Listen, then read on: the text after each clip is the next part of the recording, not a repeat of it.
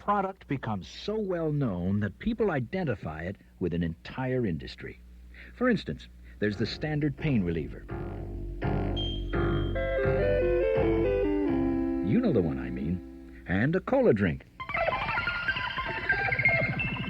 It's the same in the Service Bureau industry. Our name is the Service Bureau Company.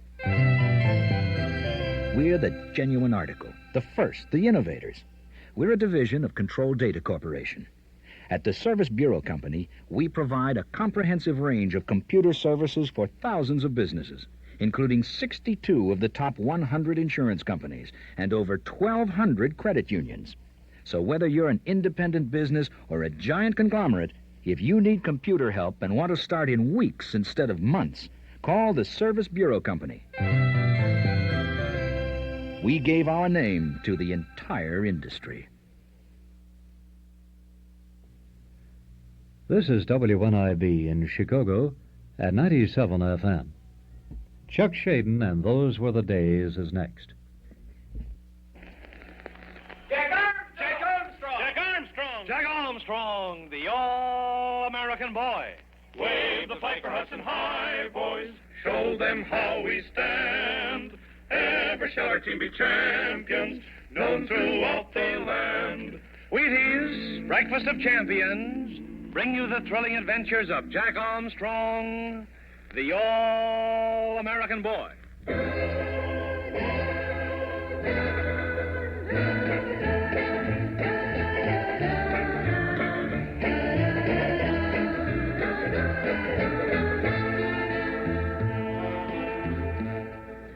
Well, boys and girls, hello out there in Radioland. We invite you to reminisce for a while this afternoon as we present Those Were the Days, brought to you with fond memories by Northwest Federal Savings and Loan Association, by Nelson Hirschberg Ford, and by Eden's Plaza Shopping Center. This is Chuck Shaden with another in our series of programs designed to bridge the sound gap between yesterday and today. Today is Saturday, September 23rd, 1978. And today on our Those Were the Days program, we present All-American Radio with the first 14 consecutive episodes of Jack Armstrong, the All-American Boy, and the Zamboanga Adventure.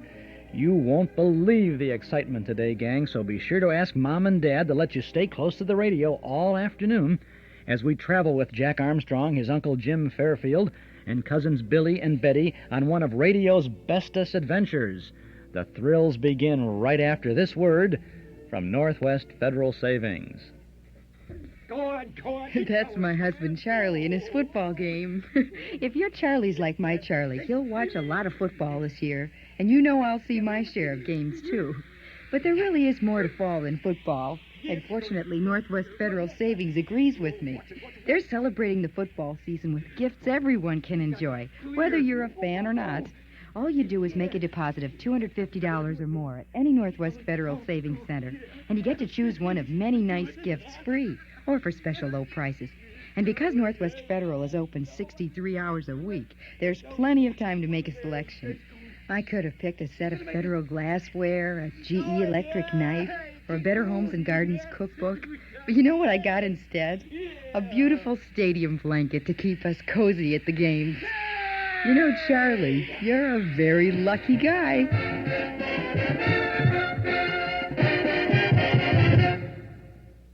No football today, not with Jack Armstrong, the all-American boy, on our playing field. We'll get into episode 1 of our series in just a couple of minutes. I want to remind you that tonight the memory movie over at Northwest Federal Savings at the Community Center Auditorium on Irving Park Road is The Phantom of the Opera from 1925. Starring Lon Chaney, the man of 1,000 faces, in one of the great silent screen classics. The film will be accompanied by a musical soundtrack, and it's really a classic. Hope you can join us tonight. Doors open at 7:30. Phantom of the Opera begins at 8 o'clock. Donation is $1.25 per person, with all proceeds being donated to recognized charities. By the way, you can get tickets in advance to any of our memory movies at any office of Northwest Federal Savings. 6 offices throughout Chicagoland. You can stop at any time and ask for tickets in advance to any of our Saturday movies. Next Saturday, it's Little Orphan Annie from 1934, followed by Just Imagine from 1930, starring Al Brendel. Then we have a stage production there, Arsenic and Old Lace, on the 14th of October. On the 21st of October, Deanna Durbin in First Love. On the 28th, Paramount on Parade, an all-star musical. And on the 4th, Steamboat Round the Bend, starring Will Rogers from 1935. A lot of good things coming up. You can get your tickets in advance at any office of Northwest Federal Savings, or when you come to the Saturday Night Memory Movie, for example, tonight for Phantom of the Opera. This is Chuck Shaden with our Those Were the Days program on WNIB, Chicago, FM 97. Jack Armstrong, the All-American Boy, one of the greatest, longest-running kids shows on all radio, was heard first on CBS from WBBM in Chicago on July 31st of 1933. It was created by a former journalist by the name of Robert Hardy Andrews. Jack Armstrong was cast in the Frank Merriwell mold. He was a super athlete whose last of the ninth efforts saved games for Hudson High School in glorified team athletics. The series began at Hudson High School, where Jack was the prime color bearer and his cousins were also enrolled as students. Jack's athletic prowess gave rise to the famed school song, which became the theme song, and we still remember it, and we're going to hear it a lot in the next 2 weeks. Wave the flag for Hudson High, boys. Show them how we stand. Ever shall our team be champions, known throughout the land. It was no Steinmetz High School fight song, but it was pretty good, you know. By the time the song was in use, however, Hudson High School was only a memory in Jack's life. Before the series was a year old, Jack had shucked the Frank Merriwell image and had begun to branch out, seeking thrills and adventures in exotic places. With his Uncle Jim Fairfield and his cousins Billy and Betty Fairfield, Jack Armstrong traveled the primitive paths of the world, challenging the mountain country of Tibet and the waterspouts of the Pacific, hacking through the jungles of the Philippines and chopping footholds in the glaciers of the Andes. Jack, Billy, and Betty were ready to go at the slightest suggestion from Uncle Jim Fairfield, who became their guide in adventure and the ultimate authority figure when big decisions had to be made. Whether it was chasing wild beasts along the veldt in the Silver Albatross, that's Uncle Jim's hydroplane, whether it was sailing after Dr. Geppetto in the schooner Spindrift, or floating lazily above the landscape in the dirigible Golden Secret, Jack, Billy, and Betty could be sure that adventure was just ahead and that their adolescent audience would go breathlessly with them, and so we did. As early as the winter of 1933 and 1934, Jack and his friends tracked a ship of pirates to the frozen country for a fierce confrontation on the ice floes. By the middle 30s, globe-trotting had become a way of life, and Hudson High had to muddle through without its hero. Jack Armstrong had bigger things to do. Jack, Billy, and Betty, and Uncle Jim went everywhere and did everything, fought every criminal imaginable as color-bearers of the nation. They were trapped in the Cave of the Mummies. They fought the master criminal, Dr. Geppetto, and trekked into Africa in search of the legendary elephant's graveyard, but rarely did they get as much as a scratch for their troubles. Always they went with the understanding that they would take their school books and keep up with their studies, but if Jack Armstrong ever cracked a school book in his romps around the world, his fans surely didn't know it.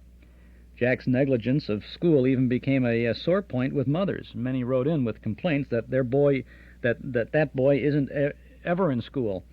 And while they were complaining, the kids were demolishing stocks of Wheaties in stores everywhere, seeking out box tops for which, along with one dime, a kid could get a Jack Armstrong ring, a medallion, a pedometer, or a bomb sight. Sponsored through most of its run by Wheaties, Breakfast of Champions, Jack Armstrong was a nightly CBS fixture from 1933 until 1936. It ran on NBC until 1941, and on Mutual in 1941 and 42, and on the Blue Network, or ABC, from 1942 to 1950. Jack Armstrong premiums were hot items since most of them had a direct tie to the storyline. The pedometer was just like the one Jack Armstrong used to plot the location of a hidden cache of rifles in the Philippines. For another box top and another dime, you could have a luminous bracelet, just like the one Betty wears. The sponsor's inclusion of the premiums in the stories was painfully obvious, but no matter. The kids bought 'em. We always bought 'em. And now as we hear this Zamboanga adventure from the Philippines, you're going to hear them talking about the premiums and the Wheaties and the whole business. The material I just shared with you is from a fantastic book by John Dunning called Tune In Yesterday. It's the ultimate encyclopedia of old-time radio, giving a fantastic amount of material about a tremendous number of radio shows from 1925 on to 1976. Sells for $17.95, and you can get it at all better bookstores, including, yes, the Metro Golden Memory Shop. You can get it there. We have a great many copies of this if you're interested in that. We've got a few more things we want to share with you from this. There's about 4 or 5 pages here on Jack Armstrong, the All-American Boy. Helps us refresh our memory, but nothing can be better than to listen to the adventures themselves. We're going to be sharing with you today and next Saturday 24 consecutive episodes of Jack Armstrong, the All-American Boy, broadcast between Monday, October 2nd of 1939, and Thursday, November 2nd of 1939. For you historians out there, these are episodes 1586 through 1609. Charles Flynn stars as Jack Armstrong. Jim Goss is Jack's Uncle Jim Fairfield. Billy and Betty Fairfield, Uncle Jim's nephews, Jack's cousins, are played by John Gannon and Sarah Jane Wells. Franklin McCormick is the announcer and the narrator on the show. This is the Philippine adventure, the Zamboanga adventure, and we're going to the essential beginning of the adventure because now these things all overlapped a lot, and one was ending, another beginning, but this is the essential beginning of the Zamboanga adventure. Episode 1586 from Monday, October 2nd of 1939. Jack Armstrong! Jack Armstrong! Jack Armstrong, the All-American Boy. Wave the flag for Hudson High, boys. Show them how we stand. Ever shall our team be champions, known throughout the land. Wheaties, Breakfast of Champions, bring you the thrilling adventures of Jack Armstrong, the All-American Boy. Here's an imaginary incident which might take place almost any day at any of these airports. A small yellow training plane has just glided into a perfect three-point landing. It taxis up the runway, and as it stops in front of the hangars, Fred Hale, its pilot, steps out. Johnny Terry goes over to the plane to congratulate Fred on his first solo flight. Congratulations, Fred. That was a swell landing. Oh, thanks, Johnny. Boy, what a thrill. I'll bet it was. Hey, where's your parachute? I thought you were going to solo today, too. Oh, I guess I won't. Well, how come? Oh, I just don't feel up to it, you know. Oh, yeah. Yeah, I know. Same way you felt when we tried to get you to go out for football last year. Oh, it isn't that. It's just... Listen, Johnny, you're not fooling me at all. You're not in good condition. Well, I'm not sick or anything like that. But you just haven't got what it takes. Look, do you want a good piece of advice? Well, sure. Get yourself a good year-round training program and stick to it. One like Jack Armstrong's personal training rules. So what are those all about? Well, they're one of the best ways I know to help a guy get into good shape and stay there. I follow them right to the letter the year round, and I think they're tops. Well, what are they? Well, they're easy. Get plenty of fresh air, sleep, and exercise.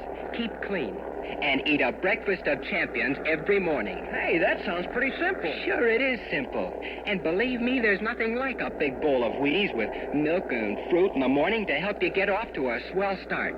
Why, those Wheaties taste like a million.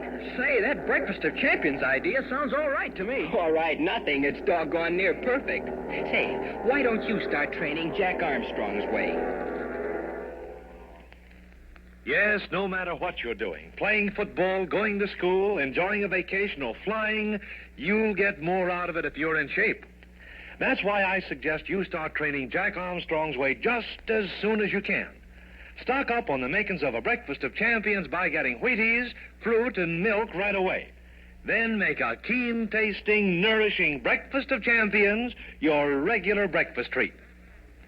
And now, Jack Armstrong, the All-American Boy. Jack, Billy, Betty, and Uncle Jim have recovered the lost uranium-235 from Professor Loring's sunken yacht in the Sulu Sea and have sailed to Zamboanga in Mindanao to put the precious uranium in the safekeeping of the United States Army troops stationed at Pettit Barracks. The schooner Spindrift is tied up at the Army wharf, and while Michelle stays aboard the schooner to guard the uranium, Jack and the others are walking up the hill to Pettit Barracks to see the commanding officer. Listen. Oh, Uncle Jim, everything around here looks so civilized. Well, it's not at all like the part of Mindanao we were in before. That's the U.S. Army for you, Betty. Look at those trim barracks and that neat parade ground ahead of us. Everything looks ready for inspection, and that's a sure sign that the troops are ready for anything. But jumping crickets, Uncle Jim, you don't mean to say that the Mindanao tribes around here give any trouble? You wouldn't think so to look at this orderly town, Billy. On the surface, everything's peaceful. But look at that range of hills beyond the parade ground. They're only a few miles away, and yet once you get on the other side of them, you're in a wild and savage country. But there aren't many First Moro tribes up here, are there, Uncle Jim? There are a few when you get into the interior, Jack. But many of the natives around here are the Visayans, and there are fierce Manobos also. When I served in the Philippines years ago, they gave all sorts of trouble. I came down here once to help put down an uprising. There's the entrance to the post ahead of us, Billy. And look, there are 2 sentries at the sentry box. They're going to stop us. Do they always have 2 sentries together, Uncle Jim? No, they don't, Betty. Evidently, there's been some trouble around here. Trust us to arrive when there's some trouble in the air. Never a dull moment. That's our motto. Well, I guess there's always trouble in Mindanao, Billy. Especially when half of the Moros are banding together to fight the other half. Look, the sentries are coming down to Port Arms. One of them's going to challenge us. I want to see the commanding officer of Pettit Barracks, my lad. Is it all right to go on in? Yes, all right, sir. If you'll give me your name, I'll telephone it ahead. I'm James Fairfield, captain of the schooner Spindrift. The Spindrift? Oh, begging your pardon, sir, but isn't that the schooner that was supposed to be lost in the typhoon? Yeah, that's the one. But say, how did you know we were supposed to be lost in the typhoon? Oh, we got a radio report from Manila to question all incoming vessels about you. Oh, Jack, I knew that steamers were on the lookout for us, but I didn't know that the Army was looking for us, too. Colonel Brewster, he's the commanding officer, sir. We'll be glad to know that you're safe. His headquarters are in the first building to the right. I'll telephone him from the sentry box right away. Thank you. But tell me, why are the sentries doubled up now? Oh, there's a lot of unrest in the tribes up in the hills, sir. Somebody's been working among them lately and stirring them up. But no tribe had come down and attacked the United States Army. They better not try it. But some of them are trying to steal arms and ammunition. 2 or 3 of them will come on the post in the daytime, just as though they were on regular business, and they'll hide somewhere and break into a building at night. Oh. Have they stolen any rifles yet? Somebody stole a few rifles one night last week. And a few nights later, we caught a couple of the hillsmen trying to steal some more arms. But who on earth would want to stir up trouble among the tribes? Well, there's a lot of talk about that, too, miss, but no one knows for certain. Well, come along. We'd better get on and see the commanding officer and get our cargo put away safely. You'll telephone him, will you? I'll do it right away, sir. Thank you. That must be the headquarters building ahead of us, Uncle Jim. Look at the funny-looking iron cannon in front of us. Here comes a soldier down the steps, Uncle Jim. Why, he's coming to meet us. I bet the commanding officer sent him to meet us when the sentry telephoned, Jack. Here he comes. Colonel Brewster asked you to come right into his office, sir. It's the first door to the left. Oh, thank you. I guess he expects us, Jack. We'll go right up these steps and see him.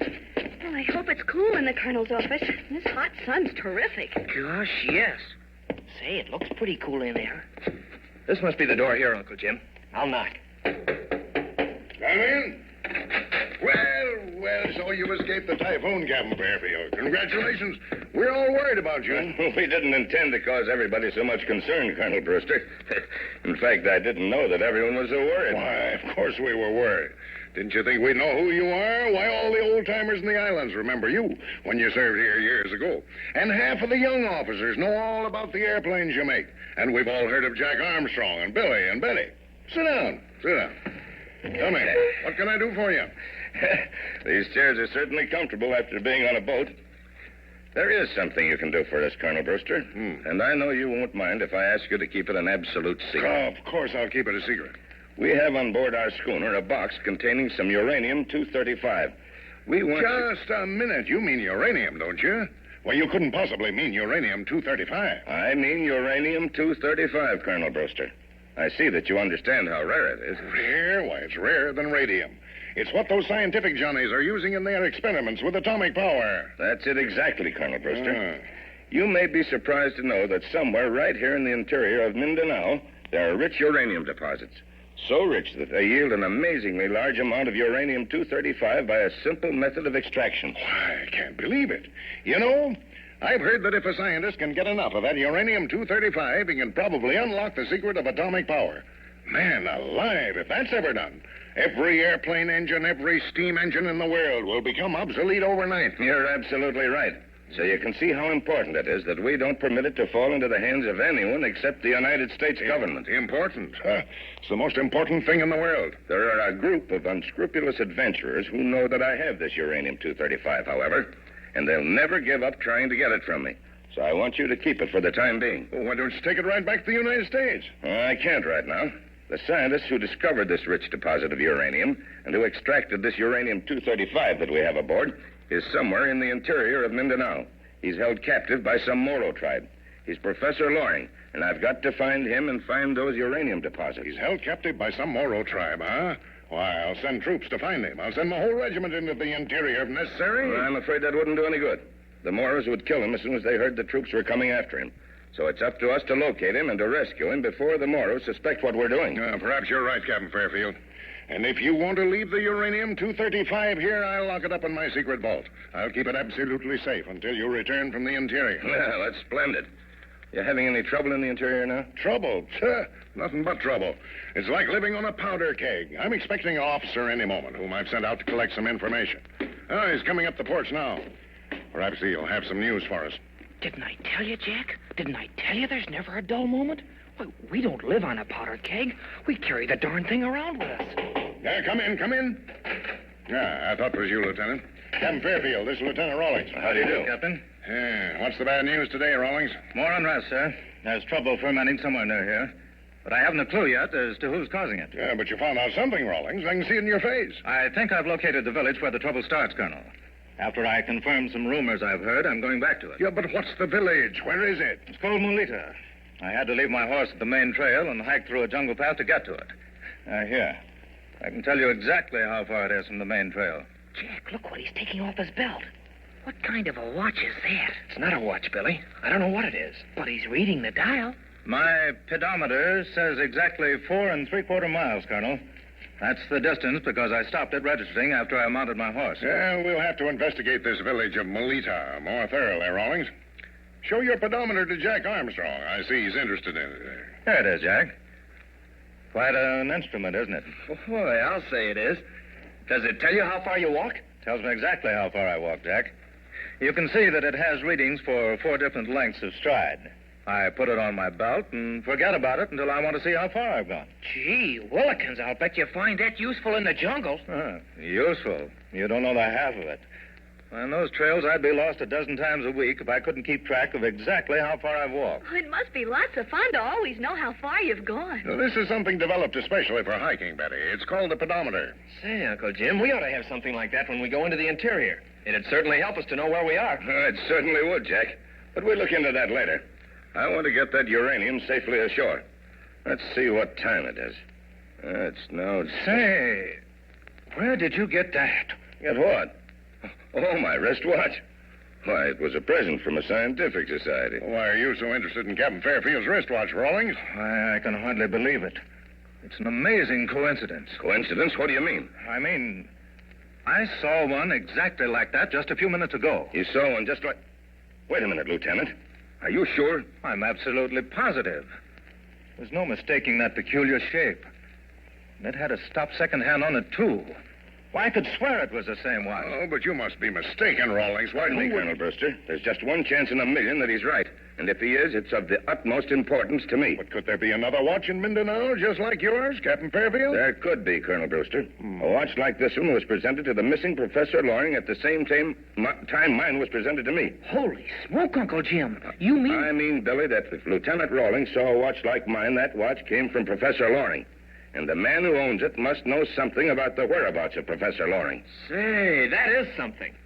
Where did you see this other watch, Lieutenant Rawlings? At the town market, just a little ways from Pettit Barrett's.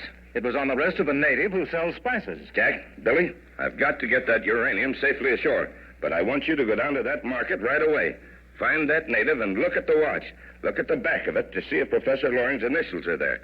And if his initials are on it, try to find out where the native got it. You bet we will, Uncle Jim. Can I go too, Uncle Jim? Can I go with him? All right, Betty, you go with him. This watch may be the first step in finding Professor Loring.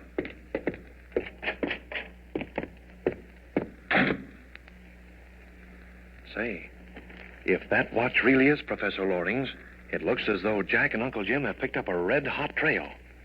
But where will the trail lead? If it leads into the interior right away, Well, you've heard of what's going on behind those distant hills. Unrest, threats of uprising, and arms and ammunition stolen from the government. You just know there's plenty of excitement, and you'll certainly want to be in on it. So listen in, all of you, at this same time tomorrow for another thrilling episode of the Zamboanga Adventure with Jack Armstrong, the All-American Boy. Holy smoke, that's really getting us off to a good start, isn't it? The Zamboanga Adventure. You don't have to, that's one of the beautiful things about this now, gang. You don't have to wait till tomorrow.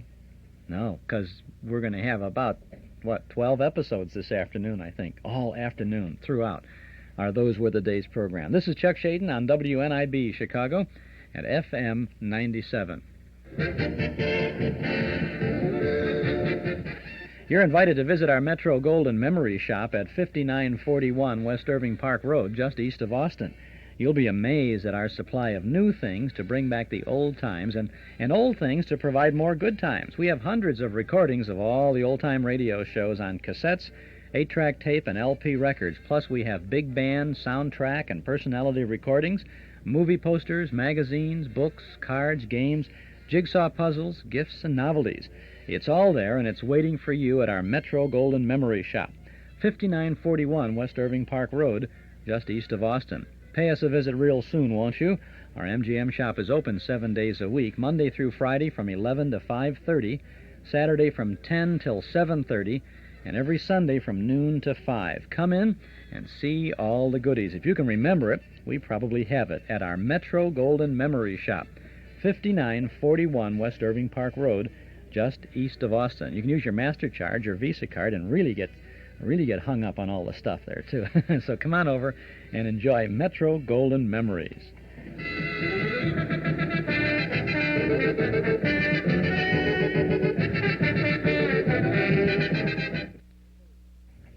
Okay, now we're going to continue with the Zamboanga Adventure of Jack Armstrong, the All-American Boy, from October 3rd of 1939. It's a Tuesday. This is episode 1587 of Jack Armstrong.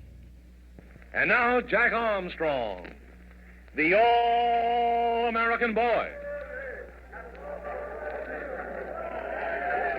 While Uncle Jim arranges for the safekeeping of the precious uranium with the Army authorities at Pettit Barracks, Jack and Billy and Betty are on their way to the native market in the nearby town of Zamboanga in Mindanao.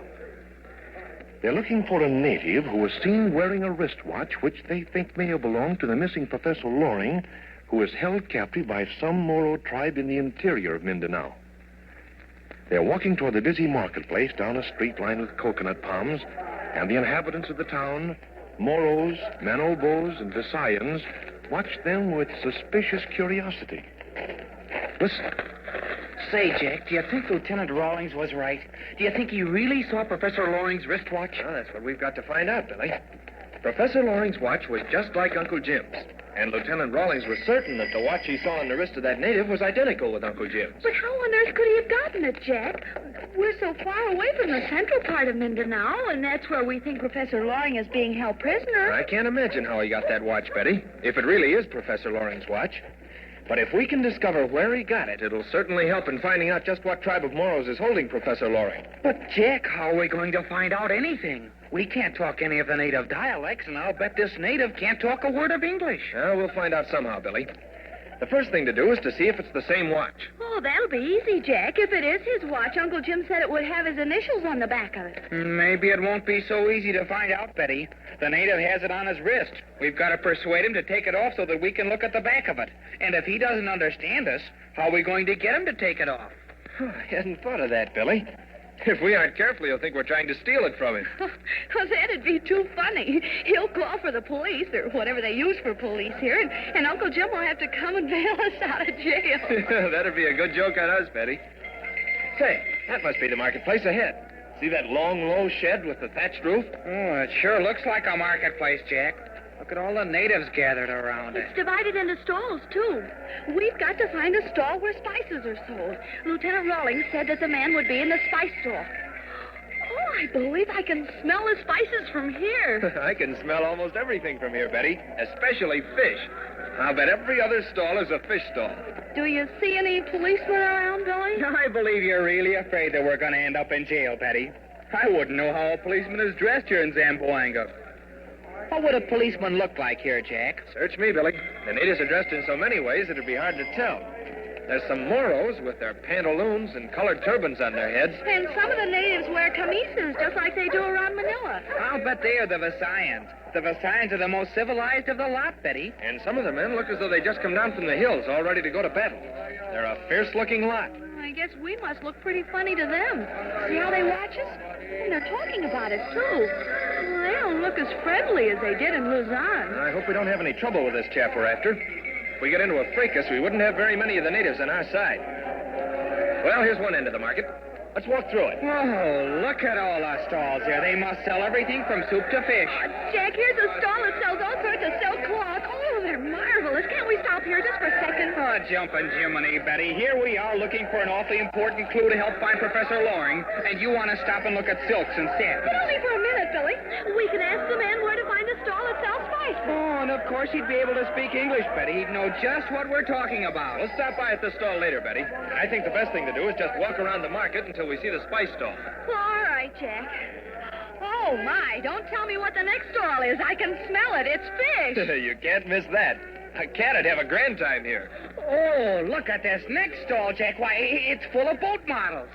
Boy, oh, boy, they're models of the sailing Venus of the Moros. Say, we've just got to look at those. Jumping Jiminy, Billy. Here we are looking for an awful all right, Betty. You've got me there. I guess none of us wants to stop at the next stall and buy coconuts. Hey, what's that I smell? Boy! Say, does that smell good? That must be the spices, Billy. Yep, there it is. There's the spice stall right ahead of us. And nobody's in it except the man who runs it. Then he must be the man, Jack. He must be the man with the wristwatch. Well, it won't take long to find out.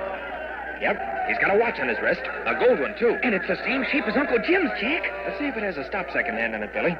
We'll have to go close to him and talk to him. Oh, I hope he speaks English. I don't want him to misunderstand what we want. Hello there. Do you speak English? Spice very good. You buy, huh? Hurrah, he does speak English. Oh, I'm so glad now Uncle Jim won't have to bail us out of jail. Spice very good. You buy, huh? Oh, your spices certainly smell good. But what I want to know is this. Spice very good. You buy, huh? Gee, Manetti, is that all he can say? Can you talk English?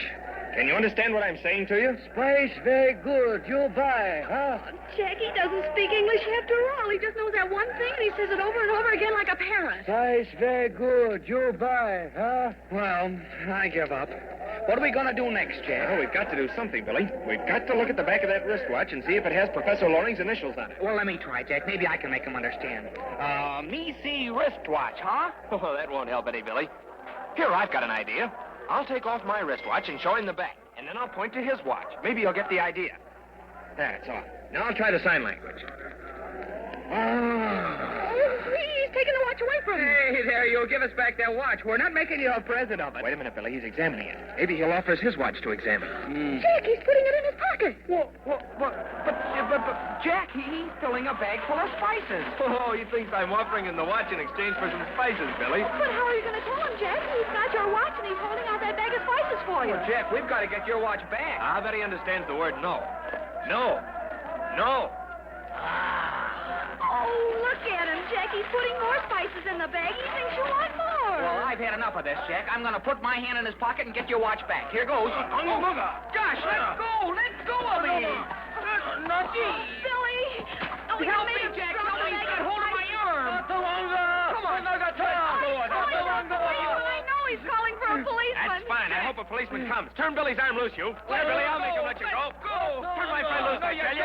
I'll get this arm, Billy. Hold it, Jack. Say, can he kick? There. All right, I've got his other arm now, Billy. Break away from it. He's still calling for help, Jack. And look at the crowd coming. Everybody's running over here. Oh, look at him. Did you get my watch, Billy? No, Chief, I didn't, but I will. Not on your life, Billy. Not now. We don't want to be attacked by this mob. There's a soldier running this way. He's an MP, Billy. See his belt and pistol? Evidence! There we are! He's an MP, all right, Jack. And he can speak the dialect, too. Look at that crowd stop in their tracks. Say, that fella has some authority. That's a break for us, Billy. This crowd doesn't like us one bit. Now then, buddy. What's all the trouble about? Now, this man has my wristwatch, soldier. He won't give it back to me. Oh, I wish I knew what he's saying, Jack. I bet he's telling an awful story. Says you sold him the watch for some spices. Is that right? Of course it's not right. I was showing it to him, and he suddenly took it from me and tried to give me some spices. We don't want his whole spices. And he wouldn't give it back, so Jack and Billy tried to take it back. Hey, you three are with Captain Fairfield, aren't you? You came here in that white schooner, came through the typhoon? That's right. And I wasn't selling my watch. He misunderstood me. Why were you showing it to him, buddy? I wanted to look at the back of his watch. He didn't understand, so I tried to make him understand with my watch. Say, what's this all about, anyway? Why did you want to see the back of his watch? We think it was stolen from a friend of ours who was captured by the Moros. If it was stolen from him, it has the initials WL on the back of it. It may help us to find him. Sounds mighty queer to me.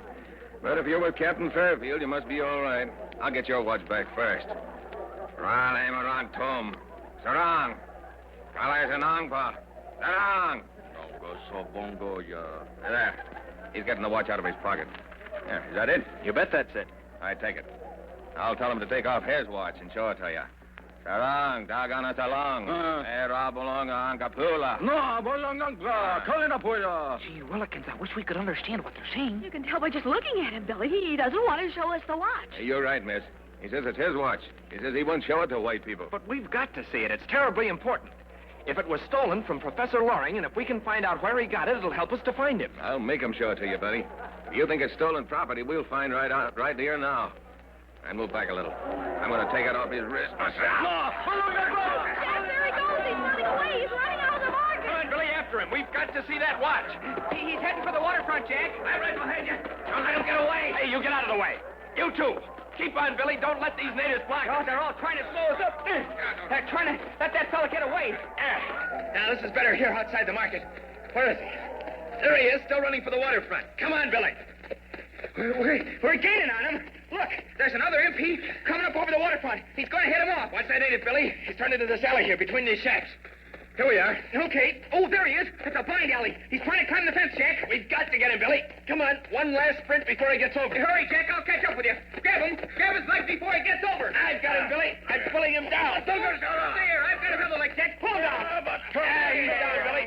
Watch him. He's trying to get a knife out of his belt. I've got an arm. I've got the other arm. Here comes the MP, the same one. No. Now we've got him. You can let him go. I'll handle him if he gets caught. Yeah, there's something funny about that watch, but he'll let you see it now. Oh, Garner, so long. There. He's taking it off. Here, take a look at it. That's the one, Billy. See the initials? WL, William Loring. But where did he get it? Ask him where he got it. I'll find out. Acapula, Takalanga, Agaray Batun. Napaganga sabula. Batanga Makamola. Ang mabatang Molita. He says he got it from an old Moro peddler at Molita. A Moro peddler at Molita? Say, Billy, that's the same village where Lieutenant Rawlings went to. Oh, jumping Jiminy, Jack, you're right. Rawlings thought that was the village where somebody was stirring up all this unrest among the tribes. That's straight, buddy. Well, I'm going to take this man up to commanding officer for investigation. Maybe he knows something about this trouble up in the hills. Come on, Billy. We've got to tell Uncle Jim. And I'll bet $1,000,000 we're going up into the hills to Molita to find that old Moro peddler. He knows something about what happened to Professor Loring. Come on. Things are beginning to happen in a big way.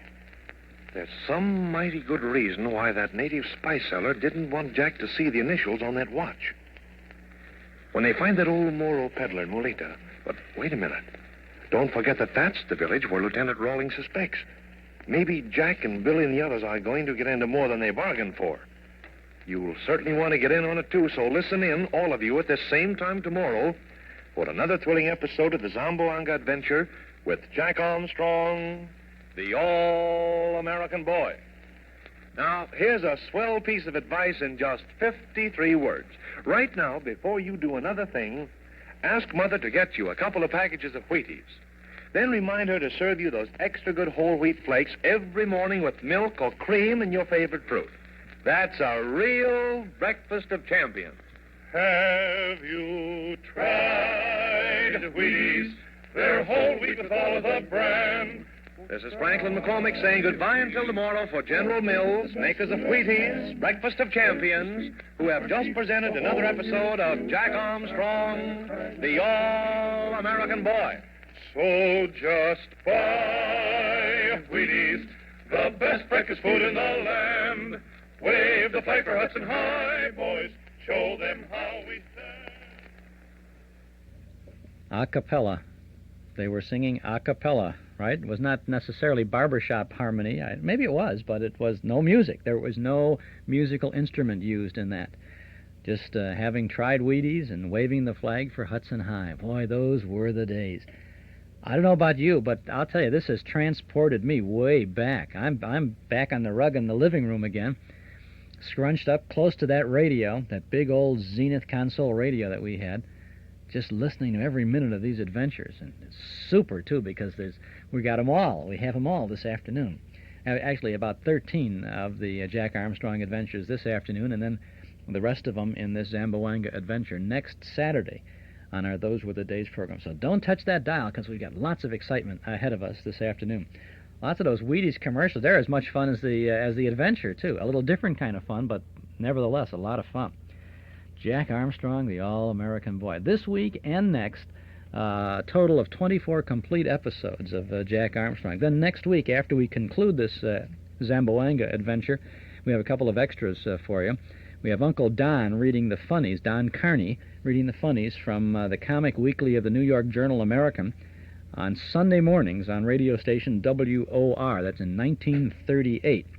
And then we also have from 1955, The Challenge of the Yukon, starring Brace Beamer as Sergeant Preston of the Yukon. So that'll be a nice thing. Then, on the 7th of October, we will have our annual presentation of The Jazz Singer, starring Al Jolson, Gail Patrick, Ludwig Donath, and Tamara Shane on the Lux Radio Theater from 1947. The story of a cantor's son who must decide between a career in show business or that of a cantor singing in the synagogue. We'll also have Dr. Six Gun, a 1954 radio adventure about a Western or a frontier doctor. And this particular story is about a Southern colonel of the Jewish faith who was challenged to a duel on the Day of Atonement. Also on the 7th of October, we're going to have Stars in the Afternoon, a 1946 all-star variety show promoting the new season on radio for the Columbia Broadcasting System. It runs 90 minutes, features people like Dinah Shore, Frank Sinatra, Jimmy Durante, and Gary Moore, Blondie and Dagwood, The Thin Man, Casey Crime Photographer, Sam Spade, Inner Sanctum, Vaughn Monroe, Ann Southern as Maisie, Peter Lynn Hayes, a whole bunch of folks. So that's going to be a special day, the 7th of October. On the 14th, we're going to offer the radio humor of Vic and Sade. We'll devote our full 4-hour program to the humor of Vic and Sade and the great writing talents of Mr. Paul Reimer. Bill Idelson and Clarence Hartzell, who were on the series as Rush and Uncle Fletcher, will be remembering those days of radio. Artist Franklin McMahon and humorist Gene Shepard will also recall some special memories of Vic and Sade. It was recorded back in October of 1946 at the University of Chicago when they held the Festival of Chicago Comedy on their campus. We were privileged to be master of ceremonies for the event. So we have about 90 minutes of that. We'll also present the last known interview by Bernadine Flynn, which we recorded with her on just a few days, a few months before her death and a few days before the Festival of Comedy. And to make it complete, we will have 6 Vic and Sade programs scattered throughout the afternoon on the 14th of October. So if you're a Vic and Sade fan, you're sure going to enjoy all of that. On the 21st of October, Saturday, we'll have Radio in the Fabulous 50s, programs from the 1950s. Gunsmoke, the Amos and Andy Music Hall, Fibber McGee and Molly, X-1, and a 1-hour segment of Monitor from NBC in the 1950s.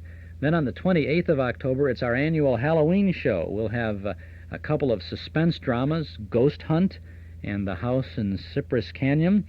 We'll have Mystery in the Air, starring Peter Lorre in the Edgar Allan Poe classic, The Black Cat. We have a good mystery comedy with Ozzie and Harriet. We have The Shadow, a story called The Ghost Building. And on an inner sanctum adventure, a corpse for Halloween.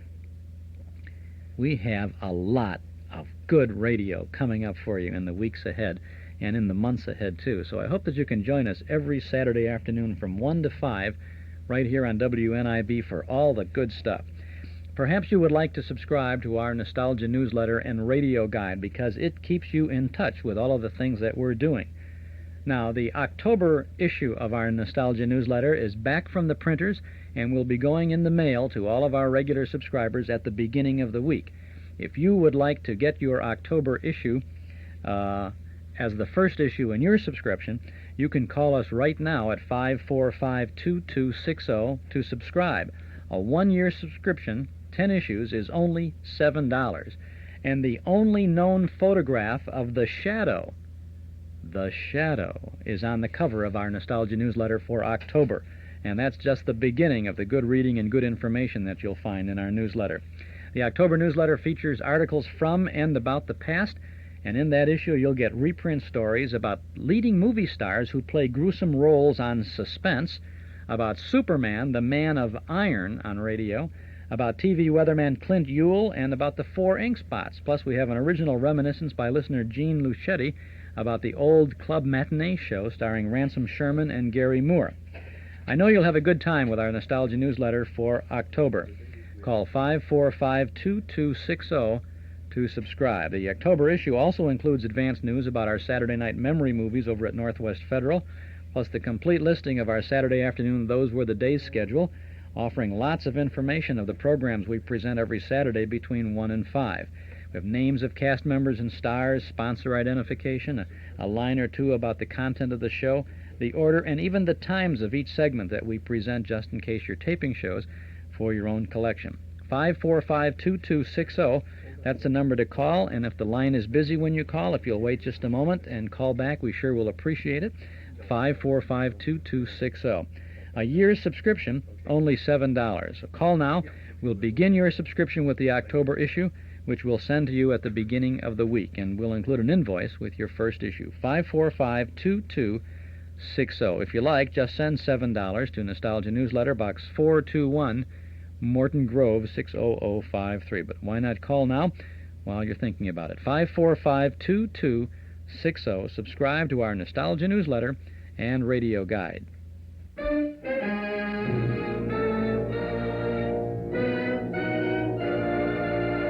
Mr. Interest Accumulator, champion of the people, defender of the vault, guardian of our fundamental rights to life, liberty, and the pursuit of daily interest on passbook savings. And it shall be my duty as interest accumulator not only to pay the highest interest permitted by the limit of the law, but to pay it to all persons holding passbook savings accounts perpetrated at Northwest Federal Savings, and to defend with equal vigor the rights and privileges of all Chicagoland savers to open and hold an account at Northwest Federal Savings, earning top interest from the date of deposit to the date of withdrawal. Come on, Herringbone. We're going to Northwest Federal Savings to investigate the case of the growing balance. Northwest Federal Savings, serving you 63 hours a week in Chicago on Irving Park Road, downtown in Randolph near Michigan, in Edison Park, Des Plaines, Norridge, and Arlington Heights. This is Chuck Shaden with our regular Saturday get-together, our Those Were the Days program on WNIB Chicago at FM 97. Okay, gang, now let's get back to Jack Armstrong. This is episode 1588 from Wednesday, October 4th of 1939 of Jack Armstrong. Jack Armstrong! Jack Armstrong! Jack Armstrong! Jack Armstrong, the all-American boy. Wave the flag for Hudson High, boys. Show them how we stand. Ever shall our team be champions, known throughout the land. Wheaties, Breakfast of Champions, bring you the thrilling adventures of Jack Armstrong, the all-American boy. Look, if I were to step up to you tomorrow morning at school or on the street and ask you just what you wanted in a breakfast dish, you might give me any number of good answers. But I'm willing to bet that one of the first things you'd say to me would be, Mr. McCormick, the most important thing about a breakfast dish is its flavor. You know what I'd say to that? Well, it would be something like this. Look, I'd say, I've got just the dish for you. It's a breakfast of champions. You see, this combination of Wheaties, milk, and fruit or fruit juice gives you 2 extra good flavors. First, you get all of the keen, malty flavor of those crisp, crackling Wheaties. And boy, it's the kind of flavor that really hits the spot every morning. But that isn't all. No, sir. Added to the extra good flavor of Wheaties, you get the fresh, satisfying flavor of the fruit you like best. Yes, a breakfast of champions really tops them all in the flavor department. Try it tomorrow morning and see if I'm not 100% right. Now, that's exactly what I tell you on the flavor question. But then, you might say you wanted a breakfast dish packed with a lot of good nourishment. Well, I'd sort of smile and hand you a package of Wheaties and say, well, you asked for champion nourishment, and there it is, all bundled up in that big orange and blue Wheaties package. Now, you may not know it, but Wheaties give you every bit of the well-known essential nourishment of choice whole wheat. And in addition to the good bodybuilding nourishment of Wheaties, a breakfast of champions gives you all of the important nourishment of milk and fruit. Yes, that's exactly what I tell you every time. If you ask me for a breakfast dish that furnishes you with plenty of keen, satisfying flavor and bodybuilding nourishment, make sure there's a good supply of Wheaties in the house. Then see to it that you have a big breakfast of champions waiting for you at the table every morning.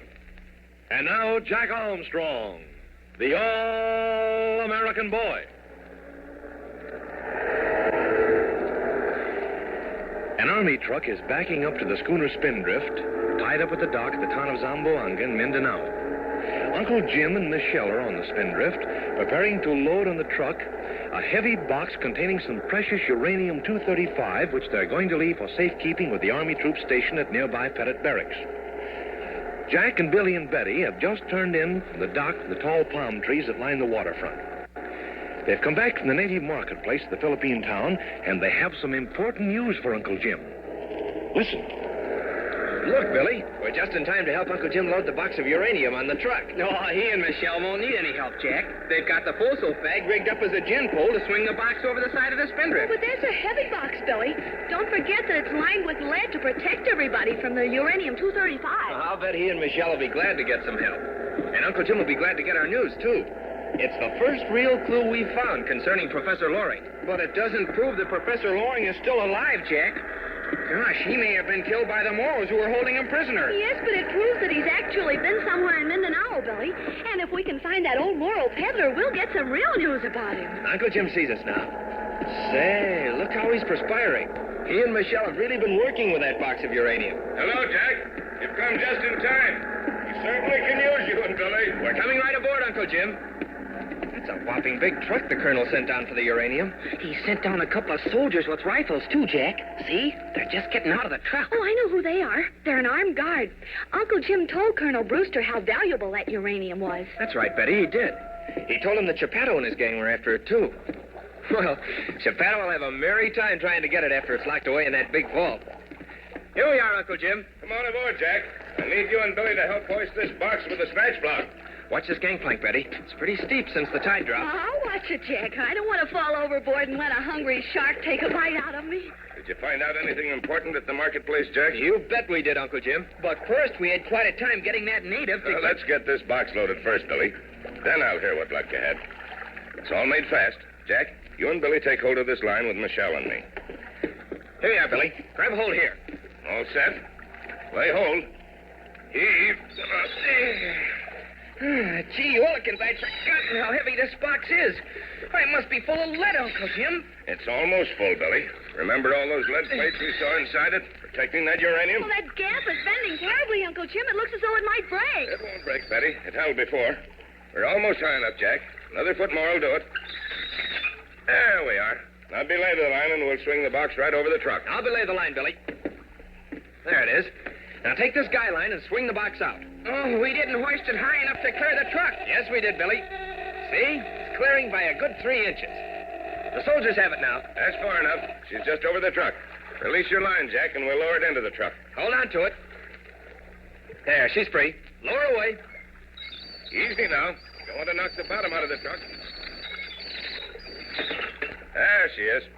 All right, men. Throw the line off and take the box up to post headquarters.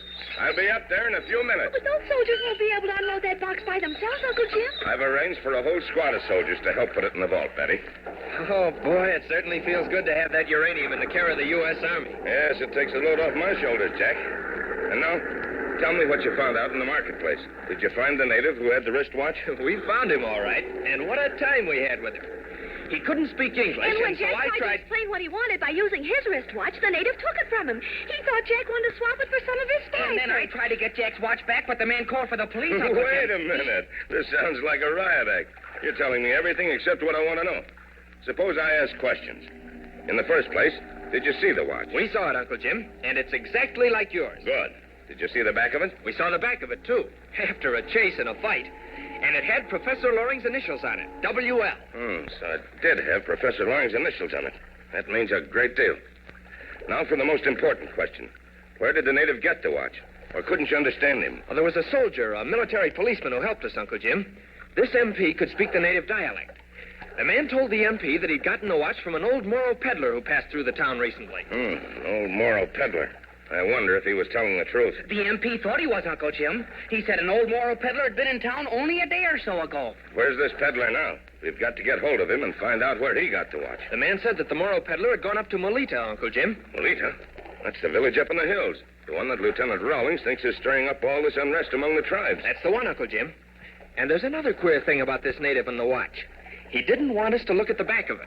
He tried to run away, and then he tried to fight. And so the military policeman took him to the Army headquarters to investigate him, Uncle Jim. So he tried to run away. That's interesting. Very interesting. It's interesting, all right, but jumping Jiminy, it's so scrambled. Doesn't make any sense to me. It could make sense in one way, Billy. But it sounds so fantastic. Well, whatever do you mean, Jack? Just stop and think, Betty. We know that the Moro Sultan, what's his name, Baloa, wasn't it? Yeah. We know that Sultan Baloa is trying to unite all the Moro tribes to fight against the government. But, Jack, Sultan Baloa is way down south and in the interior of Mindanao. I know, Billy. And that's where we think Professor Loring is held prisoner, too. But Professor Loring's watch appears here, brought by a Moro peddler. And the peddler is now up in the hills at Molita. I follow you exactly, Jack. And on top of that, Lieutenant Rawlings thinks that someone in Molita is stirring up the present unrest among the tribes. Sure, it all ties together. Don't you see, Billy? Wow, my head is getting dizzy. But go on, Sherlock Holmes. Well, what else do we know? Oh, yes, somebody's been trying to steal rifles and ammunition from the Army at Pettit Barracks. That means that somebody in Zamboanga must have a hand in it. And here's this native with Professor Loring's watch who didn't want us to see the initials on the back of it. Oh, but maybe that's just because he knew the watch was stolen, Jack. Maybe, Betty. And maybe it's because he knew it came from that Sultan Baloa. If Baloa is back of all this, that watch would link the Moro peddler with it, too. I see it now, Jack. It had proved that the peddler was the agent who was stirring up all this trouble. Well, it wouldn't prove anything, Billy. Maybe I'm letting my imagination run away with me. But it's worth thinking about. It certainly is worth thinking about, Jack. But we know one thing for sure. What's that, Uncle Jim? We know that this old Moro peddler probably knows something about Professor Loring. So we've got to follow him up to Molita and find out what we can from him. Didn't I tell you, Billy? Didn't I tell you we'd be going up to Molita? Jiminy crickets. Now we'll probably get all mixed up with those tribes. Perhaps we can get some valuable information for the Army, Billy. Now look sharp, everyone. I'm going up to Pettit Barracks to see that the uranium gets safely put away. I'm also going to tell Colonel Brewster about this affair of the wristwatch. I want you to start packing our hiking equipment. You've got a list of what we need, Jack. Get the stuff out and check it over. We're going after that Moro peddler right away. But, Uncle Jim, we can't carry all that stuff on our backs. I'm going to borrow a pack horse from Colonel Brewster, Billy. The pack horse can carry the tent and the cooking equipment and the heavy stuff. We can carry the rest on our strap pack. Oh, hello. Look who's coming down to see us. Lieutenant Rawlings. Maybe he's been questioning the man who had the wristwatch, Uncle Jim. Maybe he's got some dope for us. Hello, Rawlings. Hello there. Come right on board. Thanks, Captain Fairfield. I've got something you might find useful. Watch that gangplank. It's slippery. Yeah. Say, Jack, what do you suppose he has for us? Search me, Billy. Maybe it's just some information. Well, how do you like our schooner, Rawlings? She's a sweet ship, Captain Fairfield. But I wouldn't have the nerve to take her through a typhoon the way you did. Are you still determined to go into the interior to look for Professor Loring? We certainly are, Rawlings. But first, we're going up to Molita to look for an old Moro peddler who's up there. Yeah, I thought you might be doing that after I questioned the native who had Professor Loring's watch. Anyway, if you get very far into the interior of Mindanao, you stand a swell chance of getting lost. So I thought you might like to have a pedometer with you. Like this one I use on hikes. A pedometer? You mean that instrument you use to tell how far you walk? That's the one. You'll find it very useful. You'll always know exactly how far you've walked at the end of an hour or a day. Well, I just imagine that, Betty. You just fasten it to your belt and then forget about it until you want to know how far you've walked. Oh, that's just wonderful. Just like a speedometer on an automobile. Not quite, Betty. It tells how far you've walked, not how fast. And the distance we walk is the important thing anyway. We certainly can use that, Rawlings. May save us lots of grief. Jack, how long is your step? It's just about 30 inches, Lieutenant Rawlings. That's fine. There are dial ratings here for different lengths of step. Here's the little window for 30 inches. You set it at 0 at the beginning of a hike, and from that time on, it'll tell you just how far you've gone. But how does it work? Oh, it just seems too marvelous. Do you have to wind it up? No, I should say not. It ticks away by itself as you walk. Well, we're certainly obliged to you, Lieutenant Rawlings. We're just beginning to pack up our hiking equipment for the trip now. Well, put this on your belt where it'll be safe. Captain Fairfield, if you can come ashore for a few moments, we'd like to show you where we're putting the uranium. I was just going ashore, Rawlings. I'll be back soon, Jack. We'll be getting the equipment ready, Uncle Jim. Jack, let's go ashore as soon as we get the hiking equipment packed and try out the pedometer. That's a great idea, Billy. But right now, we've got a lot to do. Say, look at that Vina over there. Oh, which one, Jack? I see lots of Venus along the waterfront. Do you mean the one with the big red and blue square sail? No, I mean the one that's sailing out from the Filipino schooner you see at anchor over there. Oh, I see the Vina, Jack. The one with 2 men in her. She's coming this way. But what's so odd about her, Jack? She looks like those other Venus to me. Long and narrow, bamboo outriggers, square sails, and probably as fast as lightning. She's got a white sail on her. All the other Venas around here have colored sails. Don't you remember? Sure I remember, Jack. When we were down in Cotabango, the only Vina with a white sail belonged to that good-for-nothing Yates who tried to steal the Dragon's Eye ring. Oh, but that was way south of here, Jack. Yes, but he could have sailed up here in that Filipino schooner, Betty. I'll take a look. Hand me the binoculars, Billy. They're hanging up in the cabin just inside the companion I'll hatch. get 'em, Jack. Oh, wait, the strap is wrapped around the hook, Jack. Yeah, here they are. I'll take a look at the Vina just on the chance. What is it, Jack? What do you see? Yates is in that Vina, and he's coming here. I wonder what that can mean.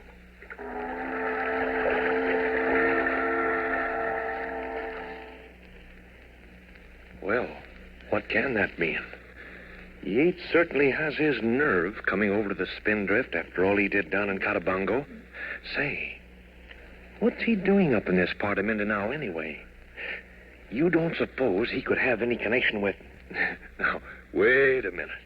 Now I'm letting my imagination run away with me. But you can be sure of one thing. Yates isn't visiting the Spindrift just for a cup of tea. So listen in, all of you, at this same time tomorrow to another thrilling episode in the Zamboanga adventure with Jack Armstrong, the All-American Boy. Well, we can hardly wait for that next adventure, huh? Gets better and better. Man, oh man, Jack Armstrong. Chuck Shaden here with our Those Were the Days program. WNIB Chicago at FM 97. We'll pick up on the next consecutive adventure of Jack Armstrong in just about 1 minute.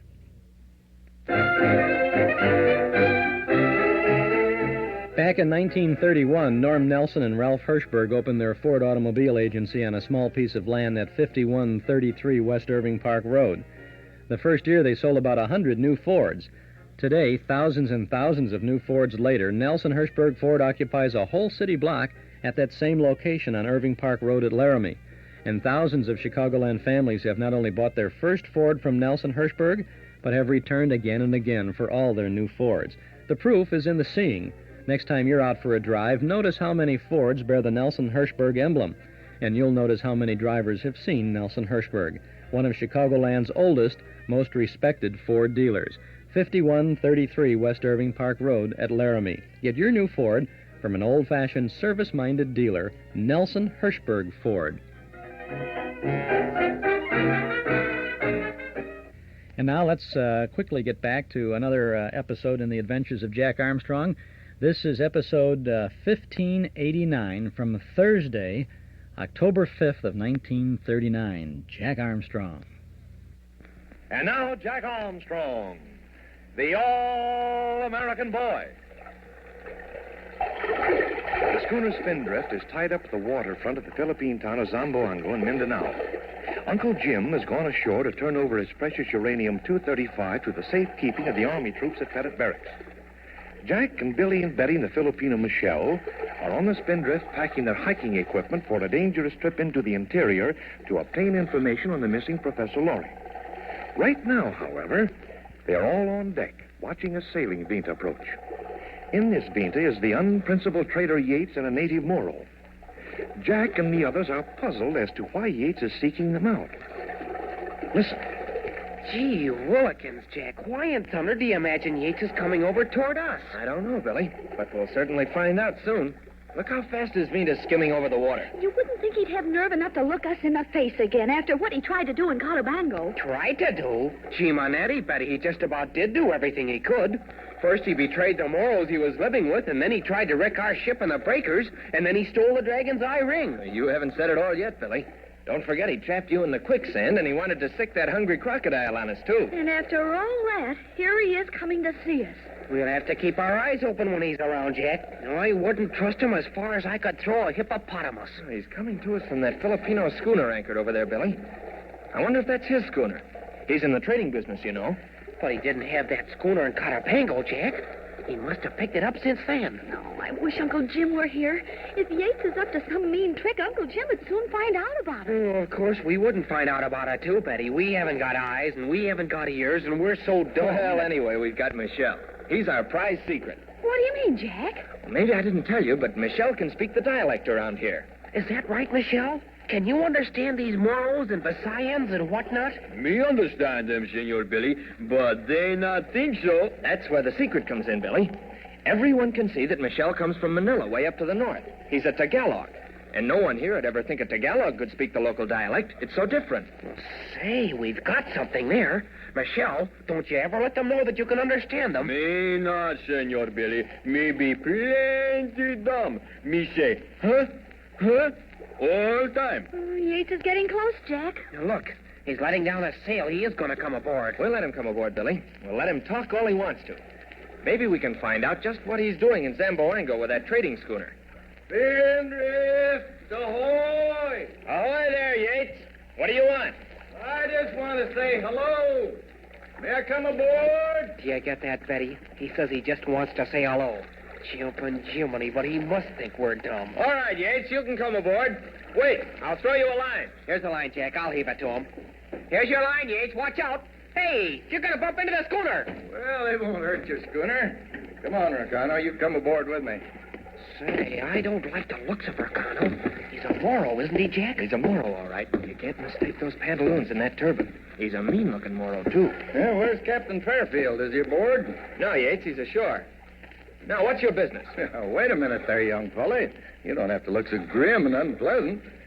Can't we let bygones be bygones? Jumping crickets. You want us to forget all the things you tried to do to us in Catabango? Well, that's all over now. You got the best of me, I'll admit it. I don't hold any hard feelings. After all, we white men have to stick together in this wild country of Mindanao. We don't want to stick with you, Yates. I'll say we don't. Now, suppose you tell us just what you want on board the Spindrift. Why, I don't want anything especially. Just want to pass the time of day. Who's this Filipino? What's he doing here? This is Michelle. He's part of our crew, if you must know. He comes from Manila, doesn't he? Some part close to Manila. Michelle, ne parang estagon mula, sarang, kare labita, arakangkangka. Huh? What you say? Kuri mula sage, ang mula wa sarakagara. What you say, huh? So your friend Michelle doesn't talk the dialect. Too bad. You could use him as an interpreter if he did. You still haven't told us your real reason for coming aboard, Yates. You're too suspicious, young fella. Didn't I see an Army truck leave this dock just a few minutes ago? Maybe you did, Yates. So what? Sort of funny, isn't it, to unload your cargo on an Army truck? You haven't anything to do with the Army. That's our business, Yates. Well, no use acting uppity about it. I was just wondering. What did you unload on that truck? You can just keep on wondering, Yates. You're pretty good at that. Oh, it's something you want to keep secret, eh? Well, I'm not interested. It's no business of mine. Suppose I ask a few questions, Yates. I don't mind answering questions. I haven't anything to hide. Is that your trading schooner anchored over there? Why, sure, that's my trading schooner. You didn't have that schooner when we saw you in Cotabango. What's that to you, Billy Fairfield? Oh, nothing. I was just wondering, too. Well, if you want to know, I'm in a little different form of trading now. I collect stuff up and down the coast and sell it here in Zamboanga. What kind of stuff do you collect, Yates? What's that? What business is it of yours? You said you were willing to answer questions, but that question seems to upset you. Upset me? Why, of course it didn't upset me. I don't mind telling you. I haven't anything to hide. I collect and sell spices. Spices? Well, what's so funny about that? Why are you staring at me so? What's so strange about collecting spices? Well, what do you know about that? Spices of all things. Why, isn't that odd, Jack, after what happened in the marketplace to find... Never mind about that, Betty. If Yates says he's trading in spices, then maybe he really is trading in spices. Of course I'm trading in spices. What's that on your belt? Isn't that one of those pedometers some of the soldiers use around here when they go up in the hills? Sure it is. Tells how far you walk. Well, if you haven't anything to do with the Army, it's mighty queer that you have one of those pedometers on your belt. Those aren't for sale. Why do you want to see how far you walk? We like to walk around and around the deck of the schooner, Yates, and see how many laps to a mile. All right, don't tell me. I'm trying to be friends with you. If you don't want to be friends, well, that's your lookout. You mind if I take a look around deck? Go right ahead, Yates. Look all you want. Maybe you can figure out what we loaded on that Army truck. Come on, Ricano. I heard this ship went through a typhoon. Let's see how well it stood it. I don't believe him one bit. He wants to find out something else. Of course he does, Betty. We'll keep an eye on him and try to figure out what he's looking for. Jack, he was certainly interested to know what we put in that Army truck. Do you suppose he knows anything about the uranium? I don't believe he does, Billy. If he knew we'd recovered that uranium from the sunken ship, he could have guessed what was in that truck. Jack, wasn't that a funny coincidence that he's trading in spices? I'm wondering if it isn't more than just a coincidence, Betty. That's why I stopped you before you could tell him what happened at the market. I don't want him to know that we found Professor Loring's watch and the wrist of the native who sold spices in the market. Jumping Jiminy, I hadn't thought of that angle of it. Do you suppose Yates really has something to do with that native? Well, we know one thing, Billy. We know that he sells spices to that man, and we know that man had Professor Loring's watch. But he said he got it from an old Moro peddler, Jack. That may be true, Betty. But if there's anything funny about that man at the market, then it certainly looks as though Yates might have something to do with it, too. There's a whole lot that needs explaining. Well, I'll say there is. For one thing, how did Yates get hold of that trading schooner? We know he didn't have it before. And another thing, why is Yates so interested in finding out if we have anything to do with the Army? He's awfully worried about that. And he keeps saying all the time that he hasn't anything to hide. So I just know that he's got a whole lot to hide. Jack, look at Yates. He's trying to open the hatch to the main hold. He's got his nerve. I just as soon he didn't know that we have an autogyro airplane stowed down below. Hey, Yates, I didn't say you could open that hatch. Lay off. He's not laying off. He and that Moro are trying to force it open with a crowbar. Come on, Billy. Come on, Michelle. We'll put a stop to that. He's trying to get it open before we get there, Jack. He's almost got it open. He won't get it open before we get there, Billy. Hey, bad man, Senor Jack, but we stop him plenty quick. Now, what's the idea, Yates? I told you to lay off opening that hatch. So you have got something to hide in this ship, eh? Well, I'm going to find out what it is. Open it up, Ricano. Say you make out our colita. Lay off that, Ricano. Oh, he's still trying to open it, Jack. Shall we jump him? Just a minute, Billy. Yates, I'll give you one last warning. Tell that Moro to leave that hatch alone, and both you and he get off this ship. Tell him yourself, young fella. We'll see if he obeys you. All right, then we're going to throw you off the ship. You and who else? Oh, you don't think we can do it, do you? You don't think that Jack and Michelle and I can do it? Stop talking, Billy. That Moro will have this hatch cover off in a second. Michelle, can you handle the Moro? Me handle him very good, Senor Jack. Good. Billy and I'll take care of Yates. Why, blast your hides. I'll knock your heads together for this. I'll teach you to interfere with me. Look out, Jack. Watch him. Take this, you young... Jack. There, hello, boy. I'll give you a tackle. That's it. Grab his legs, Billy. I'll get his arms now. Hello, boy. Here's one. I got him, told you. We got him, Billy. Where's Michelle? How's he getting on with that Moro, Betty? He chased the Moro back into the Vita, Jack. He took the crowbar from the Moro and chased him back into the Vita. See, he's standing on deck to keep the Moro from coming back aboard. That's great. Let Yates up, Billy. Yeah, I guess he'll leave the ship now. I'll get you for this, Jack Armstrong. I won't forget. I don't care what you don't forget. Will you get back, or shall we throw you overboard? Yeah, I'll get back. But you'd better keep out of my way hereafter, young fellow. We ought to throw him overboard anyway, just for good measure. I would if it weren't for the sharks. All right, Yates, get back to your Vina. Quick, on the run. Come on, Jack. Let's see that he does shove off. There he goes over the side. You must think we'll change our minds and really throw him to the sharks. No, Tula. See, I'll talabu. No, panga me. Cigar. What's he saying to the moral? I wish I knew. What kind of a shove off? Here comes Michelle. Maybe he could understand them. How about it, Michelle? Do you know what they were saying? Me no, Senor Jack. Yates say we come back later and see if rifles on schooner. Rifles? Why does he think we have any rifles on board? Billy, that gives me an idea. I think I know what Yates is up to. Come on, we're going to see Uncle Jim. Say, Jack really thinks he knows what Yates is up to. And Jack must think it's pretty important, too, because he's going to see Uncle Jim right away. There's something mighty mysterious about Yates and that trading schooner of his. You'll certainly want to follow this through and see what it's all about. So listen in, all of you, at this same time tomorrow for another thrilling episode of the Zamboanga Adventure with Jack Armstrong, the All-American Boy. Look, how would you like to have a standing date every morning with one of the best-tasting breakfast dishes you ever discovered? You would? Okay, then here's what to do. Ask Mother to get you 2 or 3 packages of those extra good Wheaties flakes the next time she gets the groceries. Then tell her you want a breakfast of champions, that year-round training breakfast of great athletes every morning. Why, say, once you've tried Wheaties with milk and your favorite fruit, I'm willing to bet you'll be one of our best Wheaties boosters.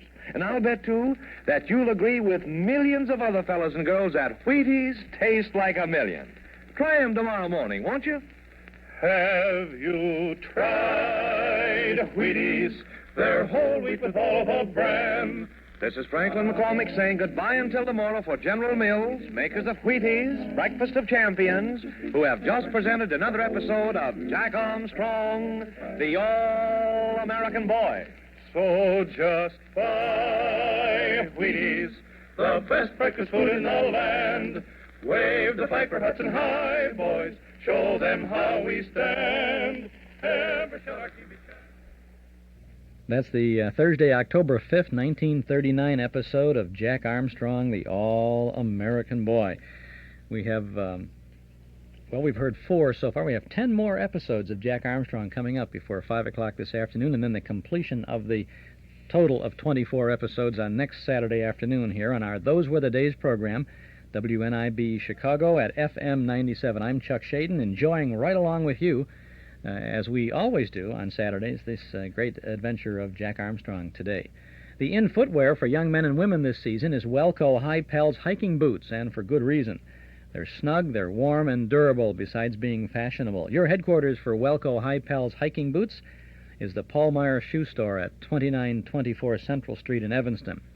Paul Meyer Shoe Store has them in all sizes, and remember that Welco High Pels hiking boots have vulcanized construction to ensure flexibility. For hiking boots, it's Welco High Pels, and for Welco, it's the Paul Meyer Shoe Store at 2924 Central in Evanston. Boy, if Jack Armstrong and his buddies there had the Welco hiking boots plus the pedometer, there'd be nothing they couldn't do, huh? Those were the days. Well, I have a sound for you now from our cassette tape of the month for the month of September. As you know, we always offer a very special cassette each month, and certainly no exception for September. We have a double feature, a double header cassette.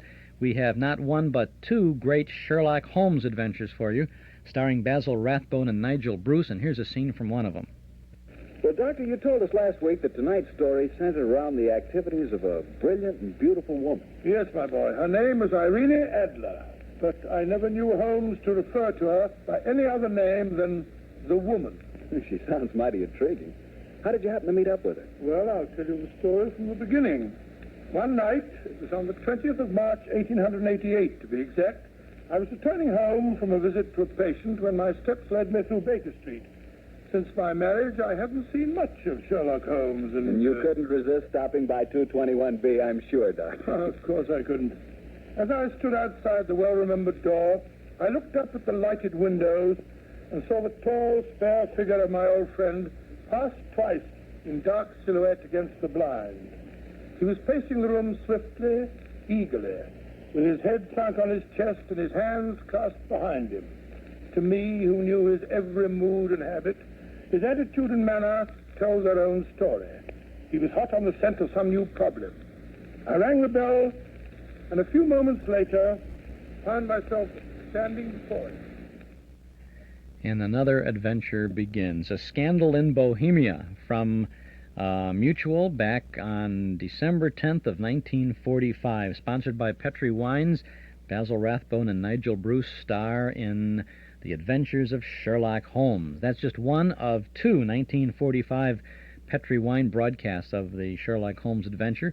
They're back-to-back on a single cassette tape this month for only $5 from the Hall Closet, Box 421, Morton Grove, 60053. The other is The Great Gundolfo, story about Sherlock Holmes' older brother Mycroft Holmes challenging Sherlock to solve a case. And the story involves the Great Gundolfo, king of the magicians, his twin assistants, and murder. A pair of good shows. $5, doubleheader, Sherlock Holmes. $5 from the Hall Closet, Box 421, Morton Grove, 60053. Or, if you like, you can get your tape at any of the 6 offices of Northwest Federal Savings, or when you visit our Metro Golden Memory Shop at 5941 West Irving Park Road, just east of Austin. Basil Rathbone and Nigel Bruce star in 2 rare radio adventures of Sherlock Holmes. Our cassette tape of the month for September, $5 from the Hall Closet, Box 421, Morton Grove, 60053. Speaking of the Hall Closet, there was a little sadness in the Hall Closet this week. We read that Mrs. Myrtle Vale Damerel passed away. You know who that was? Myrtle Vale Damerel? She was Mert of the Mert and Marge radio show, the 1930s. Mert and Marge was on an evening show, evening series for a long time, then it ran in the daytime. Myrtle Vale Damerel. She passed away. Myrtle Spears and Marjorie Minter. That's what they were known on the show, Mert and Marge. Spear Minter. They were sponsored by Wrigley's Spearmint Chewing Gum. Little plugola in that thing. So we're sad to know about that. Mixed emotions also about something that happened this week. Edgar Bergen announced his retirement. He said Charlie would eventually go to the Smithsonian and that he was no longer going to be active in show business. He's something like 75 years of age, and we saw pictures of him in the newspaper. Edgar looks pretty good yet. Charlie hasn't aged a bit, though, over the years. Mr. Bergen said that he would be occasionally doing a benefit program here and there, but essentially, after a couple of forthcoming engagements, he was no longer going to be working professionally as a ventriloquist. So that's kind of sad, I guess. That's not so much fun. Of course, when we do tune into the Edgar Bergen, Charlie McCarthy radio shows, Edgar can be sitting back and relaxing in his home in the hills of Beverly, and we can still enjoy the talents of an extremely talented ventriloquist and writer. If anything, Edgar Bergen was a superior writer, fantastic master of timing. Edgar Bergen announcing this week that he was going to retire from show business. After all, he's been in it for, 55 years or something like that? How do you like that? Well, now we want to get back to the show business of after-school radio. We're going back now to episode 1590. 1590. Why does that ring a bell? Why does that ring a bell for me, 1590? I'll think of it.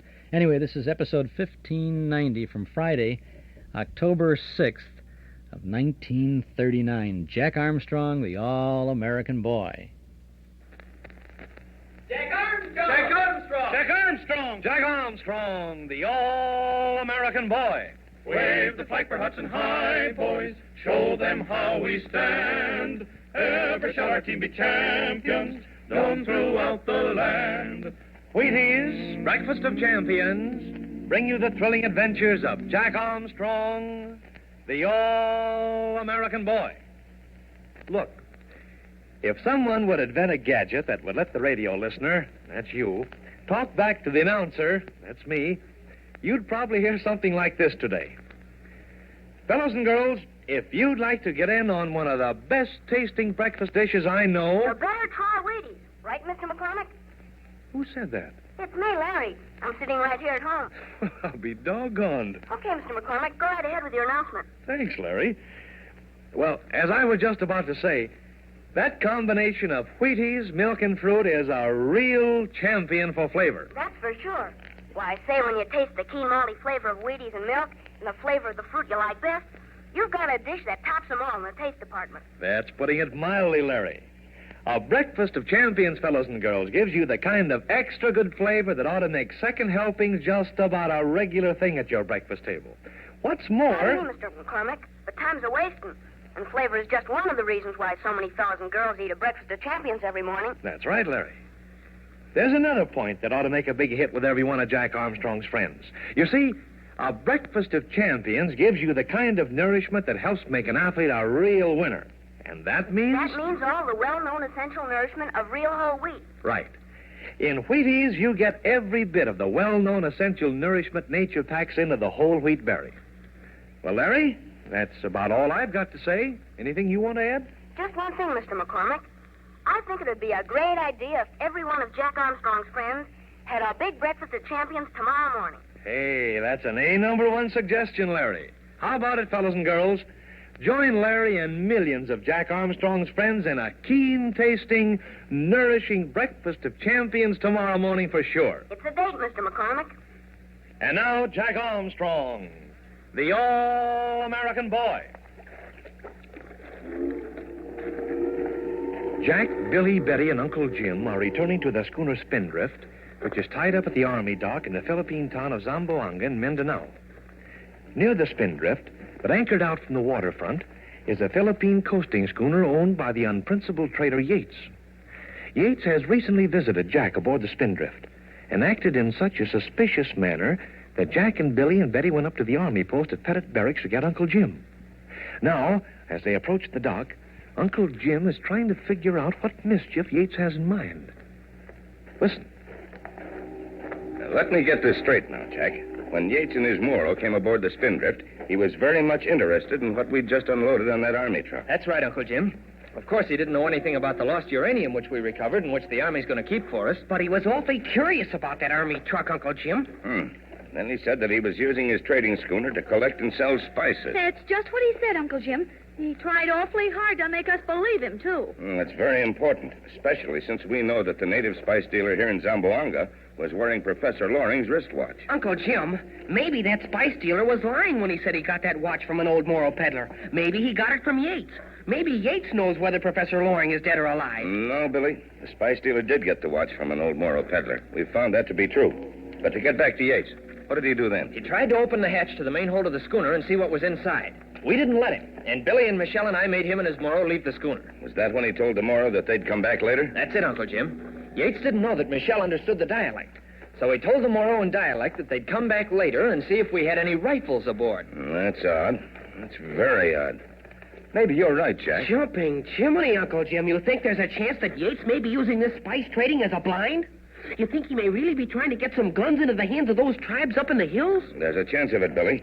We know that someone's stirring up these tribes.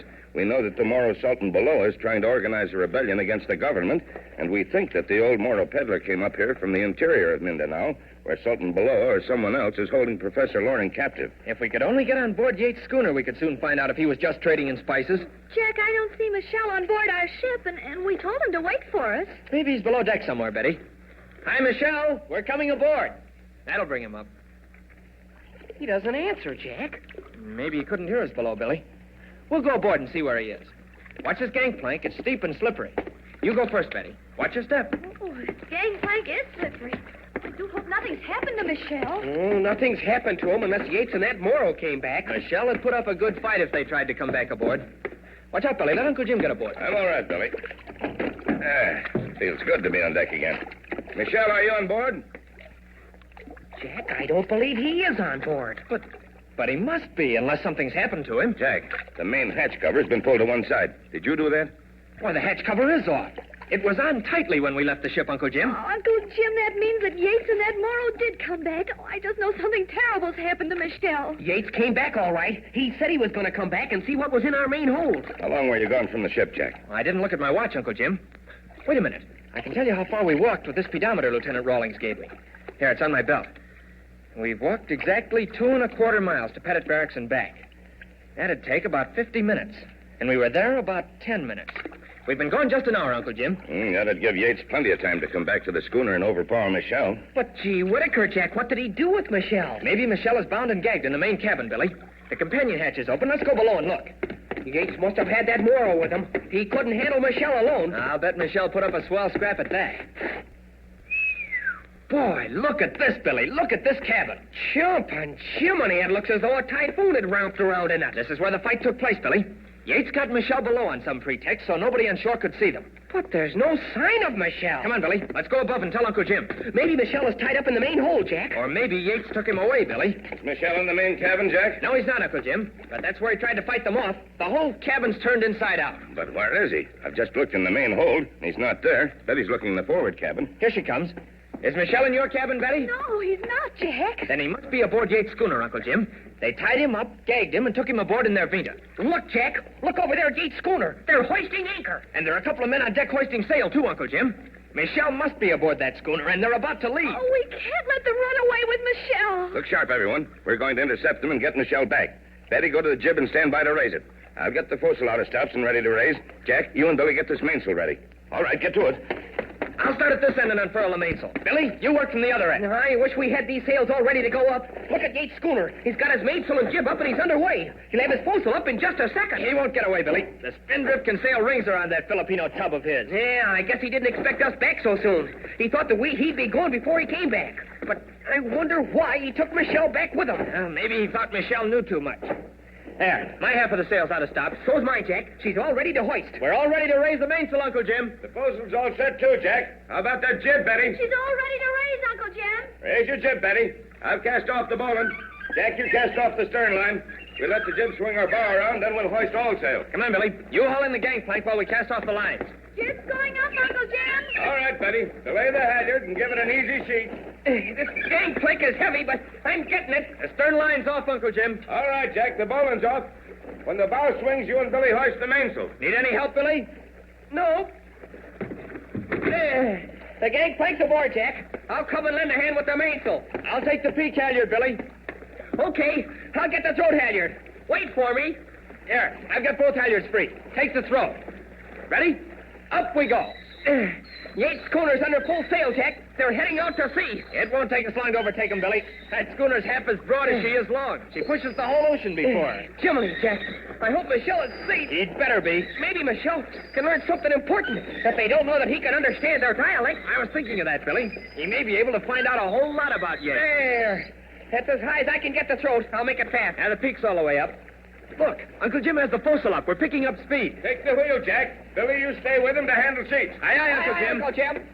Trim in your main sheet some, Billy. I'm going to point a little ahead of Yates' schooner. In she comes, Jack. Say when. A little more, Billy. Okay. Just the way Uncle Jim has the foresail trimmed.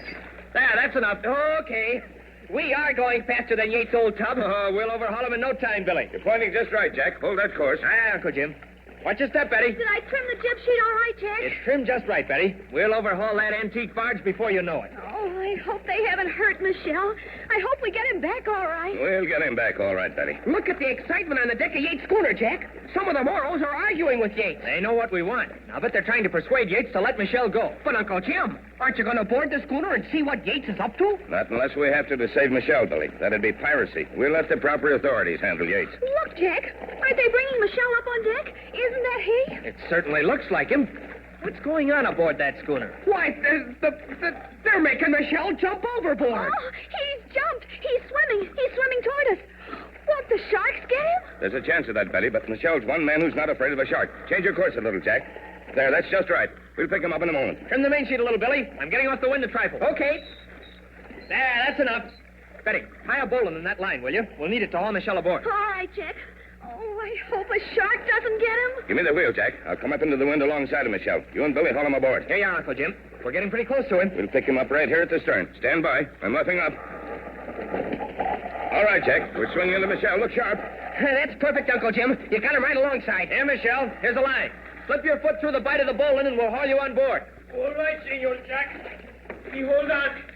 You pull me up. Come on, Billy. Lend a hand. I hold. Okay. Heave. Watch it, Billy. Not too hard. Okay. There, he's got hold of the rail. Give me your hand, Michelle. Up you come. Put your foot in the chart. There you are. Oh, Michelle, I was afraid a shark might get you. Me no afraid sharks. Me no afraid Yates either. What happened to you, Michelle? Yates and Motto come board. They want see what in ship. Me try no let them. They come board anyway. Me go into cabin get something for hit them with. They come in cabin, both them, and get me. They tie me up. They put cloth in mouth. And they took you to their schooner. Tell us, Michelle, could you find out anything while they held you prisoner? Me find out plenty much. Me listen. They no think me understand, but me understand whole lot. But jumping giraffe, Michelle, tell us what you learned. Is Yates really in the spice business? He got spice on board. He sells spice. But is that all he has on board, Michelle? That all he got on board now, Senor Jack. But me listen. Me know he bring other thing to Zamboanga. Other things? What other things, Michelle? He bring rifle. He bring ammunition. Rifle go up in hill country. Jumping crickets, you were right, Jack. You guessed it right. What else did you learn, Michelle? Yates no understand what you do here. He think maybe you bring rifle too. He think maybe you bring rifle for give other tribes that want help soldiers. So that's why he was so interested in us. One thing more, Michelle. Did you learn anything about the old Moro peddler that brought Professor Loring's watch to Zamboanga? Me no learn much about him, Senor Jack. But me think he bad man too. Me think we find out something more about him. That's just what we're going to do, Michelle. We're going up into the hill country and find this Moro peddler and see what he knows about Professor Loring. But first, we're going back to Pettit Barracks to tell the Army what we know about Yates. Look sharp, everyone. Trim all seats. We're going back to the dock, and then we're going to find this old Moro peddler. Did you hear that? Jack and Uncle Jim and the others are going into the wild hill country to find that Moro peddler. Say, there's some strange connection between that peddler and Yates and the native spice seller who had Professor Loring's watch. It looks as if this search for a clue, the missing Professor Loring, will lead to a lot more excitement than Jack and Uncle Jim figured on. You'll want to be with them when they get into that dangerous hill country, so be on hand, all of you, at this same time next Monday for another thrilling episode of the Zamboanga Adventure with Jack Armstrong, the All-American Boy. Boy, that's really... The sound effects on this thing are absolutely sensational, aren't they? Boy, you can hear that boat creaking there, and it's just perfect. That sound effects man must have really worked overtime on this thing. That's Jack Armstrong from Friday, October the 6th of 1939. Got a call a couple of minutes ago from a listener who picked up a nostalgia calendar at the MGM shop last year. We had some Liberty magazine calendars that were for 1978 the same as 1933, you know. And you've seen that type of a calendar. And he said if you look on the calendar for October, the dates are the same, not only for 1933, but also for 1939. So when this episode that we played from October 6th of 1939, it's the same as 1933, and actually it's the same as 1978. So we'll get through playing all this. See, and then if you want, you can go back and listen to it again, starting on October 2nd, Monday, October 2nd of 1978, and then listen to it a chapter a day if you want. Already, we're playing it the first time here. We want you to do it, listen to the repeats. One of these you can listen to repeats, one of these type of shows like that. Jack Armstrong, the All-American Boy. We've got a total of 24 consecutive episodes for you this week and next on our Those Were the Days program, WNIB Chicago at FM 97. I'm Chuck Shaden, and we'll return to Jack and the gang in just a moment or two. If you haven't had a chance to see the new Betamax videotape recorder by Sony, why don't you pay a visit to Townhouse TV and Appliances for a complete demonstration of an exciting new way to watch and save TV. And there's no obligation, of course. The Betamax recorder lets you watch one show while you're recording another to watch whenever you want. And with the Sony automatic built-in timer in the new Betamax system, you can even record a favorite program or a special while you're away from the set. It's the all-new Betamax video recording system by Sony. Visit Townhouse TV and Appliances, 7243 Touhy Avenue, just west of Harlem. Open Monday, Thursday, and Friday nights till 9. Saturday until 5. Eden's Plaza Shopping Center, where you can shop with confidence for all the family. Eden's Plaza Shopping Center, where Eden's Expressway, Skokie Boulevard, and Lake Avenue meet at Wilmette. Eden's Plaza Shopping Center, easy to reach, easy to park, easy to shop. Smile when you shop 7 days a week at Eden's Plaza Shopping Center in Wilmette. Now we'll go back to Jack Armstrong. Here's episode 1591 from Monday, October 9th, 1939. Jack Armstrong. And now, Jack Armstrong, the All-American Boy. Jack Armstrong is about to leave his horse escort and start on foot into the wild hill country, the Zamboanga Peninsula in Mindanao in the Philippines. With him are Billy, Betty, Uncle Jim, and the Filipino Michelle. Jack and the others are in search of an old Moro peddler whom they think knows something of the missing Professor Loring. They followed the main trail on horses loaned them by the Army troops stationed at Pettit Barracks on the coast. But now they're leaving the main trail and starting off on foot along a rough, narrow trail that leads to the village of Molita. Right now, they're saying goodbye to Lieutenant Rawlings, who, with a squad of soldiers, will take the horses back to Pettit Barracks. Listen. Oh, listen to those horses neigh and whinny, Lieutenant Rawlings. I think they're glad they're not going any further into this wild country. These horses always get restless up here in the hills, Jack. I think they smell the wild boars that roam around through the thick underbrush. Jumpin' Jiminy, Lieutenant Rawlings. Don't tell me that there are wild boars in this country. There certainly are, Billy. And they have long tusks. Don't ever dispute the right of way with one of them. They're mean customers. I understand they attack horses sometimes, Rawlings. That's right, Captain Fairfield. You have to keep an eye on that pack horse of yours. You mean a wild boar will actually attack a horse? He will if he gets a chance, Betty. Take that pack horse of yours. He's got a heavy pack strapped to each side of the saddle. He could keep one wild boar away with his heels. But if 2 or 3 of them attacked him, he couldn't fight them off. And he couldn't run away very fast. We'd better let Michelle and the pack horse go in front of us, Uncle Jim. Then we can keep an eye on the horse. We'll do that, Jack. And I'll keep my hunting rifle ready for action. Are there any other wild animals that are dangerous, Lieutenant Rawlings? There's just one other wild animal you'll have to be careful of. That's a tamaro. Oh, I've heard of them. They're like rather small buffaloes. Yes, but there's nothing small about their horns. They're wild and dangerous, and they'll charge you without warning. Holy smoke. In the jungle swamps, it's crocodiles, and up here it's wild animals with horns. Not to speak of the natives. You'll find the natives safe enough, Billy, if you don't antagonize them, and if they haven't started their uprising yet. Well, Rawlings, we'll try not to antagonize them, but we're going to find that old Moro peddler. And don't forget that you're going to keep an eye open for any sign of gun smuggling in the interior. They won't suspect you of being interested in that. All the hill tribes know me by this time. You bet we will, Lieutenant Rawlings. It looks as though this Moro peddler's mixed up in that, too, as well as with the disappearance of Professor Loring. Well, except for one thing, I guess you're all set to start off.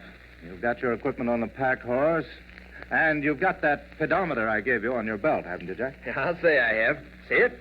I've set it at 0, and from this moment on, I'll know exactly how far I've walked. You certainly will. If you use that pedometer with that map I gave your Uncle Jim, you won't get lost. You said that we were all set to start off except for one thing, Rawlings. What is that one thing? That's a little surprise I have for you from Colonel Brewster. Clark, bring those walkie-talkies here. Jumpin' Jupiter, what on earth is a walkie-talkie? A walkie-talkie is the Army slang name for a little portable radio set we use.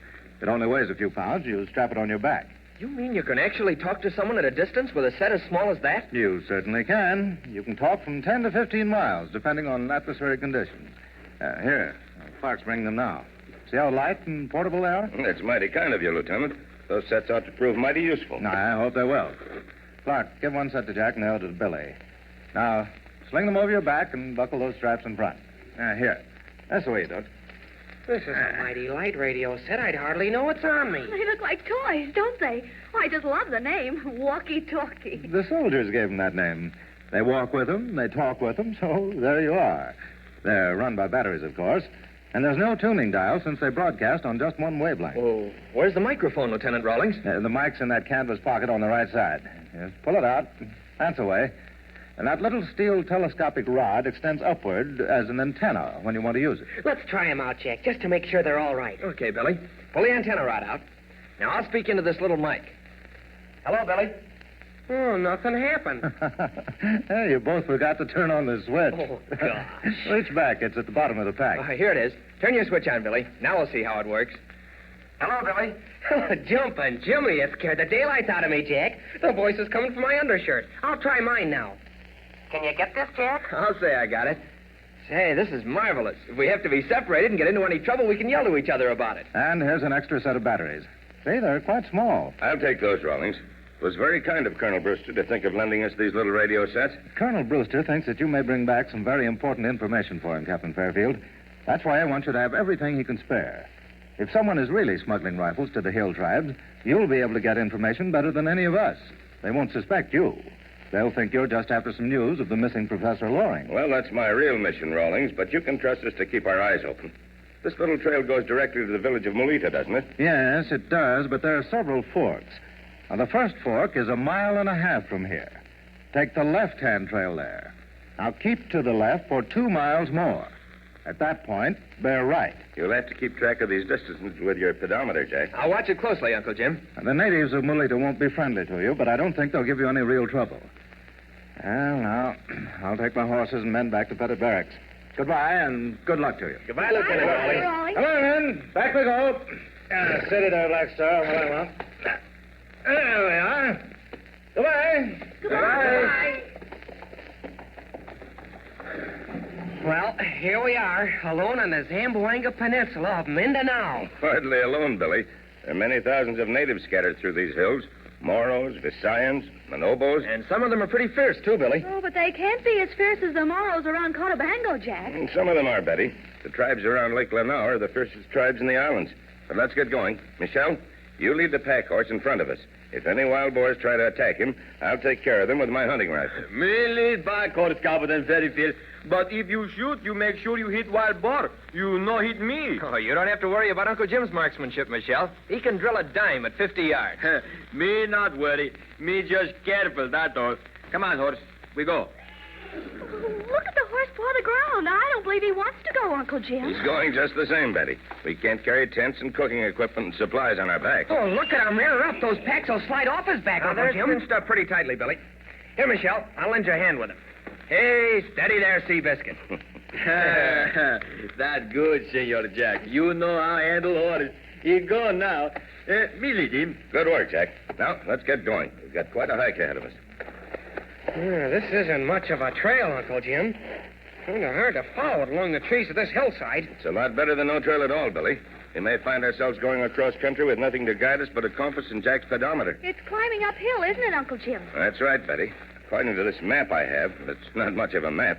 We climb this ridge ahead of us, then we drop down into a valley and cross a stream, then go up that distant ridge you see to the east. And then we drop down to the village of Molita, Betty. Yeah, and then if the wild boars and tamaros don't get us, we find the old Moro peddler who sold Professor Loring's watch to that man in Zamboanga. Uncle Jim, if that Moro peddler does have anything to do with stirring up these tribes against the government... What do you mean, if he has anything to do with it, Betty? We know darn tootin' that he has got something to do with it. No, we don't, Billy. We just think that he may be stirring the tribes up. But, Uncle Jim, we know that Yates is smuggling in rifles to them, and Yates is tied up with that spice dealer in Zamboanga, and that spice dealer got the watch from the Moro peddler. You'd never convict the Moro peddler on those grounds, Billy. Most of that's hearsay and guesswork. But there's one thing we do know for sure. We know that the peddler must know something about Professor Loring. Well, at least we know that he somehow got hold of Professor Loring's watch. Look at the pack horse ahead, Uncle Jim. He stopped. He won't go any further. Oh, look at his ears go back, and look at him sniffing the air. I'll bet he sees something or smells something in the bushes. Well, watch Michelle, Jack. He's looking at something in the bushes. He sees something. Maybe he sees a wild boar or a tamaro. Stand to one side, Betty. I'll get this rifle ready, just in case we need it. Look at the horse. He's rearing up again. Look out. He's broken loose. He's galloping this way. He's running away. He's running toward us. Whoa there, boy. Watch him. Don't let him run over you. I'll try to grab the rein, Uncle Jim. There, I got it. He's dragging Jack along the trail. Hold on to him, Jack. Oh, and boy, you're stopping him. He's slowing down. Oh, look at him. He stopped. Jack stopped him. I've got him. He won't get away. Oh, look how that horse quiets down when Jack speaks to him. It beats me how he does it. Why, he's actually coming back. Jack is leading him back. He's quieted down, Uncle Jim. Hey there, Michelle. What started him off that way? He smell wild boar. Me saw wild boar in bushes. A boar. A wild boar. Is he still there, Michelle? No, he gone now. Me take order, Senor Jack. He all right now. Okay, Michelle. But next time you hang on to that rein. I don't want to be dragged along like that again. That was magnificent, Jack. If you hadn't stopped him, we'd have lost our packs. Say, Jack, what are you looking at? Look, Uncle Jim. Look up on top of that ridge ahead. That's where I'm pointing. Don't you see something flashing in the sun? Where, Jack? Wait a minute. There is something flashing there. It's gone now. No, it's back again. Jumping Jiminy, you don't I'll suppose... take a look through the binoculars. Let's see now. It was just to the right of that distant tree. There, I'm on the spot. Yes, by Jove, there is something there. But what is it, Uncle Jim? What is it? It's a man, Betty. Maybe a Moro. He's signaling something to the valley beyond. He's signaling by waving his barong about. That's where the flashes of sunlight come from. But what do you suppose it means, Uncle Jim? It means that this trail is being watched, Billy. It means that when we arrive at the village, they'll be expecting us. But there's nothing we can do about it except be doubly on our guard. So, let's get started.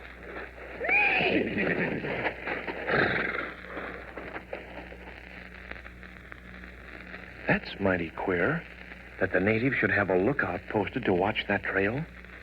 What do you suppose it means? But there's one thing certain.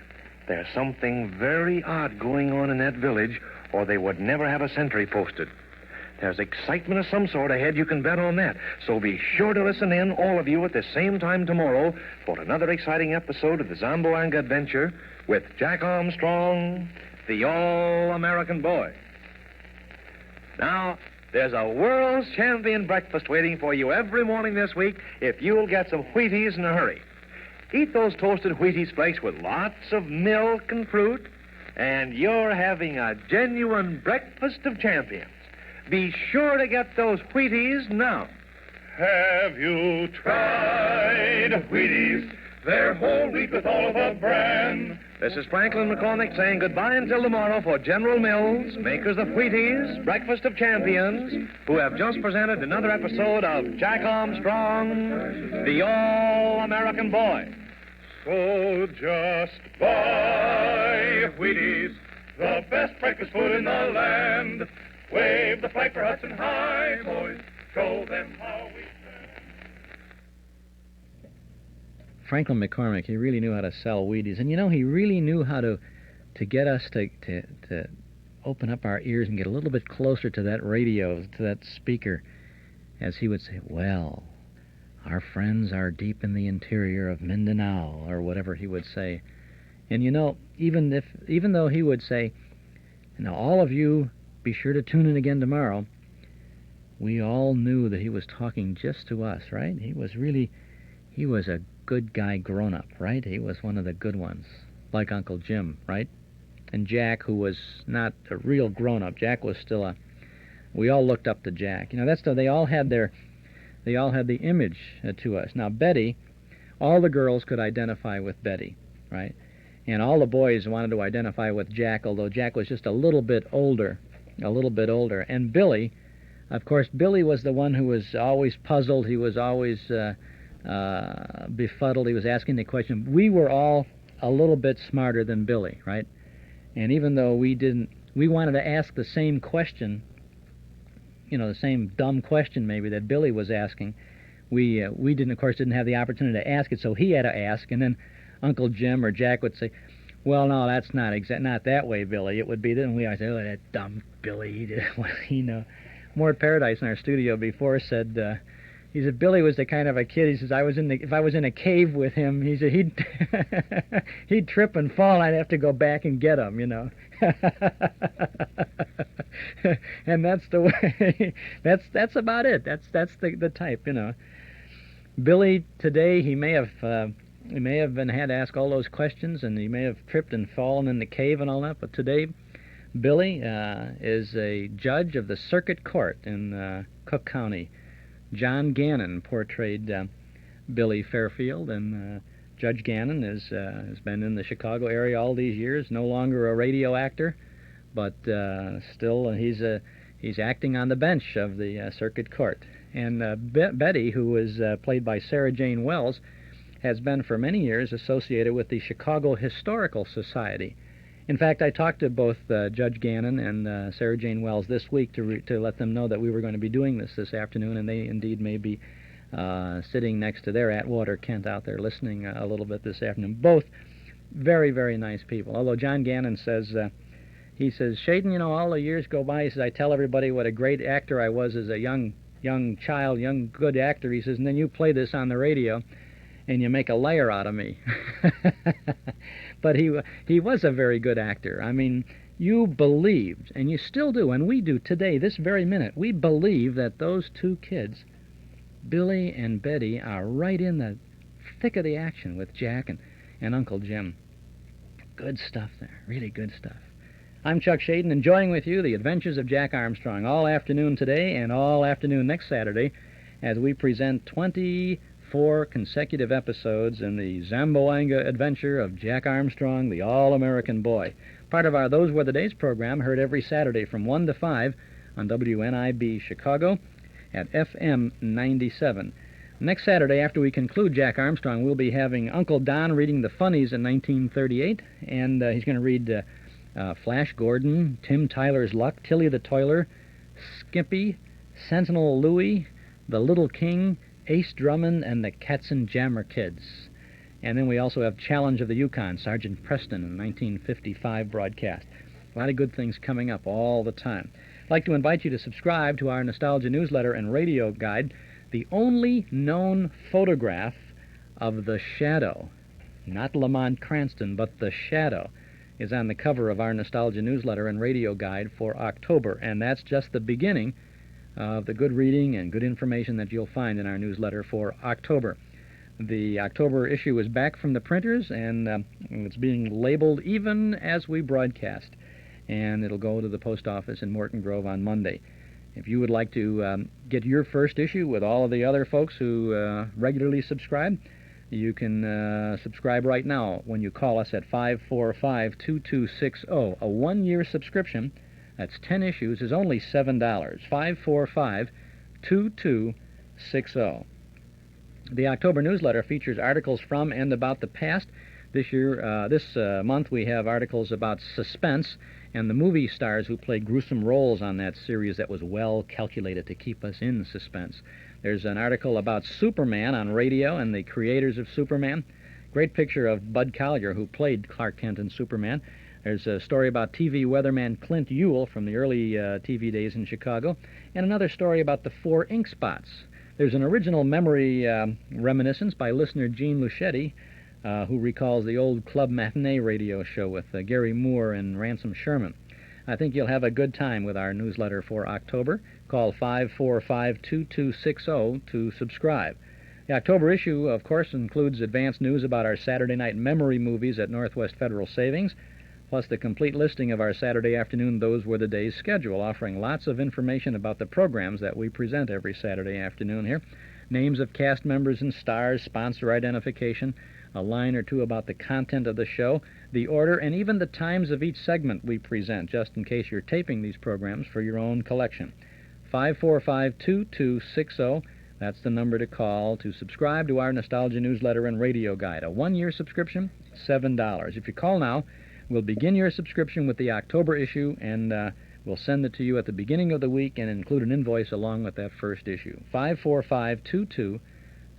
If you like, just send $7 to Nostalgia Newsletter, Box 421, Morton Grove, 60053. But why not call now while you're thinking about it? 545-2260. It's the October issue with the only known photograph on the cover of The Shadow.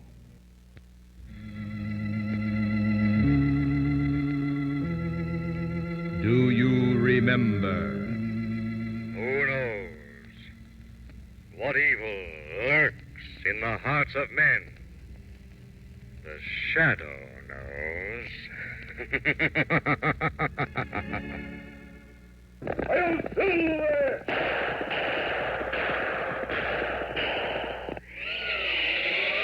Up in the sky! Look! It's a giant bird! It's Superman! The Golden Days of Radio, brought back once more by Mark 56 Records. What wonderful memories. Relive them again with The Shadow, The Lone Ranger, The Green Hornet, Burns and Allen. You can buy these and over 100 other original radio broadcasts on Mark 56 LP Records. A gift for remembering. Major Bowes, Tarzan, The Whistler. Hundreds of old-time radio shows on record, cassette, and 8-track tape are available at our Metro Golden Memory Shop at 5941 West Irving Park Road. That's just east of Austin.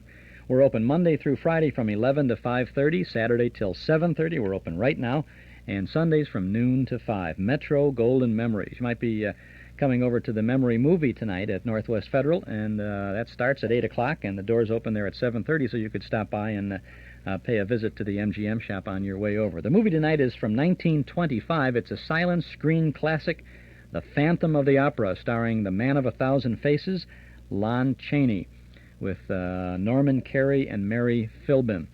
Showing will be accompanied by an appropriate screen musical soundtrack. Donation is $1.25 per person, with all proceeds donated to recognized charities. Northwest Federal's Community Center Auditorium is at 4901 West Irving Park Road in Chicago, and plenty of free parking in the lot at the rear of the office on Dakin, and you enter the community center through the parking lot entrance there. So we hope to see you there tonight for a great film, Phantom of the Opera. This is WNIB Chicago at FM 97. Now we continue with the Zamboanga adventure. This is episode 1592 from Tuesday, October 10th of 1939. Jack Armstrong. Jack Armstrong! Jack Armstrong, the all-American boy. Wave the flag for Hudson High, boys. Show them how we stand. Ever shall our team be champions, known throughout the land. Wheaties, breakfast of champions, bring you the thrilling adventures of Jack Armstrong, the all-American boy. Say, when the records show you that two different basketball teams both seem to have the same power and speed and playing ability, which team do you cheer for? Well, it's my guess that you'll be giving your support to the team you like best. And right there you have a perfect system for picking a real champion training breakfast for yourself this time of year. When you make up your mind to eat a training breakfast of whole wheat, the nourishing grain recommended in the winter diet of many great athletes, you'll want to know whether you should take that whole wheat breakfast in hot cooked form or in a tempting, crunchy, ready-to-eat form like those toasted flakes called Wheaties. Well, here's the answer for you, straight from headquarters. In the first place, we find that the heat of cooking doesn't count for a thing at helping to keep you warm in chilly weather. It's the number of fuel energy units a food gives you that's most important. And listen to this. Wheaties hand you the same number of these valuable fuel energy units to help keep you warm as you'd get from an equal amount of whole wheat served steaming hot from the kitchen stove. You see? That leaves the choice of your whole wheat training breakfast for winter strictly up to you. If you've been eating Wheaties for breakfast, if you prefer the champion flavor of those good whole wheat flakes, you can go right on enjoying your Wheaties all winter long without having to switch over even once to a hot cooked breakfast. Now I'm asking you, isn't that the kind of a break a fellow or girl could want? You help yourself to a big bowl full of nourishing whole wheat. Just the kind of food champion athletes need to help them keep on the go. And with that fine whole wheat nourishment, you're getting all the extra special goodness of those crunchy Wheaties flakes. All the keen flavor and real satisfaction you'd expect in a champion training breakfast these winter mornings. You'd better put in your bid for Wheaties right now. Eat them with lots of milk or cream and a glass of fruit juice. That's a real athlete's fuel energy breakfast, a genuine breakfast of champions. And it's yours to enjoy the minute you get those Wheaties. And now, Jack Armstrong, the all-American boy. Jack, Billy, Betty, and Uncle Jim are pushing ahead along a rough trail in the wild Zamboanga hill country of Mindanao. Michelle, their Filipino friend, is leading the way with a pack horse that carries their supplies and equipment. They're going to the village of Molita to find an old Moro peddler who knows something of the missing Professor Loring, and they suspect this peddler of having a hand in a threatened uprising among the tribes. Jack and Uncle Jim know that their progress has been observed by watchers stationed in the hills, and they're keeping a close eye on the trail ahead. Right now, they are approaching a questionable fork in the trail, and they are deciding which fork to take. Listen. This fork in the trail looks like all the other forks we've passed, Jack. Which one do we take, the right or the left? Wait a minute, Billy. I'll unhook the pedometer from my belt and see what it reads. Here, it says exactly 3.5 miles. Then we bear right here, Jack. Take the right fork, Michelle. You can persuade the pack horse to go that way. All right, Captain Ferryfield. We go right. My, Jack, but we'd be in a pickle if we didn't have that pedometer. It certainly helps, Betty. Of course, if we didn't have it, we could figure out some way to know where we were. But, Jack, we might figure wrong. We might have turned to the right on the wrong fork and be really lost. With the pedometer, we know exactly where we are. That's right, and I'll bet the natives who are watching this trail know exactly where we are. They ought to. We've seen 2 or 3 of them on the hilltop signaling down to the village. But, Jack, why should they keep such a close watch on this trail? I can make a pretty good guess, Betty.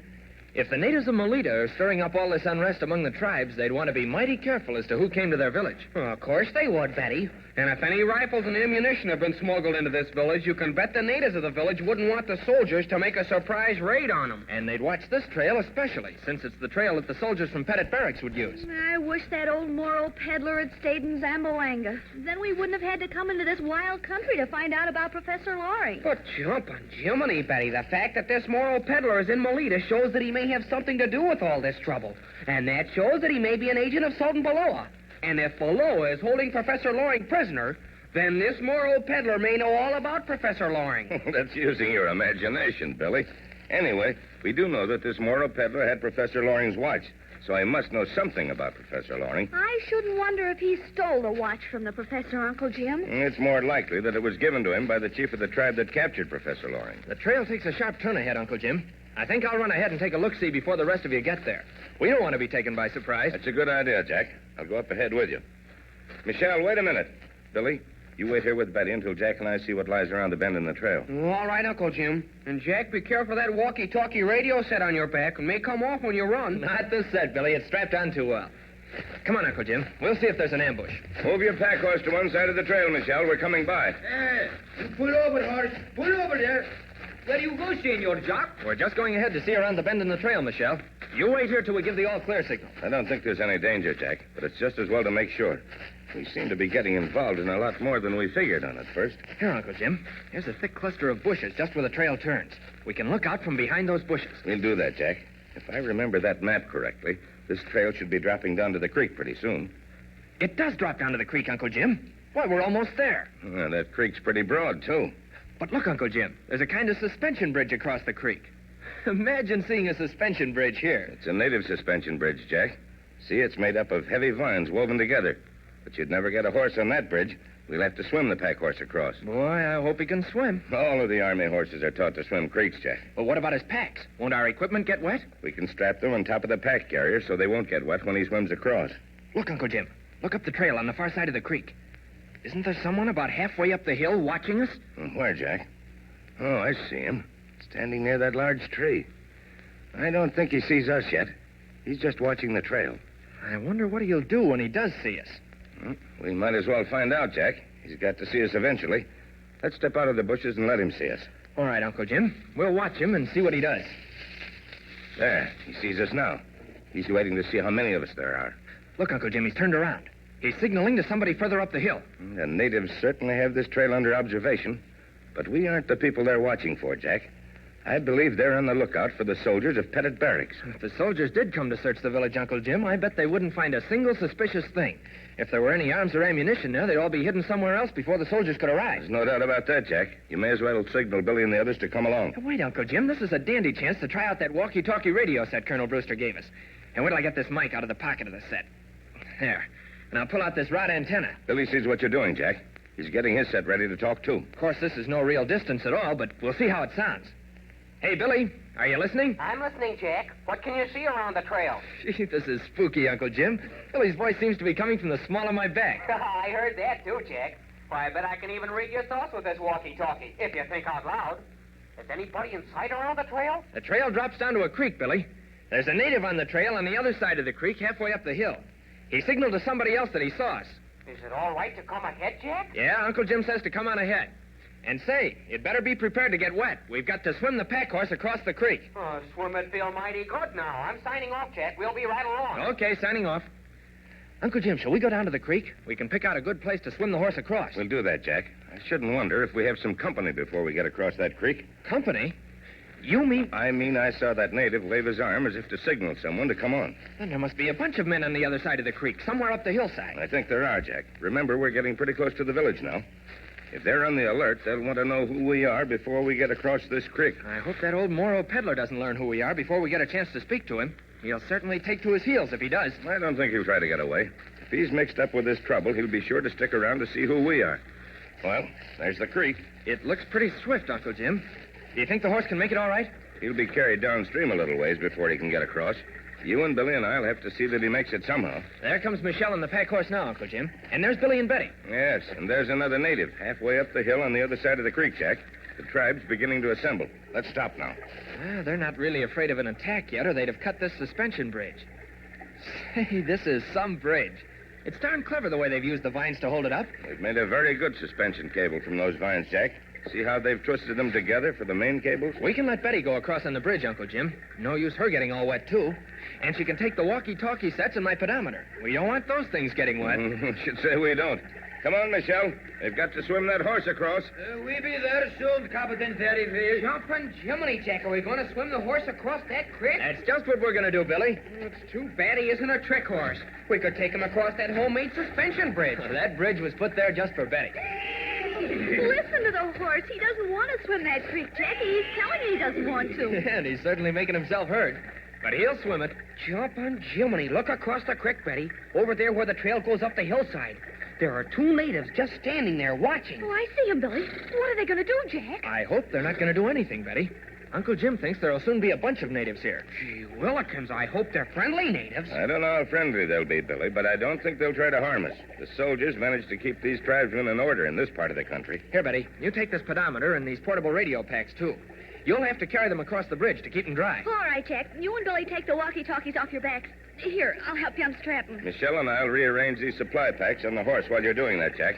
Here, Michelle, lend me a hand with the surcingle. They've got to readjust the pack carrier. We don't want these packs to get wet when we swim across. Me help, Captain Ferryfield, but me no think horse will swim cross creek. If he's been in the army long, he will, Michelle. But this deep creek, Captain Ferryfield, this very swift creek, me no think horse will like. Well, we'll soon find out. Are you all ready, Uncle Jim? Just about, Jack. You'd better lead the horse into the water. You made friends with him with those lumps of sugar. Billy, you swim along on the downstream side of him. If he tries to turn around, head him off. I'll try, Uncle Jim, but I'd rather try to swim the English Channel than to get this horse across that stream. Well, it may not be as hard as you think, Billy. Come on, old fella. Let's see if you'll follow me into the creek. Well, there's your answer, Jack. Look at those ears go back. Yeah, but he's coming, Billy. He's coming slowly. Watch how he tests the creek bottom before he puts each foot down. You're doing fine, Jack. To get him in, you and Billy stay on that side of him. Michelle and I'll stay on this side. He's actually going into the creek. But look, Jack, there's another native on the other side of the creek. That makes three of them. Never mind the natives, Billy. We've got to get this horse across. There, look at him. He's swimming. Stick with him, Billy. Put one hand on the pack carrier as you swim along. Hey, he is swimming, but this current is taking us downstream pretty fast. Watch it, Jack. He's trying to turn around. Hey, whoa there. You're going the wrong way. We're going across this creek. Hammer, you. Now, get that head around and point right. He's coming around. Oh, yes. There. Yeah, that's more like it. Yeah, he's heading right now. We'll soon be across. Watch that pack on your side, Billy. It's slipping a little. I'll try to hold it up, Uncle Jim, but it's going to get a little wet. There, I guess it won't slide anymore. Billy, this creek must come from way up in the hills. Did you ever feel anything so nice and cool? Yeah, and those natives on the other side of the creek must come from way up in the hills, too. And they may look cool, but they don't look nice. They've got barongs and all sorts of hardware with them, too. Well, that may not mean a thing. When you get up in these hills, everyone has some sort of knife on them. Hooray, it's getting shallow. Look, the horse is walking now. Yeah, we're just about across, Billy. I know it, Jack, and I wish we were back on the other side. Look up the trail. There's a whole flock of natives now, and they're coming down here toward us.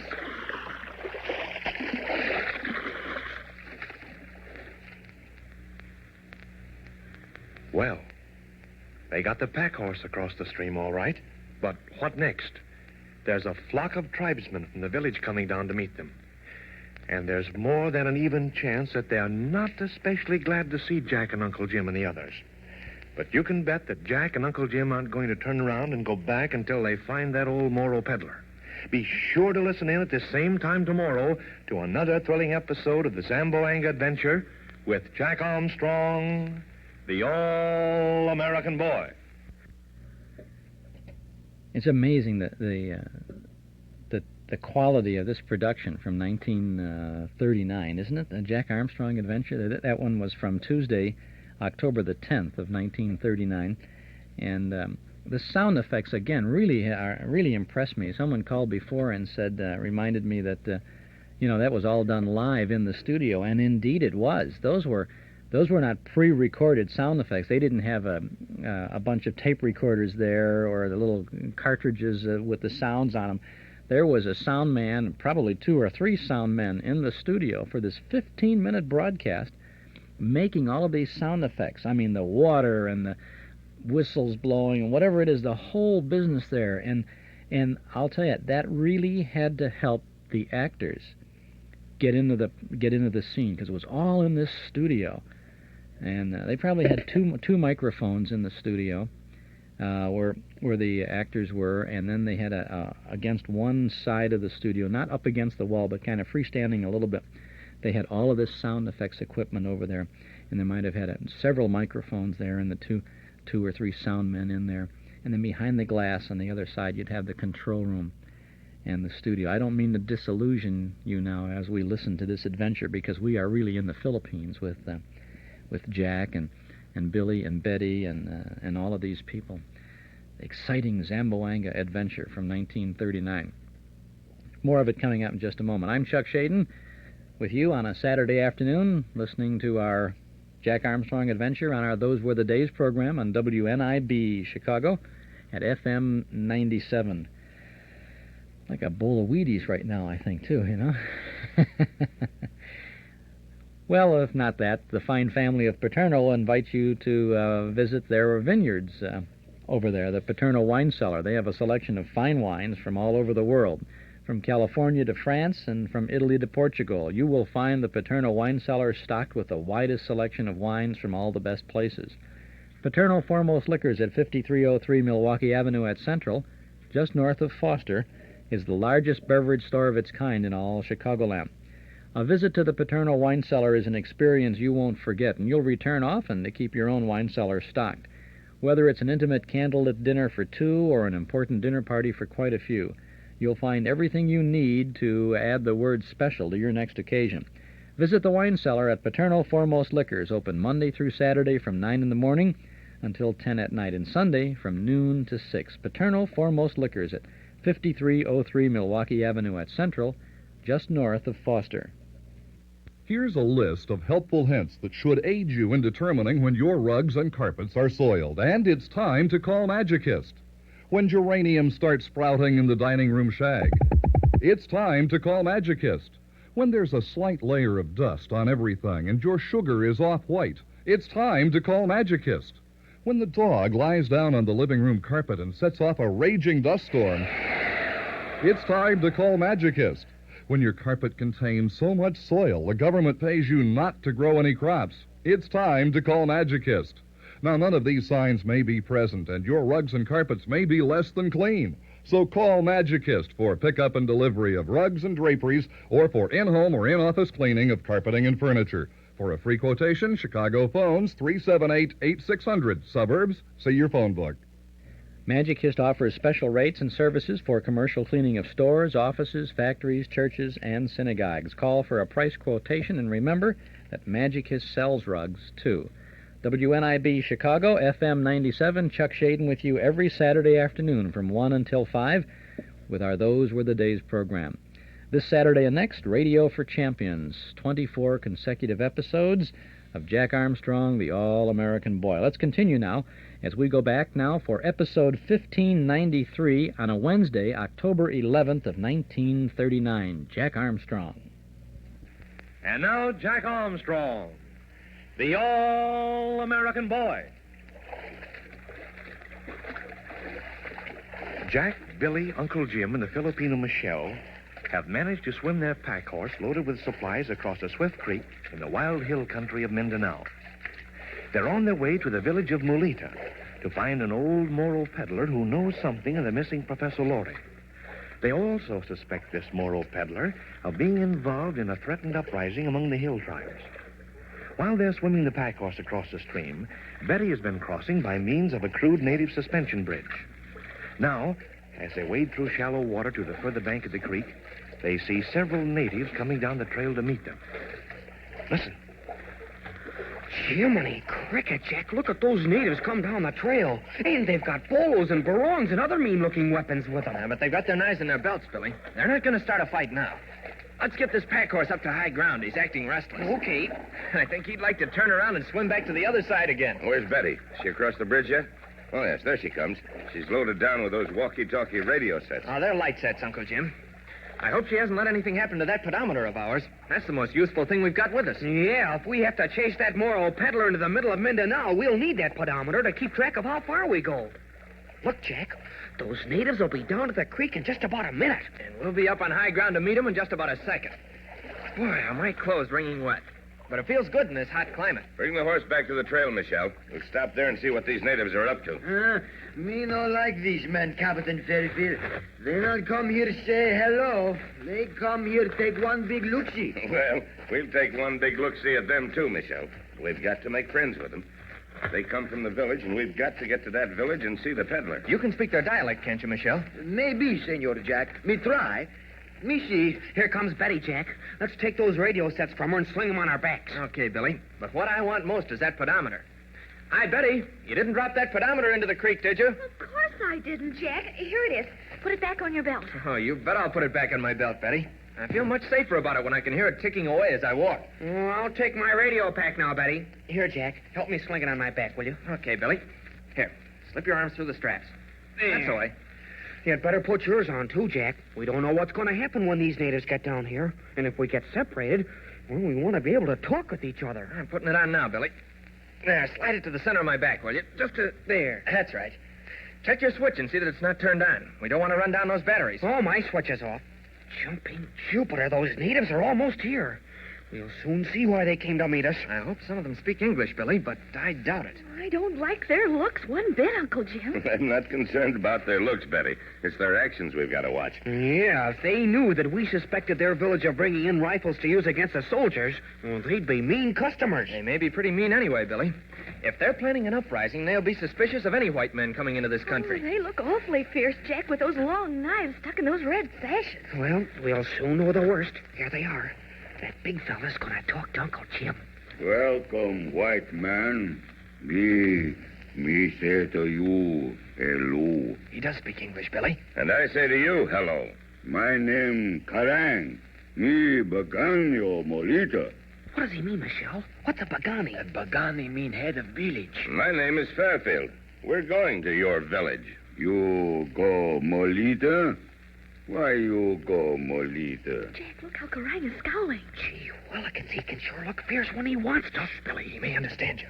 Why white man go Molita? We're going there to see an old Moro peddler. We heard he was there. Jumping crickets. Look at the expression on Karang's face now. Why you go see Moro? Oh, then the Moro peddler is in Molita, is he? Maybe. Why you go see him? I've got something important to ask him. Maybe he not want see you. Maybe not, but I want to see him, and I intend to see him.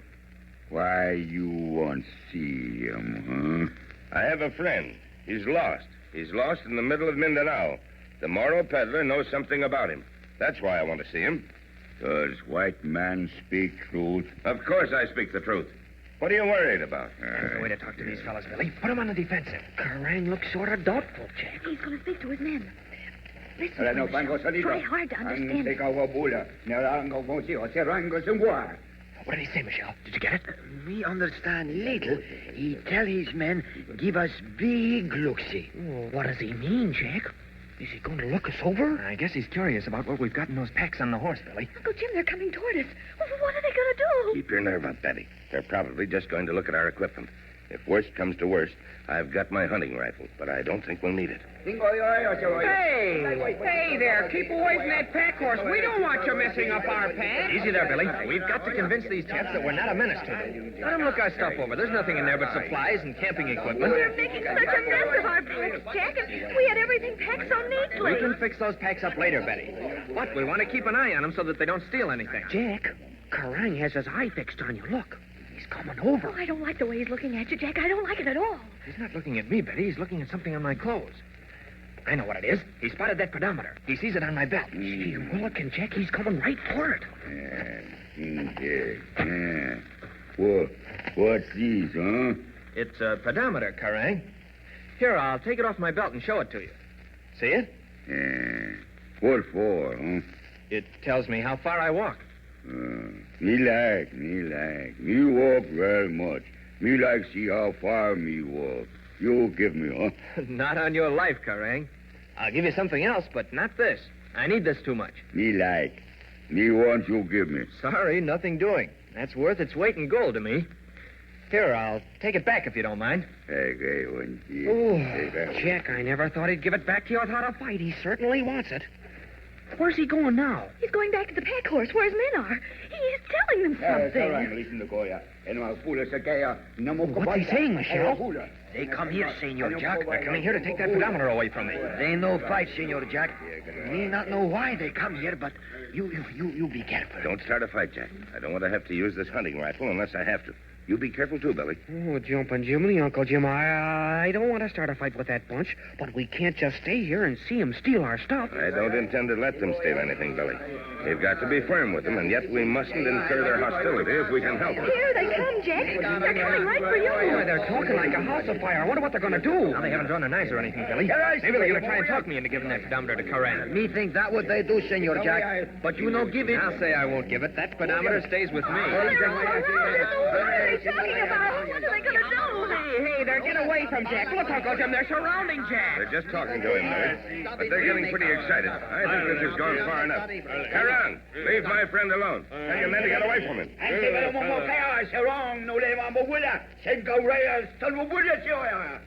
Oh, there, Betty. They're leaving, Jack, at last. They're getting away from him. Jumping Jupiter, Jack. What were they trying to do to you? Search me, Billy. They were crowding close to me and all talking at once.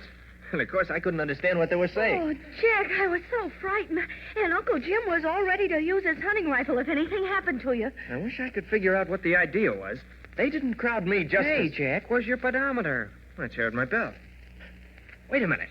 No, it's gone. The pedometer's gone. Said Jack, the pedometer's gone. It certainly is, Uncle Jim. So that was what they were after. When they crowded around you, one of them must have slipped it off your belt. Yes, and Karang told them to do it too, Uncle Jim. He asked Jack for it just a moment ago, and Jack wouldn't give it to him. I want to get that pedometer back, Uncle Jim. I don't want Karang to get away with anything like that. Neither do I, Jack. If he gets away with stealing that, he'll steal something else. The first thing we know, we won't have a thing left.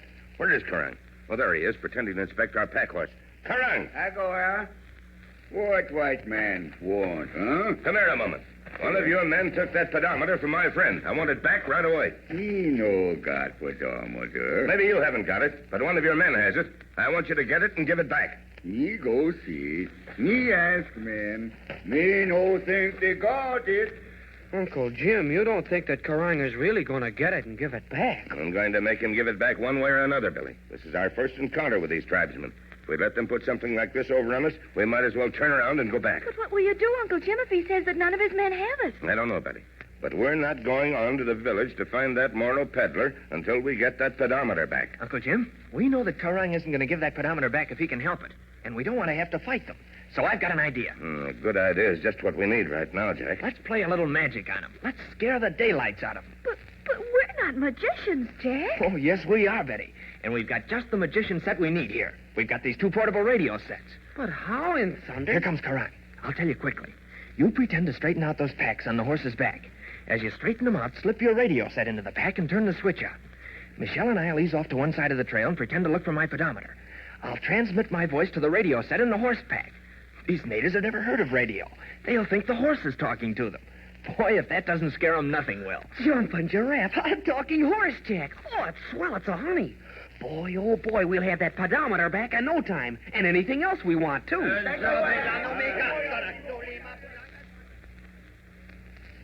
Say, that was a brainstorm Jack had, wasn't it? Suppose you were a native in the wilds of Mindanao and heard a horse talking to you. Boy, would that scare you. Well, when that horse begins talking tomorrow, you'll certainly want to be in on the fun and excitement. So listen in, all of you, at the same time tomorrow for another thrilling episode of the Zamboanga Adventure with Jack Armstrong, the All-American Boy. Now, you've got a swell breakfast coming to you when you put in your bid for Wheaties. Those crunchy Wheaties flakes deliver a flavor so keen and tempting and downright delicious, I know it's going to be your morning favorite. Wheaties are good. You just try them and see. Have you tried Wheaties? They're whole wheat with all of the bran. This is Franklin McCormick saying goodbye until tomorrow for General Mills, makers of Wheaties, Breakfast of Champions, who have just presented another episode of Jack Armstrong, the All-American Boy. So just buy Wheaties, the best breakfast food in the land. Wave the flag for Hudson High, boys. Show them how we stand. That's Jack Armstrong, the All-American Boy, the episode from Wednesday, October 11th of 1939. A lot more episodes coming up ahead of us this afternoon, so stick around and don't touch that dial. I'm Chuck Shaden. This is our Those Were the Days program, WNIB Chicago, FM 97. Boy, these are really exciting adventures, aren't they? Man, oh man. Well, we got a couple of exciting adventures of Sherlock Holmes for you on our cassette tape of the month for this month of September. We have two good shows for you. They're very rare shows. The entire series, Sherlock Holmes, with Basil Rathbone and Nigel Bruce, is extremely rare. Very difficult to find many shows from the series. And indeed, the few shows that have been uncovered are not in what I would consider excellent #1 sound quality. But we have in the two shows that we offer on our cassette tape of the month the best sound quality available, and it's very, very listenable on these two adventures of Sherlock Holmes. One is The Great Gandolfo, and the other is A Scandal in Bohemia. And here's a little clip from Scandal in Bohemia on our cassette for September. Married, you, Watson. You look in splendid shape. Yes, and I'm feeling very well, eh? And in practice again, I see. You didn't tell me that you'd gone back into harness. Oh, how do you know? Elementary, my dear chap. If a gentleman walks into my rooms smelling of iodoform with a black mark of nitrate of silver on his right forefinger and a bulge on the left side of his hat to show where he has secreted his stethoscope, I should be dull indeed if I didn't pronounce him to be an active member of the medical profession. Same as ever, Holmes. By the way, I'm not interrupting you, am I? Yes, you are, old fellow, but it's a most welcome interruption. You're working on a new case? It looks like it. This letter arrived by the last post today. It's undated and has neither signature nor address. Read it. Look. There will call upon you tonight at 7:45 a gentleman who desires to consult you upon a matter of the very deepest moment. Your recent services to one of the royal houses of Europe have shown that you are one who may safely be trusted. This account of you we have from all quarters received. Be in your chamber, then, at that hour, and do not take it amiss if your visitor wears a mask. Great Scott, it all sounds very mysterious. What do you imagine it means? Look carefully at the note, Watson. What do you deduce from it? Oh, let's see. Well, the man who wrote it was presumably well-to-do. Such paper couldn't be bought for under half a crown a packet. And it's peculiarly strong and stiff. Peculiar. That's the very word. It's not an English paper at all. Hold it up to the light. You notice anything? Yes.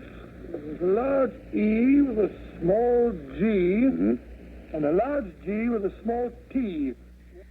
Elementary, my dear Watson. That's Basil Rathbone and Nigel Bruce as Sherlock Holmes and Dr. Watson on the adventures of Sherlock Holmes and the story A Scandal in Bohemia.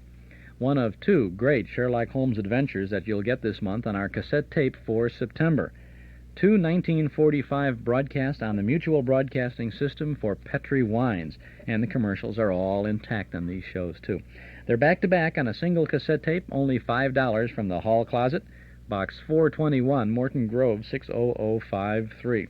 You'll have a good time with Holmes and Watson, Rathbone and Bruce, on this brand-new cassette tape for your good old collection. A Sherlock Holmes double feature, only $5 from the Hall Closet, Box 421, Morton Grove, 60053. You can pick up your tape when you visit any of the 6 offices of Northwest Federal Savings or at our Metro Golden Memory Shop at 5941 West Irving Park Road, just east of Austin. Basil Rathbone, Nigel Bruce, two rare radio adventures of Sherlock Holmes, our cassette tape of the month for September. $5 from the Hall Closet, Box 421, Morton Grove, 60053. Eden's Plaza Shopping Center, where Eden's Expressway, Skokie Boulevard, and Lake Avenue meet at Wilmette. Eden's Plaza Shopping Center, where convenience is important, and so are you. Eden's Plaza Shopping Center. Easy to reach, easy to park, easy to shop. Many fine stores open to serve you 7 days a week at Eden's Plaza Shopping Center in Wilmette. WNIB Chicago, this is Chuck Shade, and we're going back now to Thursday, October 12th of 1939 for episode 1594 of Jack Armstrong. Jack Armstrong! Jack Armstrong! Jack Armstrong! Jack Armstrong, the all-American boy. Wave the flag for Hudson High, boys. Show them how we stand. Ever shall our team be champions, known throughout the land. Wheaties, Breakfast of Champions, bring you the thrilling adventures of Jack Armstrong, the all-American boy.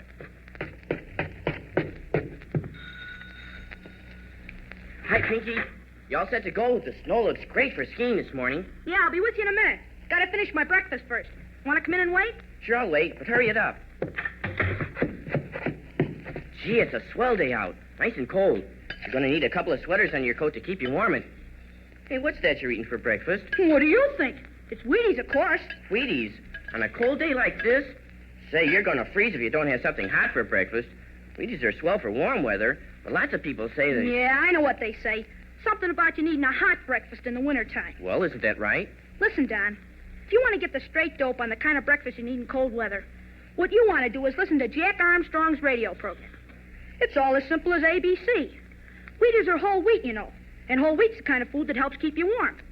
Now, from what I learned, it doesn't make a bit of difference whether you eat that whole wheat hot or in a ready-to-eat breakfast dish like Wheaties. Yeah, that sounds all right, but you can feel the heat in a dish of hot cooked whole wheat. Sure, I'll admit that. But the kind of heat you can feel doesn't last very long. Only for a few minutes, maybe, and then it's gone. Wheaties don't need that kind of heat to make them good in cold weather.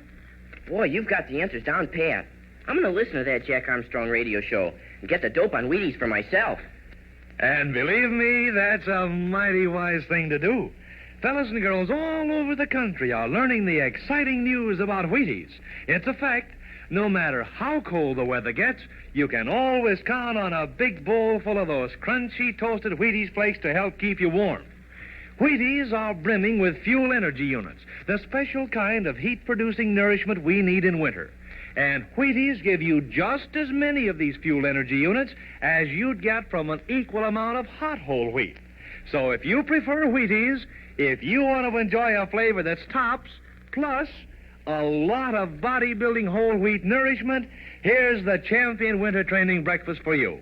A good big helping of Wheaties with lots of milk and fruit. That's a fuel energy breakfast of champions. And now, Jack Armstrong, the all-American boy. Listen to those tribesmen of the wild Zamboanga Peninsula in Mindanao. They're blocking the trail that leads to the village of Molita, where Jack and Uncle Jim hope to find an old Moro peddler who knows something about the missing Professor Loring. Also, these tribesmen have just stolen Jack's pedometer, and their chief, Karang, pretends that he knows nothing about the theft. But Jack Armstrong has devised a plan to frighten these tribesmen into good behavior and to recover his pedometer. He and Billy each have a little shortwave radio pack. Right now, while Uncle Jim is talking to the tribesmen, Billy and Betty are strapping their radio pack to the back of the pack horse. And Jack and the Filipino Michelle, with their radio back strapped to Jack's back, are strolling away from the trail, pretending to look for the lost pedometer. Listen. Still, Willie. What a horse he is, Billy. Look at him paw the ground. Oh, I'll forgive him anything, Betty, if only this plan works. I'll bet the horse will be surprised. Stop giggling, Betty. We don't want these natives to think we're doing a thing except adjusting these packs. There. I got the radio on the pack carrier. Now I'll fix the straps. Say, how are Jack and Michelle coming along? I can still see them, Billy. They're walking through the bushes near the creek, pretending to look for the pedometer in the... Keep your eyes down in these bushes, Michelle. If those natives watch us, we've got to make them think we're looking for the pedometer. Me look for pedometer, Senor Jack. You be careful. These bushes thick. We've got to get a little further away from the natives. I don't want them to suspect that this talking horse of ours is a trick. They've got to believe he's a magical horse who can talk and read their minds. If horse talk, they believe he magic horse. All right, all right. I'll bet they will. But I've got to scare them into returning that pedometer. We'll soon be lost in this wild country if we haven't got that pedometer to show us how far we've gone. Me think that pedometer have magic too, huh? It certainly works like magic, doesn't it? Karang want pedometer very bad. He want see how far he walk when he go in hills for start fight. Well, he's not going to use my pedometer to keep track of his mileage. I think we've gone just about far enough now. We'll wait here until Billy and Uncle Jim are ready to put on their part of the show. What they do, huh? Uncle Jim is going to tell Karang that the pack horse is a magical horse who can talk. That make Karang give one big laugh. I guess it will. I guess Karang will almost die laughing when Uncle Jim tells him the horse can talk. And that's where you and I come in. I speak into this little mic here, and the horse begins to talk. And since Karang has never heard of radio, he's going to have the daylight scared out of him. What me do, huh? You don't know it, Michelle, but this is a very smart horse we've got. He can talk English and the native dialect. Ah, me see. You want me to talk dialect. We fool him, huh? I hope we fool him, Michelle. If we make them believe we've got a magical horse, we can go anywhere in this hell country without being bothered. Look, Uncle Jim's walking over to Billy and Betty. It won't be long now. Here comes Uncle Jim, Billy. Good. I've just about got this radio pack strapped on tightly. Hello, Uncle Jim. Is the radio all strapped on, Billy? Oh, everything is ready, Uncle Jim. Just as soon as Jack gets a signal from us, you'll hear this horse begin to talk. I wonder if Jack and Michelle are ready. Oh, yes, I see them over there in the bushes, pretending to look for that pedometer.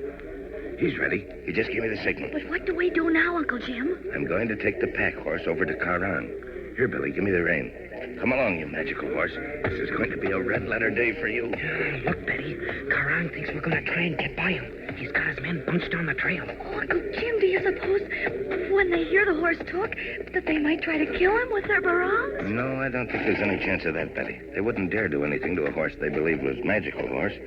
They'd be too afraid of what might happen. Have you told him yet, Uncle Jim?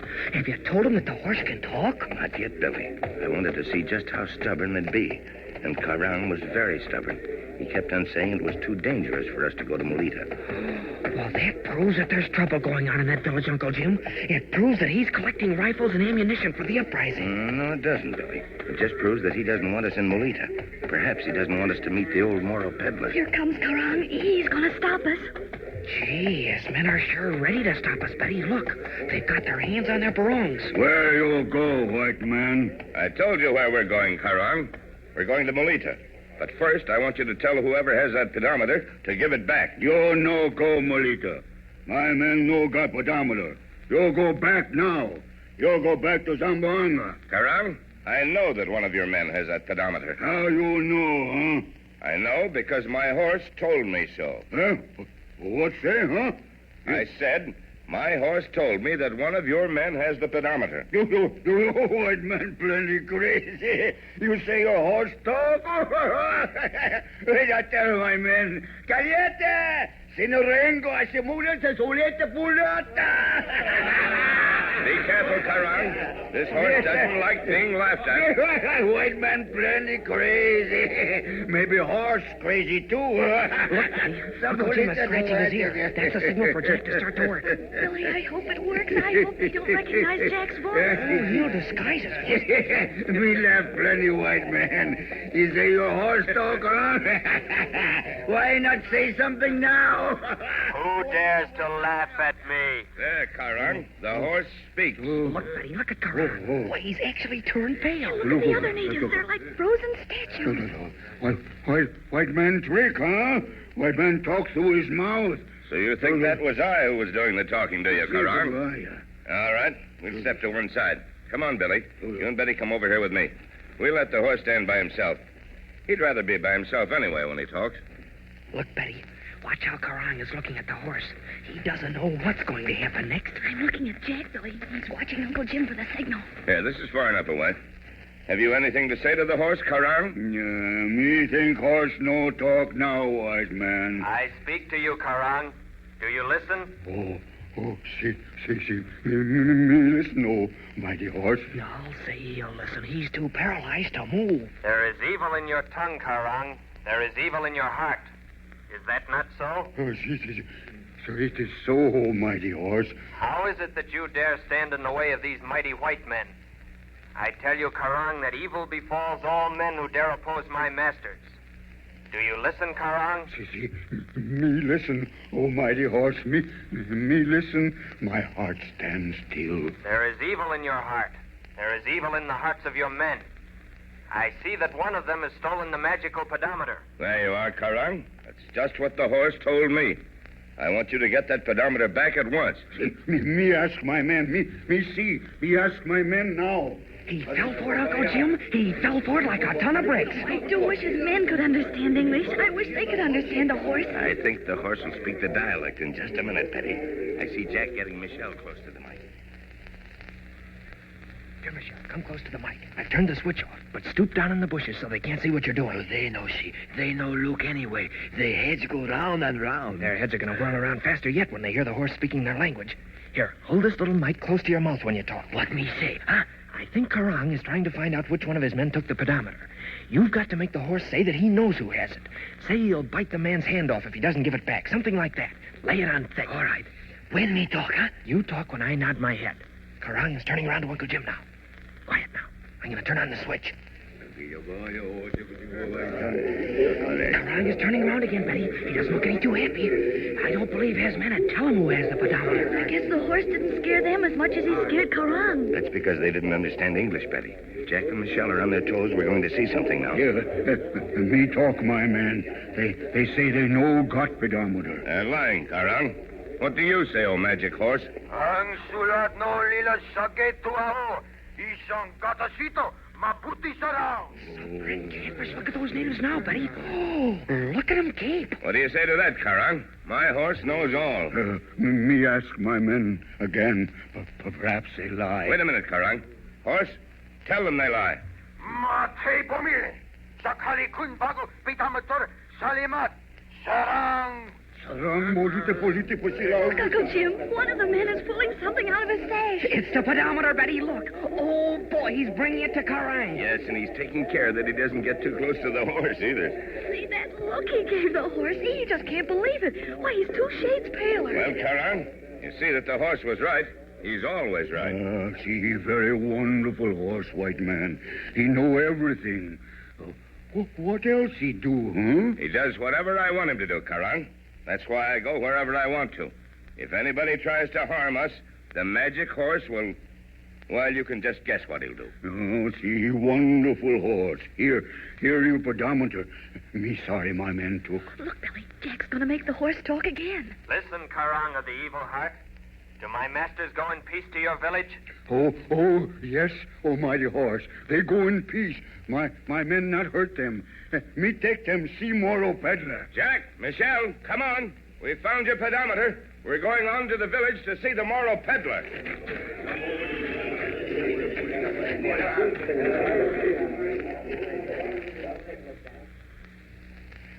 Well, sir, old Dobbin certainly knows his languages.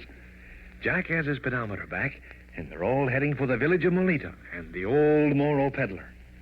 Say, I wonder why Karang was so anxious not to let Uncle Jim and the others talk to the peddler. There's something mighty mysterious about that Moro peddler, and you can bet that Jack and Uncle Jim will try to find out what it is. So listen in, all of you, at this same time tomorrow for another thrilling episode of the Zamboanga Adventure with Jack Armstrong, the All-American Boy. From Thursday, October 12th of 1939, episode 1594 of this Jack Armstrong program. We'll be playing episodes through 1599 this afternoon, and then we'll wrap it up with the remaining 10 episodes next Saturday afternoon on our Those Were the Days program. I'm Chuck Shaden on WNIB Chicago, FM 97. The in footwear for young men and women this season is Welco High Pals hiking boots, and for good reason. They're snug, warm, and durable besides being fashionable. Your headquarters for Welco High Pals hiking boots is the Paul Meyer Shoe Store at 2924 Central in Evanston. The Paul Meyer Shoes has them in all sizes, too. And remember that Welco High Pals hiking boots have vulcanized construction to ensure flexibility. For hiking boots, it's Welco High Pals, and for Welco, it's the Paul Meyer Shoe Store at 2924 Central Street in Evanston.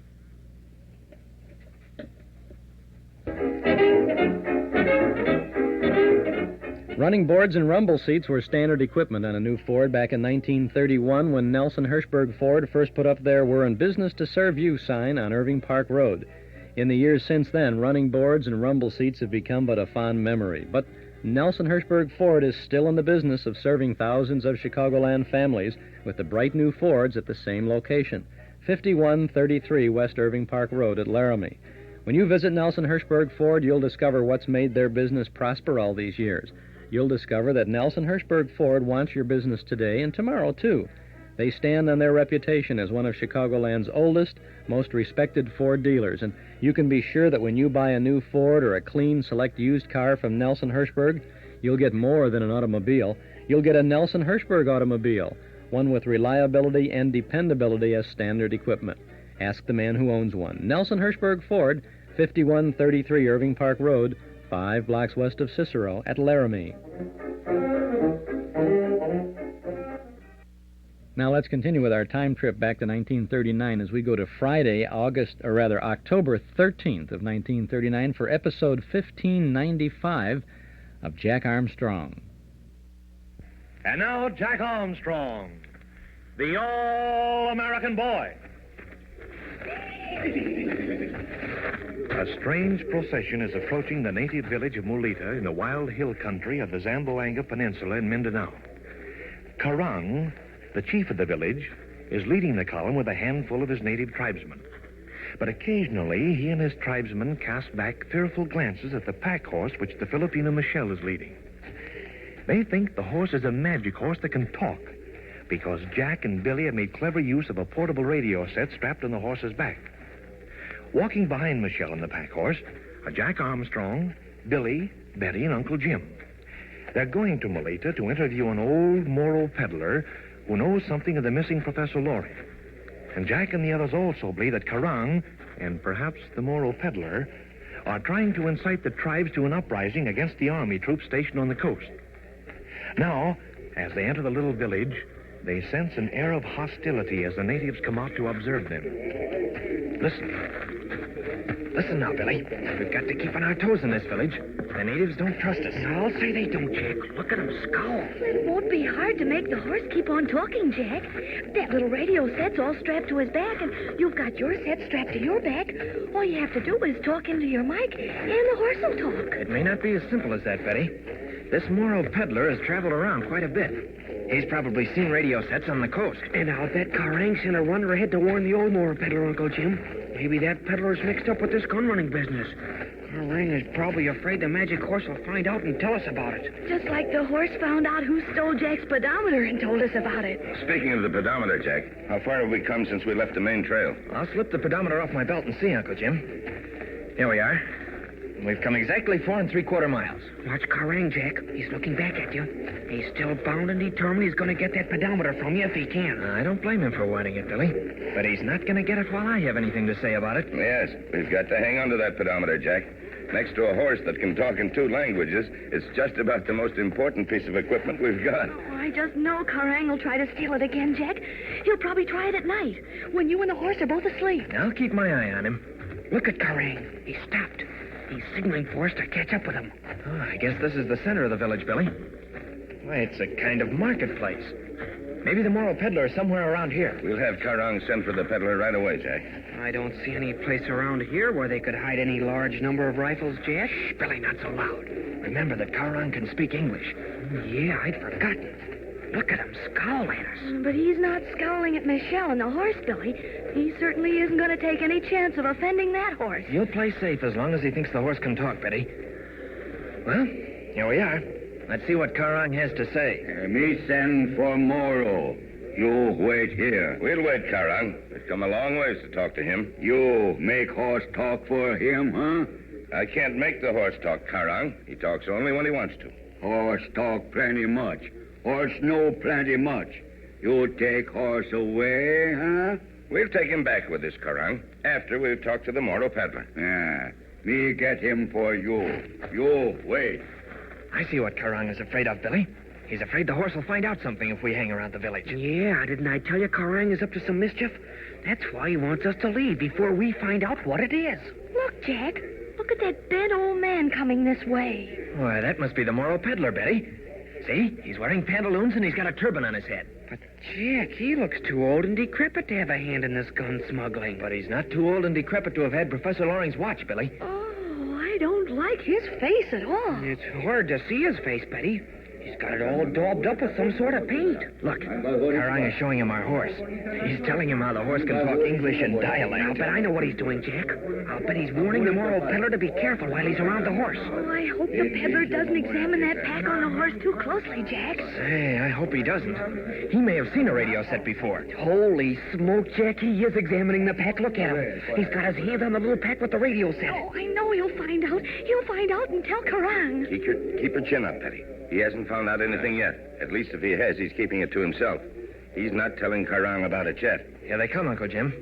I hope that Moro can speak English. Well, most of the peddlers that go through the islands can speak English, Jack. Well, Karang, is this the Moro peddler? Yeah, this Moro peddler. He said, what you want with him? I'll talk to him myself, Karang. What's your name? Do you speak English? My name's Solata. Me speak English little bit. What you want? You sold a gold watch to a man in Zamboanga not long ago. I want to know where you got that watch. Why you want to know, huh? That watch came from a friend of mine who has disappeared somewhere in the interior of Mindanao. I'm looking for him. I want to know where he is. Why you not ask magic horse, huh? Listen to that, Jack. He knows the talking horse is all a bluff. Billy, not so loud. My horse knows many things, Solata, but he doesn't know where my friend is. Me no like you. Me no like white people. I don't care whether you like us or not, Solata. I want some information from you, and I'm willing to pay you for it. I'll give you 10 pesos if you'll tell me where you got that watch. No. Me no like white people. What's Karang saying to the Moro? Look, Jack, Karang is pointing at the pedometer on your belt. So that's what he's talking about. He wants the peddler to sell us the information in exchange for the pedometer. What you got on belt, huh? That's a pedometer, Solata. It tells how far I walk. You give me, me tell you where me got watch. Don't give it to him, Jack. We'll get the information from him some other way. You give me. What are you going to do to Jack? Why, you're talking right into Jack's face. He looks as though he wanted to bite Jack's nose off. Oh, if I were Jack, I'd punch him one. Wouldn't let him put that painted old mug next to my face. You give me, huh? Well, I'll be... Jack, you aren't going to give him the pedometer. Yes, I think I will. Put it back on your belt, Jack. He's not going to frighten us into giving it away. Please, Uncle Jim. Will you trust me? Trust you? Of course I'll trust you, Jack. If you have some good reason for giving him the pedometer, go right ahead. Thanks, Uncle Jim. All right, Solata. Here's the pedometer. Why do you suppose he's giving it to the Moro, Billy? Search me, Betty. He must have some reason. How about it, Jack? What's up? I'll tell you later, Billy. All right, Solata, you've got my pedometer. Now suppose you tell us where you got Professor Loring's watch. Me no like white man. Me not tell you. Ha! You ask magic horse. Why, you low-down double... Why, give us back that pedometer. Take it easy, Billy. We told Jack we'd trust him. He must know what he's doing. Well, all right, Uncle Jim. But there's something mighty funny about this somewheres. We'd better get our horse. Wait. You stay here. See? My men get horse. Don't let your men touch that horse, Karang. You know he's a magic horse. He'll do something terrible to your men if they touch him. Well, Jack, someone already has him. They've got him by the reins. You see? My men got horse. He not hurt them. Maybe horse lose his magic, huh? You bet he hasn't lost his magic, Karang. Yeah, we see. He keep horse over there. We see if he talk now. Oh, can you make him talk, Jack? Can you make him talk without anybody seeing you? Not now, Billy. The switch is turned off on the horse's radio. Oh, what'll we do? We've got to make him talk. Look, some of his men have grabbed Michelle. And we've got to do something, Jack. Look, he's having his men surround us. Yeah, and they've grabbed Michelle now. Look at the Moro peddler. He's yelling in 18 different dialects. All right, never mind the peddler. It's these other natives we've got to watch. Yeah, wait. Well, white man, what you say now, eh? Me think too bad for you. Look at Uncle Jim, Jack. He's cocking his hunting rifle. Just 1 minute, Karang. You see this hunting rifle? It's loaded and cocked. The first man that lays a hand on one of us gets a bullet through him. You talk foolish, white man. You shoot once, at all. Maybe you shoot one man. At all you shoot. We get you then. Uncle Jim, don't shoot. I know what I'm talking about. Sorry, Jack. If I can shoot only one man, it'll be Carran. You must trust me, Uncle Jim. I know something. You know? Very well, Jack. Nah. Young man got plenty sense. You go in here. Oh, Jack, he's going to put us into the shack over here, the one that's sitting on the ground. All right, Betty, we'll go there. Jumping Jiminy, Jack, you don't seem very worried about it. Maybe I'm not, Billy. Well, Carran, where do you want us to go? You go here, white man. You go in this house. Me look at your horse. Me see what you bring here. Maybe you government man. Maybe too bad for you. Come on, all of you. We'll go into this thatched hut while he inspects our packs. Get inside this shack, Billy. You too, Betty. Huh? All right, Jack. We're all inside. No one's listening. Now, what's your secret? Listen, that Moro peddler. Do you know who he is? Why, he's just an old, ugly-looking Moro. Oh, no, he's not. He's not old and he's not ugly when he takes his paint off. Remember when he pretended to be so mad at me? When he put his face so close to mine? He was just showing me who he was. But who is he, Jack? He's our faithful Moro friend from Catabango. He's Malua. What do you think of that? He's Malua. Well, What do you know that about changes him? everything. Well, so Malua's going around the country disguised as an old Moro peddler. Say, he can't be mixed up in this gun running. But there must be some very important reason for his being up there in the Zamboanga Peninsula. And there's some very special reason why he wanted to get that pedometer from Jack, too. There's a lot more to this than meets the eye, and you'll certainly want to be in on it. So listen in, all of you, at the same time next Monday for another exciting episode of the Zamboanga Adventure with Jack Armstrong, the All-American Boy. Now, while you're thinking about it, be sure to ask Mother to get you some Wheaties this weekend. Boy, those Wheaties will taste mighty good for breakfast tomorrow and Sunday. You're all set to start the weekend in champion style if you'll ask for Wheaties now. Have you tried Wheaties? They're whole wheat with all of the bran. This is Franklin McCormick saying goodbye till Monday for General Mills, makers of Wheaties, Breakfast of Champions, who have just presented another episode of Jack Armstrong, the All-American Boy. So just buy Wheaties, the best breakfast food in the land. Wave the flag for Hudson High, boys. Show them how we stand. Ever shall our team be champions? That's Jack Armstrong from Friday, October 13th of 1939. I'll tell you, Franklin McCormick selling those Wheaties there. I think for breakfast tomorrow I want a bowl of Wheaties with some sliced bananas in it, then a little sugar over that, and some cream, huh? It might be hazardous to your health for all you know. Anyway, we'll have more of Jack Armstrong coming up in just a moment on our Those Were the Days program, WNIB Chicago, FM 97. I'm Chuck Shaden. We're here every Saturday from 1 to 5. And this week and next, it's Radio for Champions as we share with you 24 consecutive episodes of Jack Armstrong, the All-American Boy, and the Zamboanga Adventure. I want to remind you that you can subscribe this afternoon to our Nostalgia newsletter and radio guide. The Shadow is on the cover of our newsletter for October, and that's just the beginning of the good fun that you'll find when you subscribe to our newsletter. The October issue will be mailed to all of our regular subscribers at the beginning of the week, and if you would like to get in on that mailing, you should subscribe this afternoon. A one-year subscription, 10 issues, is only $7, and you can be in on that subscription if you call us now at 545-2260. Articles from and about the past. This time, articles about Suspense and Superman and the Ink Spots and TV weatherman Clint Ewell and the old Club Matinee radio show. Listener Reminiscence, listener Gene Lucchetti wrote that article for us. You'll have a good time with our Nostalgia newsletter for October. Call 545-2260 to subscribe. It also includes the complete lineup of our Saturday afternoon broadcast and our Saturday night memory movie schedule for Northwest Federal Savings. 545-2260. A one-year subscription, just $7. Call now. We'll get your subscription in the mail at the beginning of the week and include an invoice along with the first issue that you get there. 545-2260. If you want, of course, you can send $7 to Nostalgia Newsletter, Box 421, Morton Grove, 60053. But Why don't you give us a buzz now while you think about it? 545-2260 to subscribe to our Nostalgia newsletter and radio guide. That's my husband, Charlie, in his football game. If your Charlie's like my Charlie, he'll watch a lot of football this year, and you know I'll see my share of games, too. But there really is more to fall than football, and fortunately, Northwest Federal Savings agrees with me.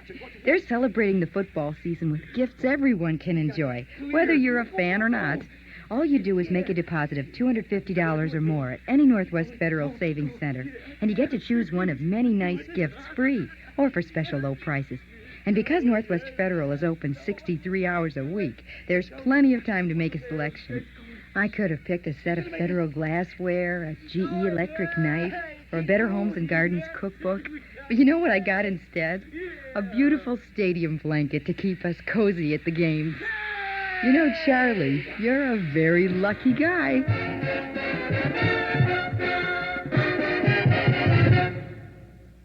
Now we continue our adventure in the Philippines as we go back to Monday, October 16th of 1939 for episode 1596 of Jack Armstrong. Jack Armstrong, the all-American boy. Wave the flag for Hudson High, boys. Show them how we stand. Ever shall our team be champions, known throughout the land. Wheaties, Breakfast of Champions, bring you the thrilling adventures of Jack Armstrong, the all-American boy. Look, do you ever wonder just what goes on in the pilot's cockpit of a transport plane while it's in flight? Well, if you'd been sitting in the co-pilot seat of Northwest Airlines Flight 6 this morning, you would have heard something like this. Northwest Airlines Flight 6 to Chicago. Chicago. Wind check, please. Okay, 6. Wind north by northwest, 18 miles an hour, gusting. High scattered clouds, visibility 10 miles. Okay. We're contacted 5,000, descending to 3,000.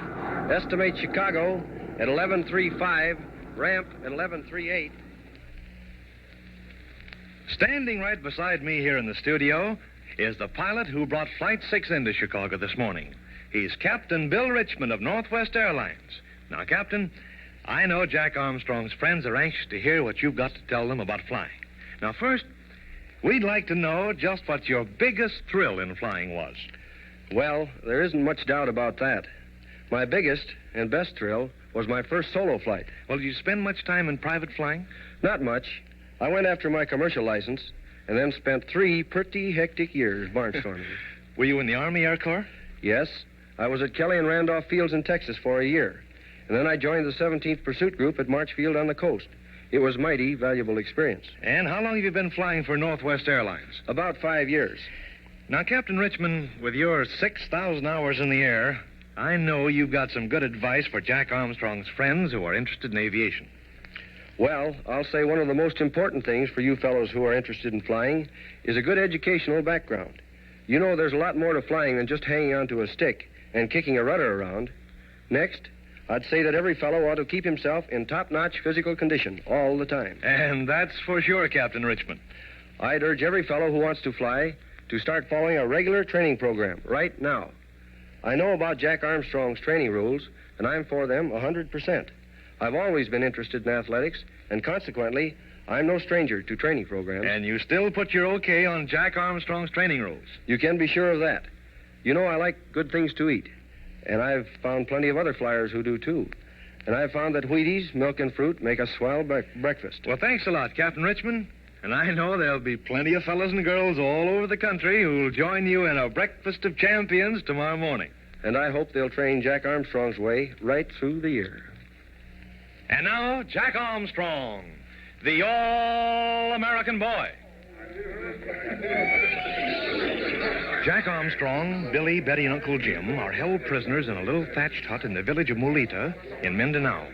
Their pack horse, with their supplies and a little portable radio set strapped to his back, is being held by the natives a little distance from the hut. Karang, the chief of the village, suspects that Jack and the others have come to the village to spy on him, and he and the old Moro peddler are about to inspect the supplies loaded on the pack horse. But Jack has discovered that the Moro peddler is their old friend Malua from Cotabongo in disguise. In the hut, Billy is talking. Listen. I can see what Karang is doing, Uncle Jim. Look, you can all see. Why, he isn't doing anything. He's just standing by our pack horse. He's talking to Michelle. Oh, they've got Michelle's hands tied. It looks to me as though Michelle is talking to Karang. I'll bet Michelle is trying to scare him into staying away from our supplies on the pack horse. Gosh, Michelle will have a hard time now persuading Karang that the horse is a magic horse. If we could only get that horse to talk now. Well, we could, Billy, if we could turn on the switch to that little radio set on the horse's back. Maybe we'll get a chance to do that later on. Wait. I hear someone coming right outside the doorway. Why, it's the old Moro peddler. I still can't believe it's you, Malua. You know me, huh? You know me, Uncle Jim? You know me, Jack? You bet we know you, Malua. But you certainly had us all fooled, Malua. I should say you did. Well, Jack told us it was you, Malua, but it was so hard to believe. You seemed so angry at us out there. You seemed to hate us so. That just to fool Karang. Me glad you came. Me thought maybe you come. How's that, Malua? You thought we'd come. But jumping Jupiter, Malua, you didn't even know we were in Zamboanga. And you certainly didn't know we'd come up in the hill country to this village. Me thought you come. You say you come back to Mindanao. Me think you stop at Zamboanga. But holy smoke, Malua, how'd you know we'd come up here to Molita? Me not know. But me leave Tick-Tick Watch in Zamboanga. Me think maybe you hear of Tick-Tick Watch. Then you come to see old Moro peddler. You mean you left Professor Loring's watch there on purpose as a clue for us? That's right, Jack. Me leave Tick-Tick Watch with bad man. He help get gun to bad village. He think me help too.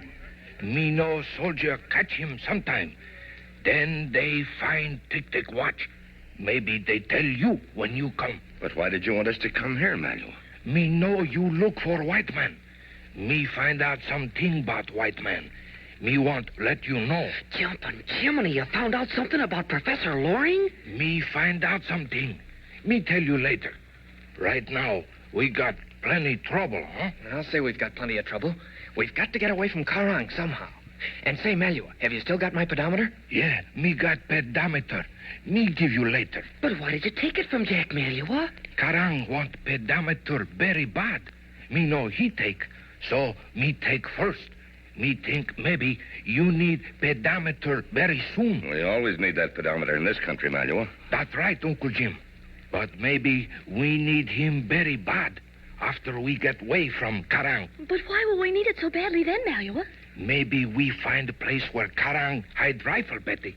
But me tell you later. Didn't I tell you, Jack? Karang has smuggled some rifles into the hills. That's right, Billy. That's why me here. Sultan Natang send me here find out. Sultan Natang? You mean the White Sultan of Mindanao? Me tell you more later, Jack. Now, we think hard, huh?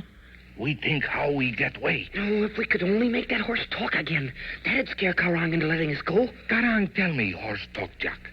How come? There's a little portable radio set on the horse's pack, Malua. It's like this set that's strapped to my back. I talk into this set and the words come out on the horse's radio. That very good, Jack. But why he no talk now, huh? The switch on the horse's radio set is turned off, Malua.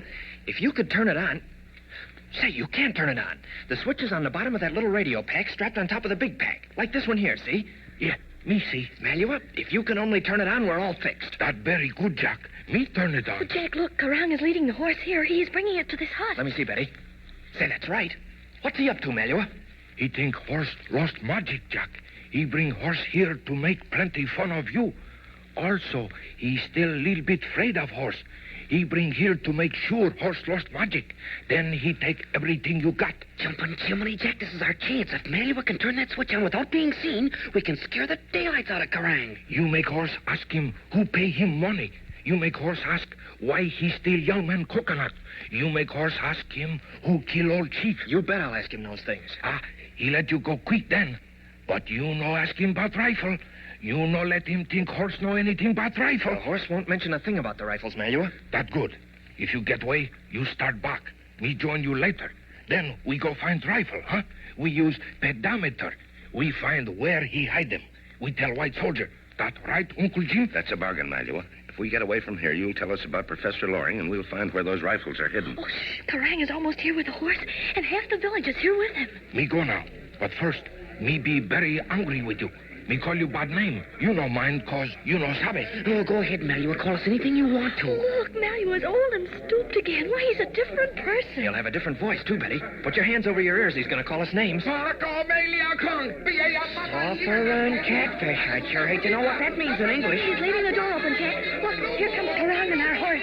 He's still not sure of that horse. Look how carefully he leads him. Is your radio set all ready to broadcast, Jack? Just as soon as I turn on the switch and pull out the mic, Uncle Jim. I won't have to use the rod antenna for this short distance. And you'd better go back into a dark corner where they can't see you. That's the idea. Keep over there where you can watch Karang and where he can't see you. The show has got to be good. Look at Malua, Billy. He's pretending to examine the packs on the horse. He'll have that switch on in just a second, Betty. There, I think he's got it on now. Be careful, Jack. The horse is all ready to do a bit of talking. I'll watch it, Billy. I haven't gotten out the mic yet. Look at Karang. He's getting ready to make a speech to us. White man Fairfield, you listen. Me talk. I listen, Karang, but you may not be talking very long. What white man say, huh? I say you may not be talking very long. You're making my horse very angry.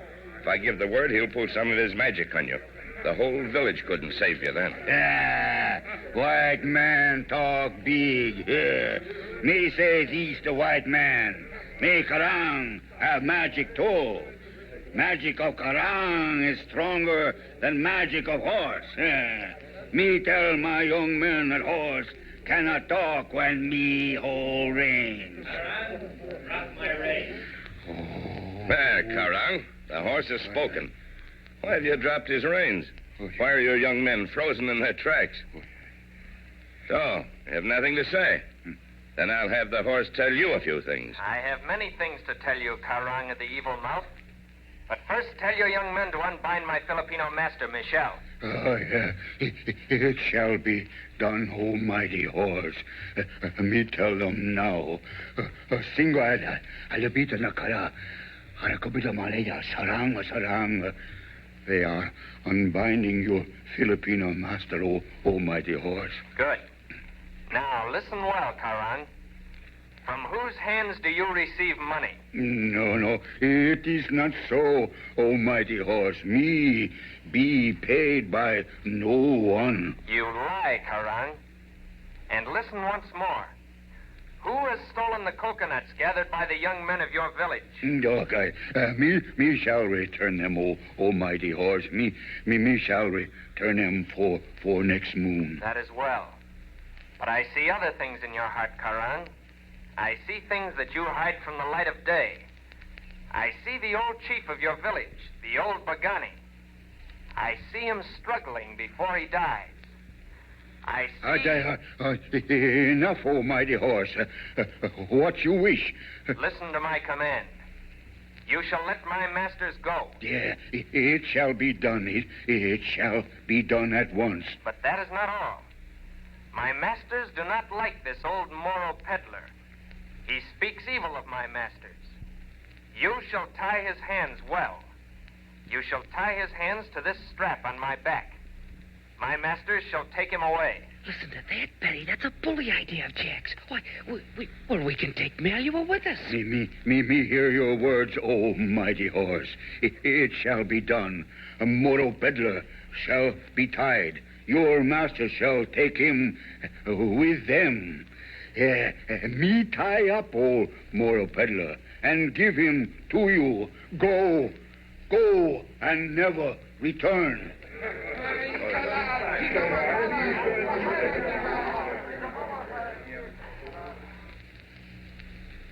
Well, it's no wonder Karang wants to see that remarkable horse leave his village. But don't think for a moment that Jack and the others are going right back to the coast. Malua is hot on the trail of that supply of smuggled rifles.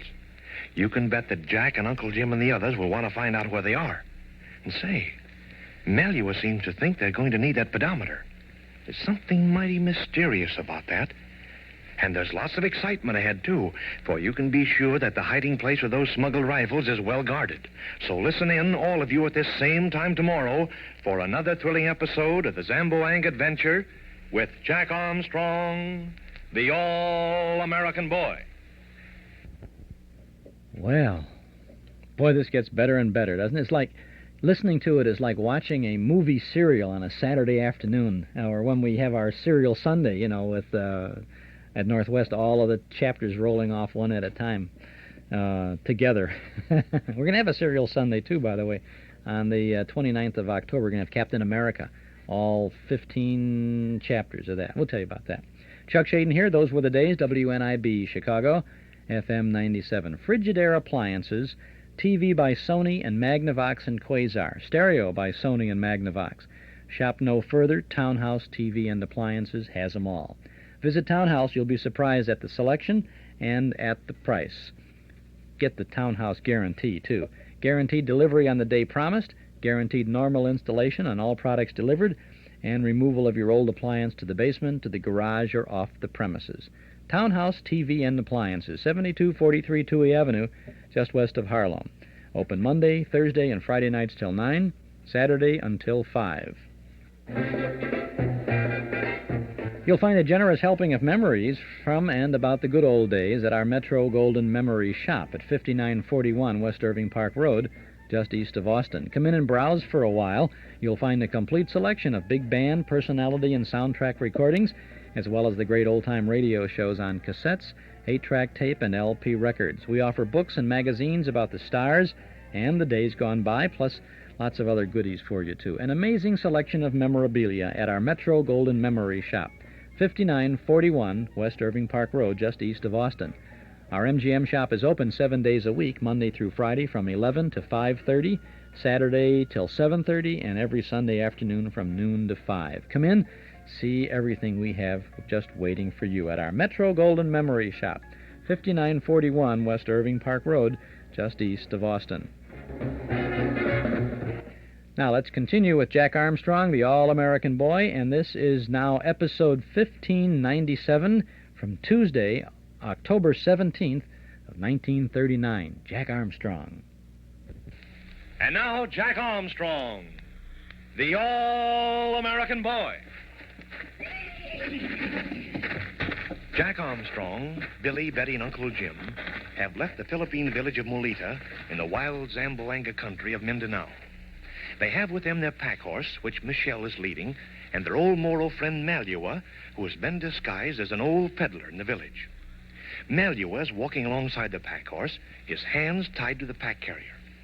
Apparently, he is their prisoner, but this is only to deceive any of the village natives who may be following them.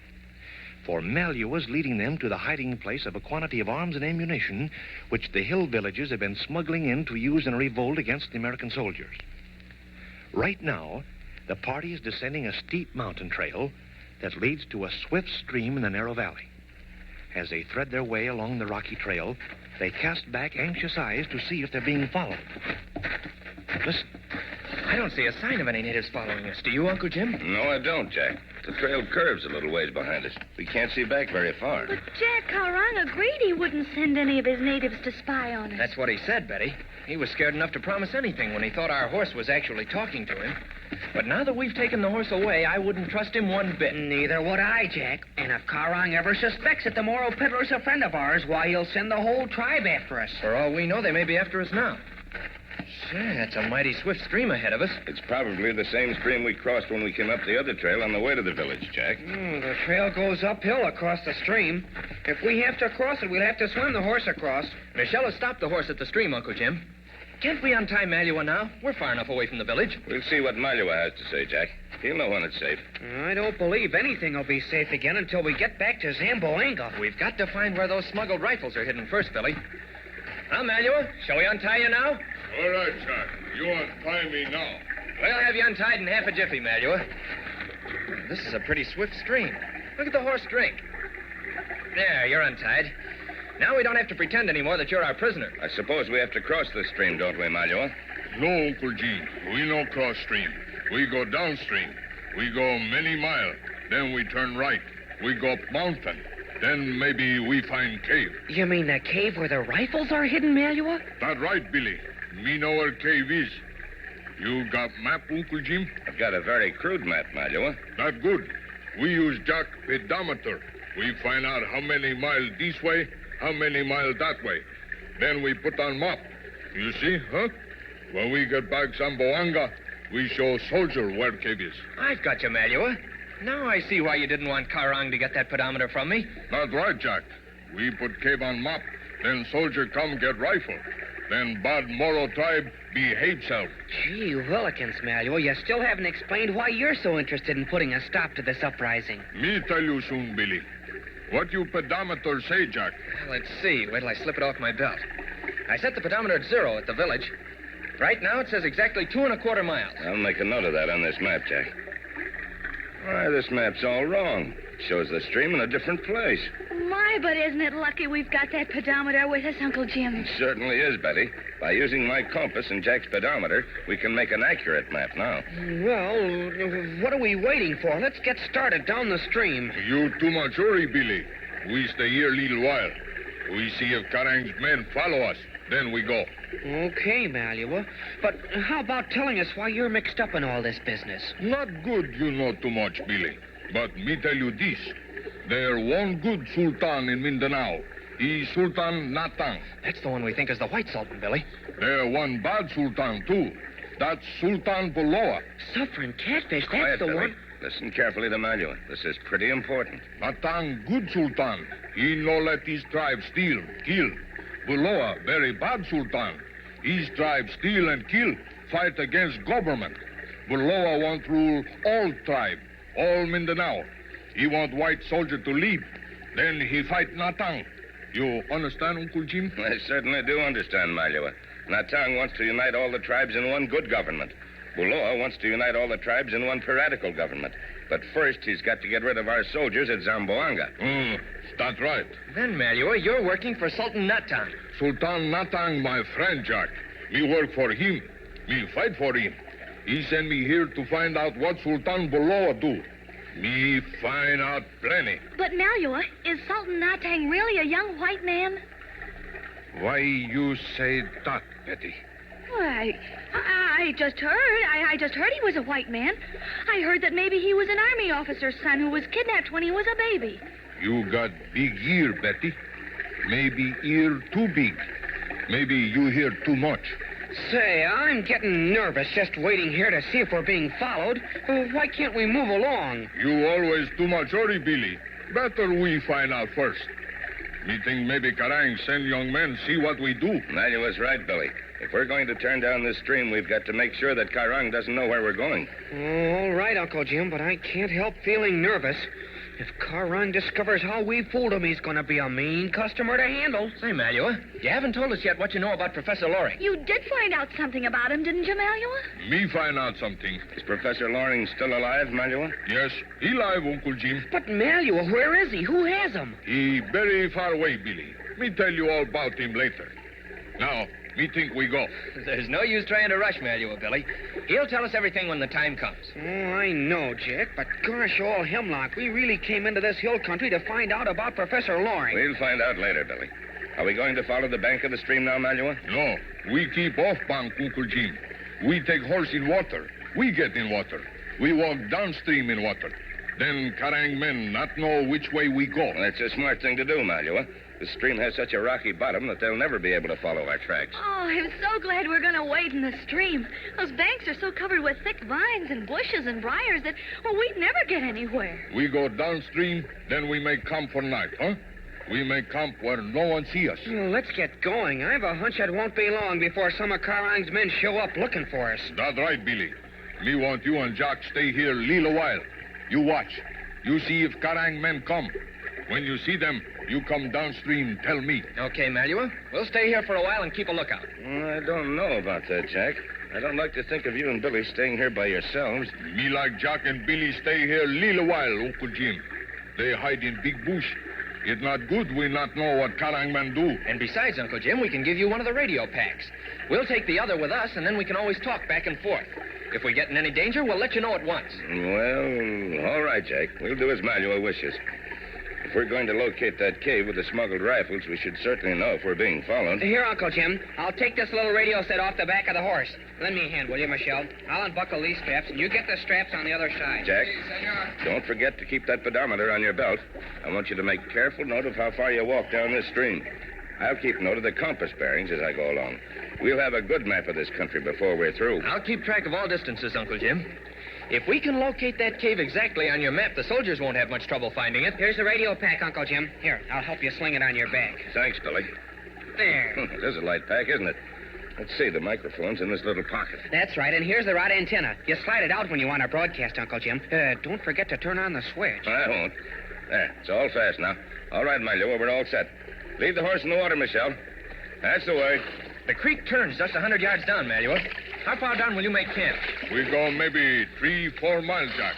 Then we make camp. You'll find us. We'll find you all right. And if anything happens, we'll tell you over the radio, Uncle Jim. I'll depend on that, Jack. Keep your eyes out for those wild tamaros, too. Oh, Uncle Jim, do you think a tamaro might attack Jack and Billy? I don't think so, Betty, but there's a chance.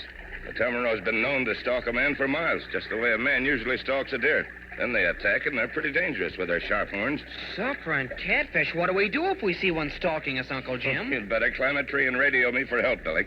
I'll come back with my hunting rifle. We'll keep an eye out, Uncle Jim, both for Karang's men and for the wild tamaros. Come, we go now. Goodbye, Jack. Goodbye, Billy. Goodbye, Betty. Don't let anything happen to that pedometer, Jack. Goodbye. I won't, Uncle Jim. We'll join you when you make camp later. Goodbye. Golly, Jack, I can't help feeling a little nervous now that Uncle Jim and Manuel and Betty and Michelle are leaving us. Don't forget the horse, Billy. He's leaving us, too. Do you really suppose that Karang has sent some of his men to follow us? I shouldn't wonder. If he thinks that we're trying to find the cave where those rifles are hidden, he'll certainly put someone on our track. How are we going to keep them from knowing that our party is going downstream? I know how we can fool them, Billy. We can go upstream, away from Uncle Jim and Manuel. Then if Karang's men come, we can make a noise, and they'll think we've all gone that way. But they'll follow our tracks, Jack. They'll soon see that they've been fooled. No, they won't, Billy. We'll wade upstream along the rocky bottom. Then if Karang's men come, we'll make a noise. They'll go upstream after us. We can hide somewhere, and they'll keep on going. They won't see any tracks, but they'll be sure that we're all going upstream. Say, maybe that will fool them. We'd better get over on the upstream side of the ford now, Billy. Once they come around this bend in the trail, they'll see us if we try to cross then. Come on. Here, wade in the water. We don't want to leave any tracks. I don't see any sign of Karang's men yet, Jack. We won't see any sign of them until they come in sight around the bend of the trail, Billy.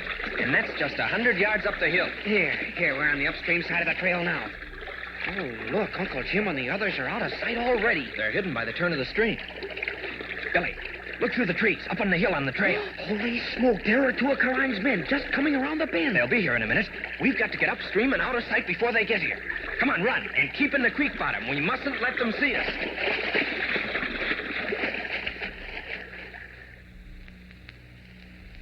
Say, Jack and Billy managed to get out of sight just in time, didn't they?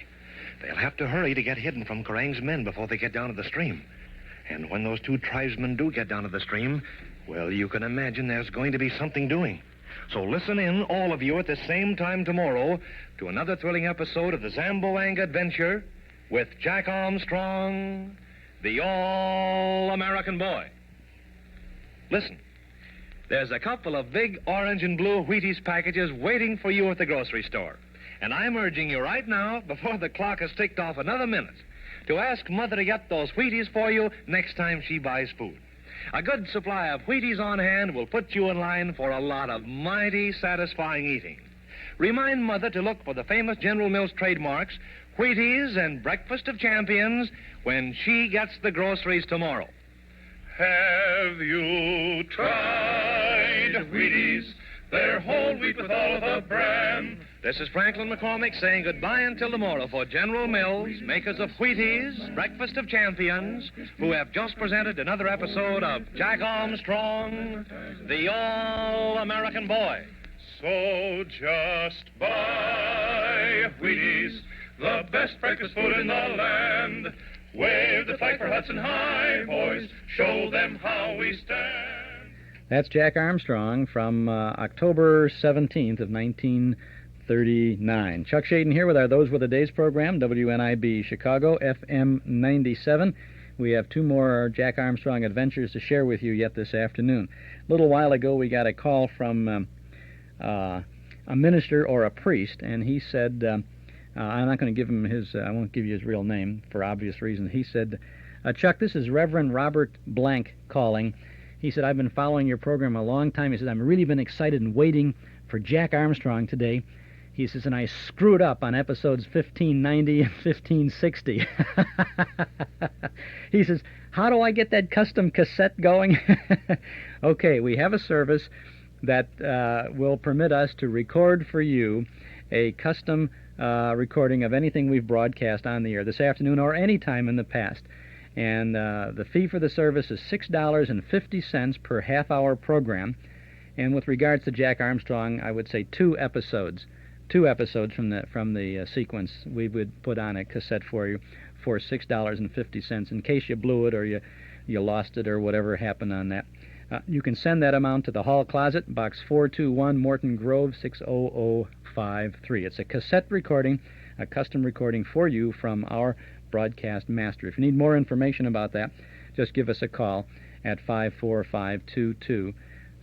Now let's get back to Jack Armstrong. This is the episode from Wednesday, October 18th of 1939, episode 1598 of Jack Armstrong, the All-American Boy. Jack Armstrong, the All-American Boy. Wave the flag for Hudson High, boys. Show them how we stand. Ever shall our team be champions, known throughout the land. Wheaties, breakfast of champions, bring you the thrilling adventures of Jack Armstrong, the All-American Boy. Listen, fellas and girls, I've told you a lot about sideliners, those fellows who just aren't good enough to be headliners in their favorite sports. Day after day, they just sit on the sidelines and watch their friends enjoying themselves. Well, sir, today I've got a real surprise for you. Standing right beside me here in the studio is a real sideliner. Fellows and girls, meet Elmer, a genuine sideliner. Hello. Well, Elmer, they tell me you're really a whiz on the sidelines. Sure am, Mr. McCormick. Never got into a game yet. How come, Elmer? I don't know. Just never felt much like it. Guess I just don't like sports nohow. That's strange. Huh? I said, that's strange. Oh, yeah, guess maybe it is all right. You look pretty husky and probably have some natural ability at sports. Never felt like taking the trouble to get in them. Ever think of training for sports? Huh? Oh, yeah, training. Yeah, I thought about it. Too much work, though. Ever hear of Jack Armstrong's personal training program? Jack Armstrong's... Oh, yeah, I heard about it. Well, listen, Elmer. If I gave you a training program that was mighty easy, so easy you'd hardly know you were training, would you be interested? Yeah, I guess maybe I would. Okay, listen to this. If you want a training program that's as easy to follow as falling off a log, a training program that's packed with plenty of real pleasure, start training Jack Armstrong's way. Why, say, if you've got natural ability in sports and if you've got your heart set on getting somewhere in sports, Jack Armstrong's training rules are just made for you. Now, here they are, all 3 of them, so listen carefully. 1, get plenty of fresh air, sleep, and exercise. 2, use a lot of soap and water because cleanliness is mighty important to an athlete's condition. And 3, eat a breakfast of champions every morning. Say, Mr. McCormick, that breakfast of champions sounds like a swell dish. You bet it's a swell dish, Elmer. Man, you just can't beat the super special flavor of those crisp, crackling Wheaties. And they're especially good when you eat them with your favorite fruit. That combination of flavors is so doggone good it just can't be described. What's more, hundreds of great athletes and coaches in just about every line of sport name Wheaties, milk and fruit, as their favorite training breakfast a year round. Start your Jack Armstrong training program tomorrow morning for sure with a big helping of Wheaties, milk and fruit, a real breakfast of champions. And now, Jack Armstrong, the All-American Boy. Jack and Billy are wading along the shallow bottom of a swift-flowing stream in the wild hill country of the Zamboanga Peninsula in Mindanao. 100 yards downstream from them, a rough mountain trail crosses the creek. 2 wild tribesmen are on their trail and have nearly reached the crossing. These 2 natives are following Uncle Jim, Betty, Malu, and Michelle to to see if Uncle Jim is searching for a mountain cave where the tribesmen have hidden a supply of outlaw rifles. But Uncle Jim and the others have left the trail and are out of sight down in the valley of the creek. But Jack and Billy have followed the creek in the opposite direction to throw the approaching natives off the track. Right now, they have reached a bend in the stream and are closing into the bank to hide themselves in the thick bushes. Listen. I'm soaking wet up to my waist from splashing, Jack. I've had to be careful. I've got that pedometer on my belt. I don't want anything to happen to that. Would it stop telling how far you walked if it got full of water, Jack? I don't know, Billy. It looks strong enough to stand almost anything. But there's no use taking a chance with it. We're going to need that pedometer to locate that cave on Uncle Jim's map. Here's the bush. We can crouch down behind it and see what goes on downstream when those tribesmen get there. Move over a little, Jack. I'm not completely hidden yet. There, okay, that's enough. Say, this is sure a dandy place to watch from. It's just made to order. The stream takes a turn here, so if we have to go further upstream, we'll be out of sight of the natives for a while. You didn't get any water on that portable radio set on your back, did you, Jack? No, sirree. She's as dry as toast. Hadn't we better try to contact Uncle Jim with it? We could tell him that we saw the two tribesmen coming down the trail. We'd better wait, Billy. We'll wait until we can give him some useful information. We'll wait and see what happens after Karang's men reach the creek. Look, Jack, there they are. Both of them. They've just reached the stream. I see them, Billy. Don't move now. They can't see us as long as we stay still behind this bush. Look, they're talking things over. They're wondering if we swam across the river and kept on up the trail. They'll go across the creek and look in just a second, Jack. But they won't see a thing that'll help them. That trail there is all rock. Uncle Jim and the others wouldn't have left a track even if they had gone across. I kind of wish I knew what they were saying, Jack. They're having an argument of some kind. Oh, but I know what they're arguing over, Billy. They're arguing over who's going to swim the creek and find out if we crossed it. That creek is pretty deep right there. I'll say it is, and it's pretty swift, too. Look at them talk. Why, they use their hands as much as their tongues. I think they're getting angry with each other, Billy. Look, one of them's pulling his barong out of his sash. That's one way to settle an argument. He won the argument, too. The other fellow's going across. Look at him wade in. I'll bet it's the first time he's been in a stream for a year. Holy smoke, he'd better be able to swim, Jack. He's going to be in deep water soon. He's in deep water now. There, he's swimming. You might call it swimming. I call it dog paddling. He'll be lucky if he makes the other side. It's a good thing for him the creek isn't very wide there. If he were up here with us now, he would have a wide stretch to cover. Look, he's sinking. No, he's up again. But he's going down again, Jack. He can't make it. He is in a bad way. Wait a minute, he's up again. He can touch bottom now. He's safe. See? He's half standing, half paddling. He'll be able to wade in a minute. There, he's walking now, fighting the current. He'll be on dry ground in a second. Boy, he had a close shave. I bet he just loves the other chap who made him try it. He's on high ground now. He's looking around for tracks, but he isn't finding any. I'll bet he's saying things under his breath. Oh, look, Jack. They're starting downstream now. One on one bank and one on the other. Yeah, Billy. They've started after Uncle Jim and Betty and the others.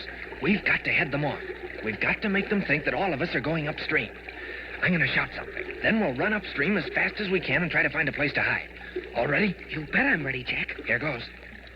Hey, Uncle Jim, wait for us. They heard you, Jack. Look, they've stopped. They've turned around. They're talking to each other across the creek, Billy. They think the rest of our party is upstream, Jack. See, they're running toward us. One on this side of the creek and one on the other. It's time for us to be moving, Billy. The creek curves here so they can't see us. Keep in the water so they can't see your tracks. Come on. Okay. We've got to find a place to hide, though, before they reach the turn in the creek, Jack. I'll say we will. Keep an eye peeled on this bank. As soon as we see a good place, we'll duck in. If we find a real good place, they'll go right on past us. Then we can slip back and join Uncle Jim. That's what we'll try to do, Billy.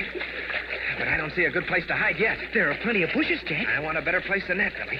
They're coming up on high ground. If we go into a bush, they'll see our tracks. We'd better find some place soon. Well, we've got a little more time, Billy. They can't run very fast. The bushes are too thick on the shore. We can run as fast as they can. Look ahead, Jack. The bushes aren't so thick. The hill comes almost down to the creek like a stone wall. There won't be any place to hide there. Yes, there will, Billy. See? There are all sorts of little caves in the hillside. I'll bet some of them go in way under the hill. I hope so. There's a good one right ahead, Billy. And look, the shore's all rocky. We can go ashore now, and they won't be able to see our tracks. Come on. I'm coming. Golly sakes, I hope we get there before they can see us. Here, Billy. We'll go ashore right here. Watch your step on these rocks. Boy, it's good to be out of that water.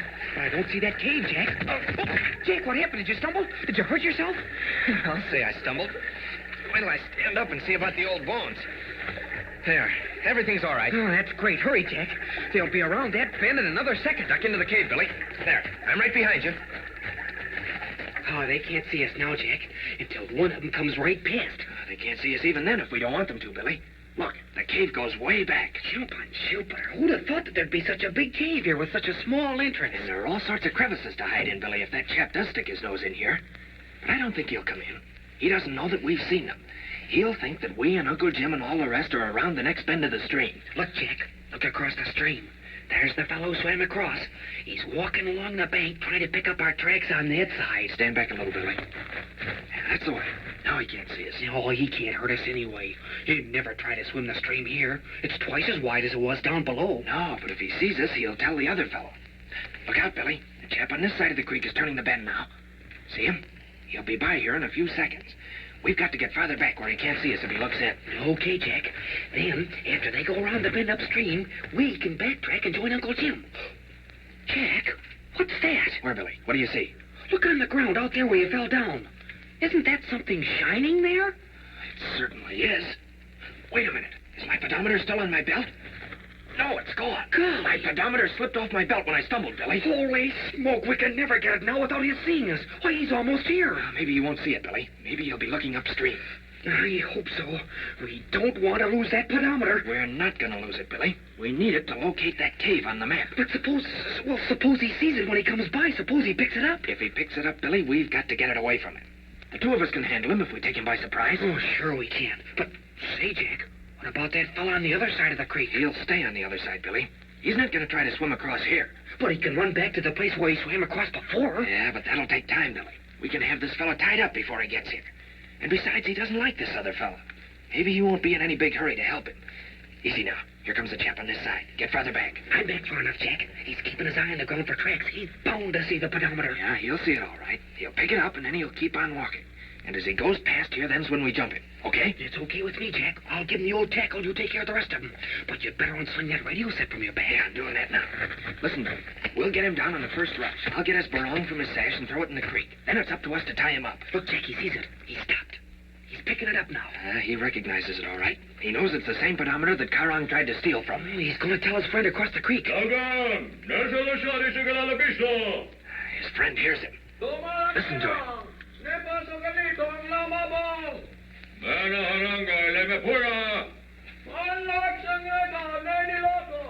He's coming ahead, Jack. He's coming ahead, and he's got the pedometer in his hand. He's coming on with it. Move over here, Billy. Right next to the side of the cave. Just as soon as he reaches us, we'll jump him. Okay, Jack, but suffering catfish. Make sure you get that barong or bolo or whatever it is and throw it right in the creek. I will. Watch it now. Ready? 1, 2, 3. There! Get those legs, Billy. Got him. Hang on to it. Don't give me that bolo. Give me your say. There, you'll find it in the creek. Hang on to those legs, Billy. Right up, boy. I've got it down. There. We caught him now. Yeah, we got him, Billy. He's scared to death. He's not struggling anymore. What's the fella on the other side doing, Jack? Oh, there he is. What? He's trying to swim over to us. That's just a bluff, Billy. He knows he can't make it. See, he's turning back already. He's not going to help his friend. Did you get the pedometer, Jack? You bet I got it. But look sharp, Billy. We've got to tie this chap up and get away. I'll say. But what do we use for rope? Take the straps that are wrapped around the radio pack, Billy. Quick. I'll hold this fella down. He's not so big, and he's afraid to do anything now since he lost his knife. We'll strap him up, and then we'll figure out what to do next. Well, my Zamboanga friend, we'll fix you up in just 1 minute.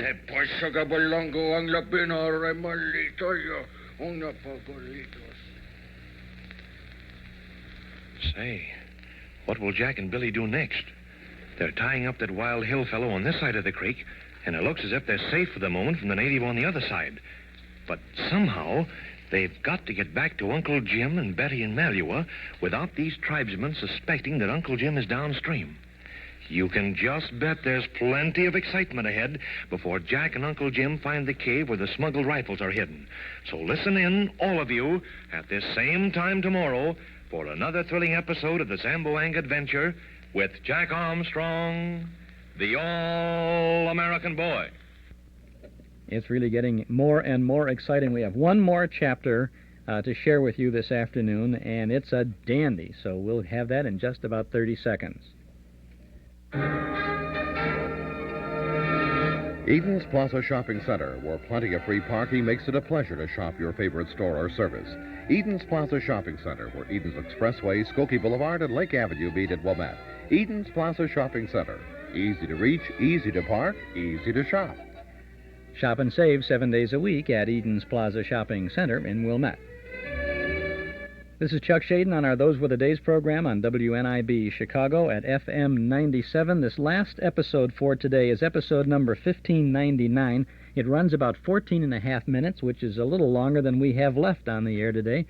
But we're going to steal a little bit of couple of minutes from Fred Heft and Zephyr, and I hope he won't mind as we have some more of the Zamboanga adventure, because we've got the complete commercial in this next episode. And it is one of those things that just is a radio tape collector's dream, because it helps set the date for this whole episode, this whole sequence of things. You'll know what I mean as we listen now to episode 1599 from Thursday, October 19th of 1939. Jack Armstrong. Jack Armstrong! Jack Armstrong! Jack Armstrong, the all-American boy. Wave the flag for Hudson High, boys. Show them how we stand. Ever shall our team be champions, known throughout the land. Wheaties, breakfast of champions, bring you the thrilling adventures of Jack Armstrong, the all-American boy.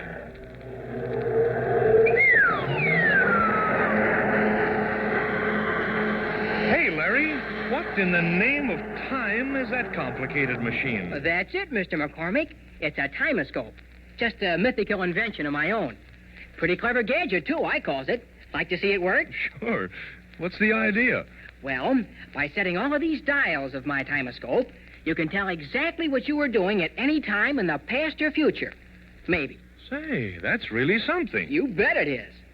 Now, can you remember just exactly what you were doing at, let us say at 5:30 p.m. Eastern Standard Time on Wednesday, October 18th, 1939? 5:30, October 18th, 1939. Oh, gosh, Larry, I'm afraid that I'll let you hear for yourself. First, I set the small dials for the time. That's 5:30. And then this one for the date. Let's see, October 18th, 1939. Now, I turn on the volume, and she's ready to go. Here it comes. Listen. Wheaties, breakfast of champions, bring you the thrilling adventures of Jack Armstrong, the all-American boy. Now, if you were to step up and ask almost any athlete just when you should train, chances are he'd make it pretty plain that training's a year-round proposition. And I don't know of a better or easier year-round training program than Jack Armstrong's. It's been okayed by many of the greatest coaches and athletes in the country. Now, I'll give you Jack Armstrong's training rules point by point. 1, get plenty of fresh air, sleep, and exercise. Well, how does that strike you, Mr. McCormick? Say, it's great. Bet you can't carry right on from where you left off. It's a bet. Listen. Rule number 2. Use a lot of soap and water because cleanliness is mighty important to an athlete's condition. And 3... eat a breakfast of champions every morning. Boy, that's an A-number-1 way of putting a whale of a lot of fun into training. Why, say, that combination of Wheaties, milk, and fruit is so doggone super delicious, I wouldn't miss having it every morning for all the tea in China. Talk about flavor. Say, there isn't another breakfast dish can come anywhere near a breakfast of champions. You hit the nail right smack on the head there, Larry. But getting back to your timoscope, I'll bet I've got a problem that'll stump it. Let's have it. You show me on the timoscope what will be happening to Jack Armstrong and his friends, let's say a week from today. And that'll be next Thursday. Okay. I'll set this small dial for the time. And now the date. Let's see. Thursday. There we are. Listen. I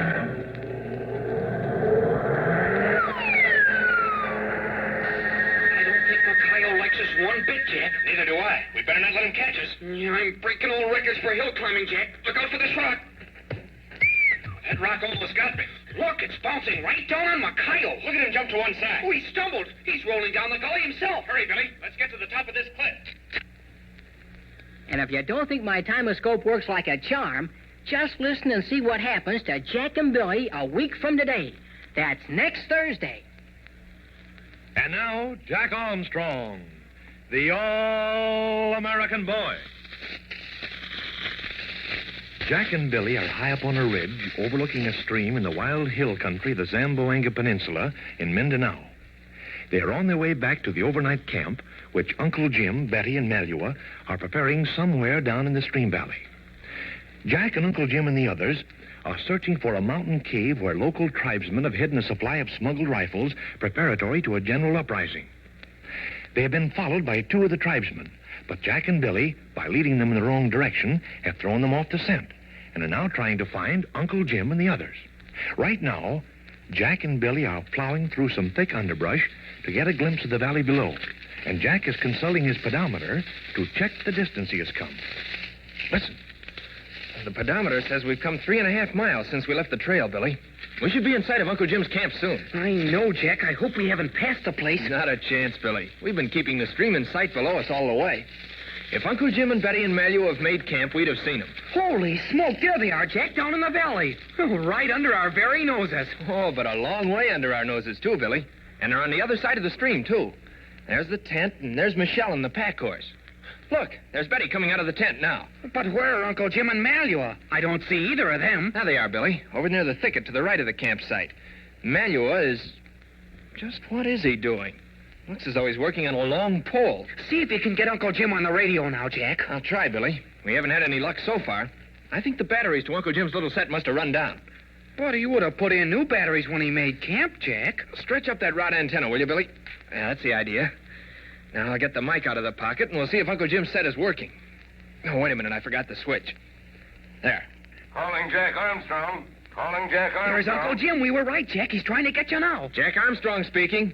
Hello, Uncle Jim. Hello, Jack. Thank heaven I got you. I just put some fresh batteries in this set. Are you and Billy all right? We're all right, Uncle Jim. But a lot has happened since we left you. It looks as though a lot will happen after you join us, too.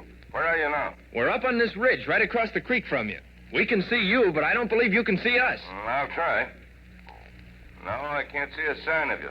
Why are you up there? Why didn't you come down the creek as we did? Did Karang's men follow us? You bet they did, Uncle Jim. 2 of the tribesmen came down the trail soon after you left. Billy and I thought we'd fool them and make them think you were going upstream from the trail. So we went upstream a ways and made a noise, and they followed us. One on one side of the creek and one on the other side. Well, that was pretty risky, Jack. What happened? Well, it wouldn't have been risky, Uncle Jim, except that I dropped my pedometer and one of the tribesmen picked it up. So Billy and I had a little fight with him and got it back. I'm glad you recovered the pedometer, Jack. Are the tribesmen following you now? I don't think so, Uncle Jim. We backtracked up the hillside along a stone ledge so they couldn't pick up our tracks. Well, that's fine. Have you kept a record of your distances with the pedometer? You bet I have, Uncle Jim. Good. This is the place where we leave the creek and strike into the hills to find the cave. You and Billy had better come right down and join us. We'll do that, Uncle Jim. Say, what's Malua making? He's making himself a regular Moro spear. A spear? Why is he doing that? Does he expect to be attacked? I'll tell you about that when you come down here. Now listen, Jack. It's possible that you're still being followed. So I leave my radio set turned on. Let me know at once if you see any signs of those tribesmen. I'll do that, Uncle Jim. If that's all, I'll sign off. We'll take a look around, and if everything's clear, we'll come right down. All right, Jack. I'm signing off. Did you get that, Billy? Uncle Jim and Malua must be worried about something. Malua's making himself a spear, and Uncle Jim seemed a little bit concerned. Suffering catfish. I wonder what's up now. Yeah, we'll find out when we get down there. Let's take a good look back and see if there's any sign of those tribesmen coming after us. I've been looking back, Jack. Looks all clear to me. It's hard to see very much. Anyway, I feel pretty sure that those tribesmen think we all went upstream. But hey, Billy, look behind us, just to the right of that bald spot. Do you see anything in those bushes? Where, Jack? I can see that bald spot and I can see the bushes. Did you see anything in those bushes? I thought I did, Billy. I couldn't be sure. I don't see it now. But, Jack, what do you think you saw? One of the tribesmen? No, it wasn't a man. Holy smoke, don't tell me it was a tamaro. That's what I thought I saw just for an instant, Billy. But the sun's getting so low, and I was looking right into the western sky. Well, I don't see it now. I guess if it was a tamaro, it'd still be there. I see him now, Jack. He's standing in those bushes just looking at us. I bet he's waiting for us to start moving before he comes after us. You're right, Billy. I'd feel a lot happier if Uncle Jim were here with that hunting rifle of his. Wait, I'll tell him. He said he'd leave his radio set on. Here's the mic, Jack. I hope he's listening in. Calling Uncle Jim.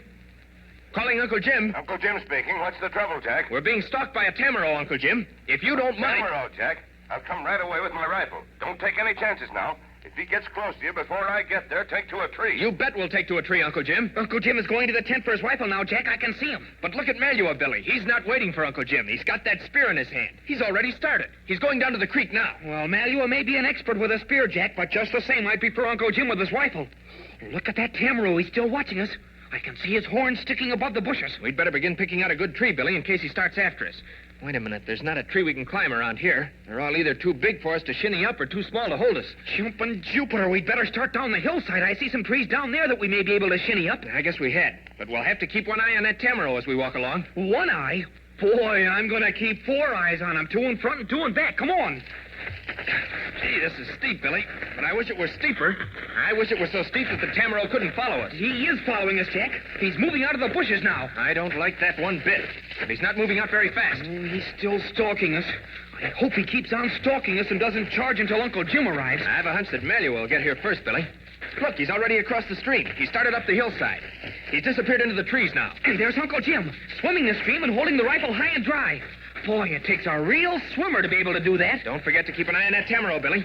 Look at him. He's like a small carabao, and he's built like a bull. I'll bet he can manage those horns like a bull, too. Look how he walks after us. Why, I can almost see those small beady eyes of his. There's some trees halfway down the hill, Billy, just the right size. If we can get there, we'll be all right. Jack, he's gaining on us. He's walking faster than we are. Hadn't we better start running? Not yet, Billy. If we started to run, you can bet your boots he'd charge after us. And he can run a lot faster than we can. Oh, I guess you're right, Jack. But boy, oh boy, how my legs do want to run. Uncle Jim's across the stream now, Billy. I don't see anything of Malua. I hope Malua's making tracks up this hill, Jack. Even a spear would be better than nothing. I have a hunch that Malua can really throw a spear if he had to, Billy. He's a real Moro warrior, and they practice with a spear all their lives. Jumping crickets, Jack. Do you hear that? That tamaro is getting restless. I'm keeping an eye on him, Billy. Look out. Here's some thick bushes to go through. I wish they were thicker. I wish they were thick enough to stop that tamaro. Hey, I don't like that sound at all, Billy. We're getting pretty close to those trees, Jack. Hadn't we better try and make a break for it? We'd never make it, Billy, if he started after us. Look out, Jack. He started to run. He's charging us. There's a little tree over there, Billy. Quick, get to it. But it's too small, Jack. It'll never hold us. It's got to hold us, Billy. It's all we have. Here, out you go. Okay, I'm getting up, Jack. Now hurry. There. Come on, no, come on. I'm right behind you, Billy. Get up to the next branch. I will. Hurry, Jack. That tamaro is almost here. I'm climbing up, Billy. This radio set doesn't help any. There, he can't get me now. But the tree is bending so, Jack, it'll break in a minute. If it does break, Billy, you run that way and I'll run this way. He can't get us both. Look out. He's going to try and knock the tree down. Hold on tight, Billy. He hasn't knocked it down yet. Oh, he's backing off, Jack. He's going to try again. Look at him charge. Oh, this tree can't stand much more of this, Billy. Better get ready to run when it falls. Look, Jack. There's Malua over there to one side. He's got a spear with him. Malua's shouting at the tamaro. Look, the tamaro sees it. Wait, he's going to chase Malua, Jack. The tamaro is going to chase Malua. There he goes. He's charging after Malua. Jack, I'm almost afraid to look. Why, Malua isn't running. He's waiting, Jack. He's waiting for the tamaro. Look how calmly he stands there, Billy. He's got his spear poised. He's throwing it. Look at it fly through the air. He got him. He hit the tamaro squarely in the neck. But the tamaro is still charging. Oh, no, he isn't, Jack. He's stumbling. He's reeling. Look. Oh, baby, he's fallen down. Oh, boy, am I weak. Oh, me too, Billy. I feel as though I'd been run through a ringer. Look, here comes Uncle Jim running with his rifle. It's all right, Uncle Jim. Malua got him. Malua got the tamaro with his spear. See him over there? Thank heaven for that, Jack. I was afraid it might be too late. Well, if you've had enough excitement for one day, climb down out of that tree. I've got a lot to tell you. There's work ahead of us. Boy, I feel as though that tamaro had chased me up that tree. But say, what does Uncle Jim mean? Have he and Malua discovered something about that cave where Karang has hidden the smuggled rifles? You can be sure of one thing, that cave is not being left unguarded. But if Jack can place it on the map with the help of his pedometer, then they can get help from the soldiers at Pettit Barracks. But if the tribesmen who guard the cave discover them, then things will start to happen. So listen in, all of you, at this same time tomorrow for another thrilling episode of the Zamboanga Adventure with Jack Armstrong, the All-American Boy. and we'll have to wait till next Saturday for the concluding 10 episodes in this Zamboanga adventure with Jack Armstrong, the All-American Boy. Well, we're a little late, folks, so we have to go. I know Fred Heft is in the WNIB studio pacing back and forth, waiting for us to finish, using his Jack Armstrong pedometer, racking up the mileage. We got to go. We'll see you next week or tonight in the Memory Club. Thanks for listening.